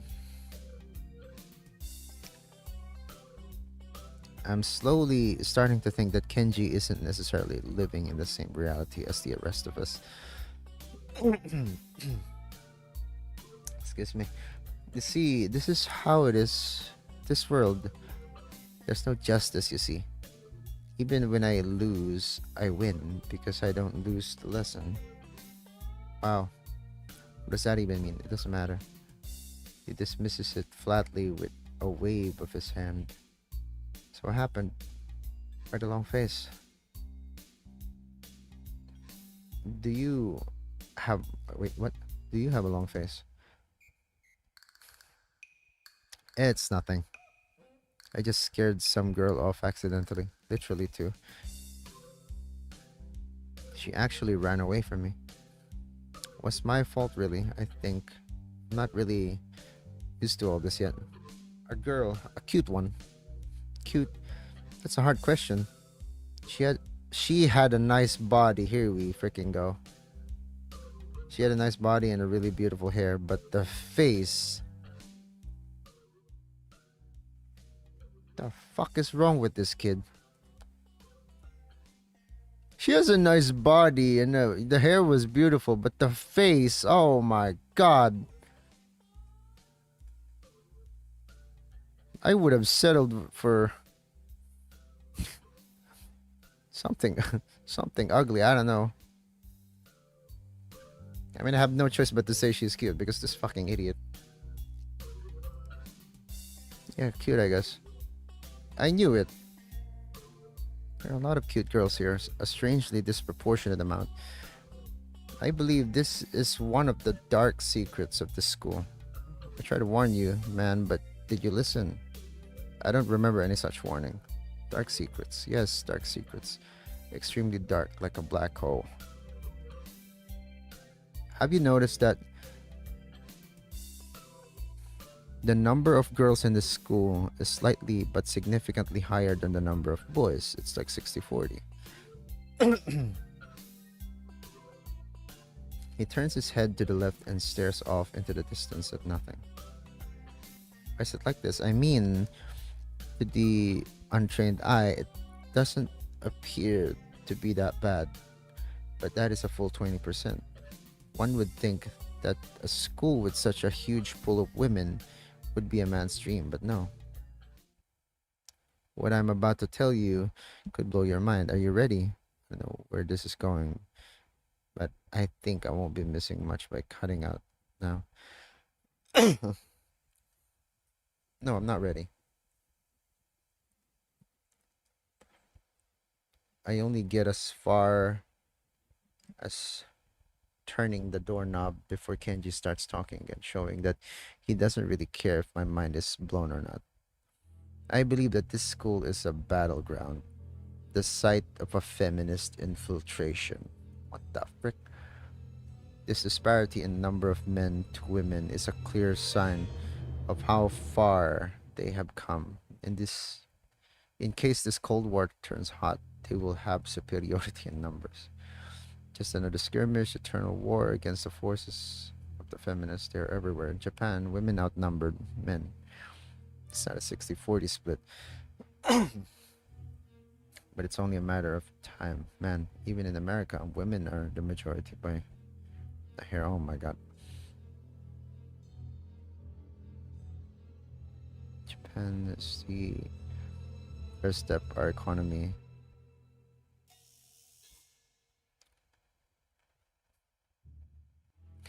Each part of the Pacific in terms of political value.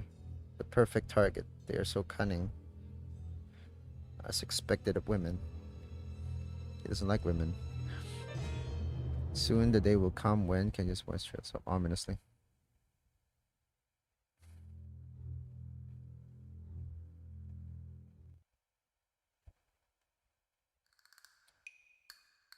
You said it, not me. Yeah, I'm actually yawning a bit. It's the best I can think of. So, you're not supposed to say something like that. I'm so rude. Where was I? Oh yeah, feminist conspiracy. Yes, you're way back there somewhere around feminist infiltration. Pull up some graphs in my room.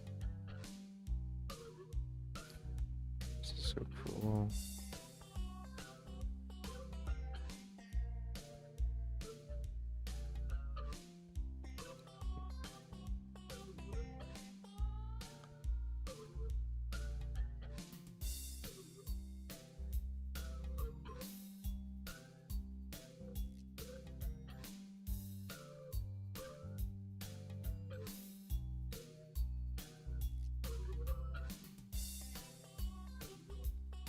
And there's only one dude left.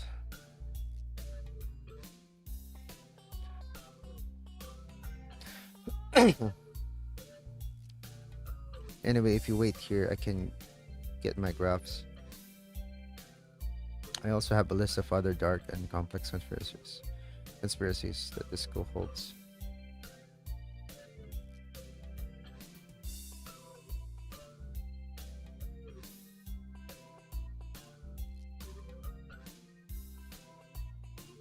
That explain vast feminist conspiracy to them.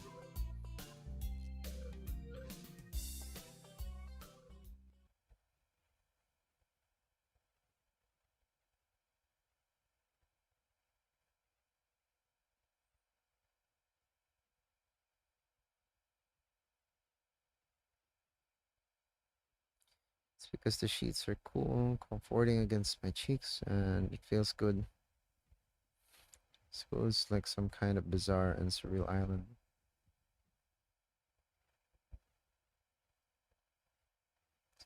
Um,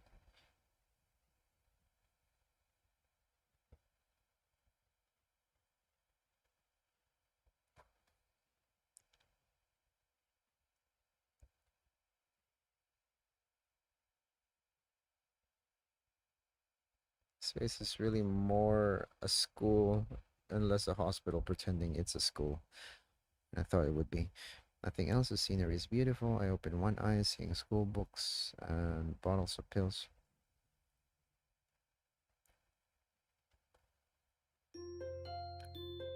That's like chapter 2. For the second day. What is it?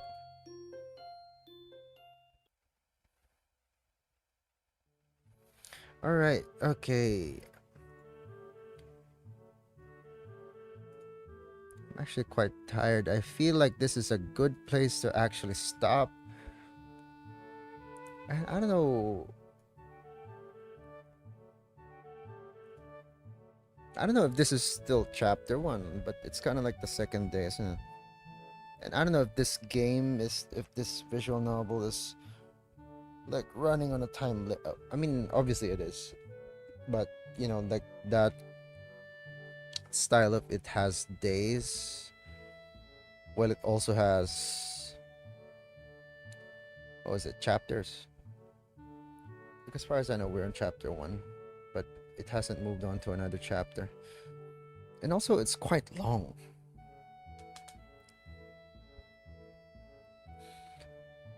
Like, of course, it's just filled with dialogues and all that. But it mostly requires me to actually read the dialogues out loud. Ouch. Anyways, yeah, I think it's it's a decent enough visual novel. I mean, actually, it's not decent enough. It's actually, I think it was overwhelmingly positive on Steam. Like, it's popular enough, yes. Like, the story is engaging enough. The characters are fine. This is basically a game from 2012. You know, it follows archetypes and cliches and all that, but it's more or less fine. It's engaging. It's fun enough. But I guess it just will take time to actually finish this. I don't know when I'm gonna be able to finish this, to be honest, because I also don't know how long it is. Maybe I'm gonna look that up.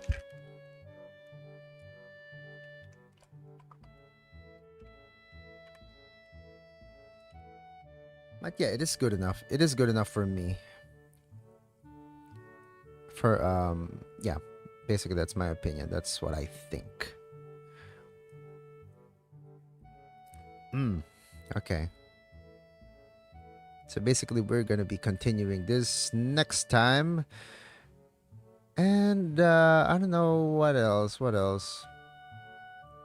I don't know if I'm gonna be streaming tomorrow or a few days later, depending on my mood. Basically, I'm also still recovering from sickness. But yeah, I guess ultimately it depends on my. It depends on if I do want to stream. And as to what I'll be streaming, I don't know. I think I'll going back to Pew Pew. I mean, I don't think I'll be playing Valorant. My last Valorant stream didn't go well, so good. Oh my god, competitive. The matchmaking in Valorant is so shit. Maybe I won't even be playing it for a long time. I could play War Thunder. I could play League of Legends. I could try another game that I have basically in my Steam library or my Epic library. I also have an Epic library.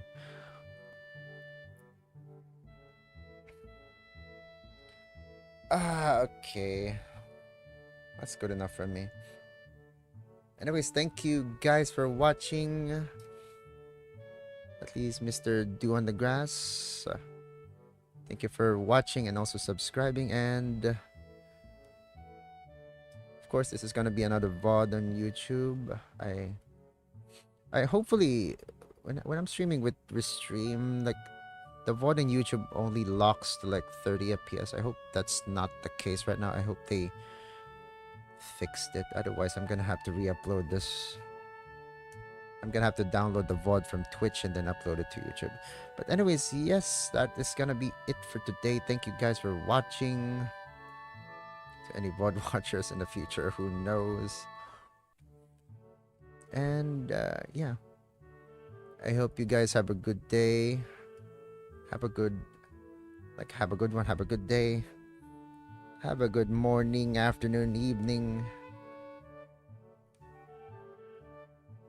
And I will see you guys on the next one. I hope you enjoyed this as well. And I hope to see you on the next one. This has been your hero of the Shire Kazuhiro. And yeah.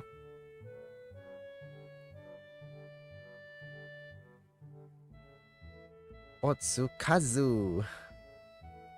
Goodbye, and I'll see you. Please take care.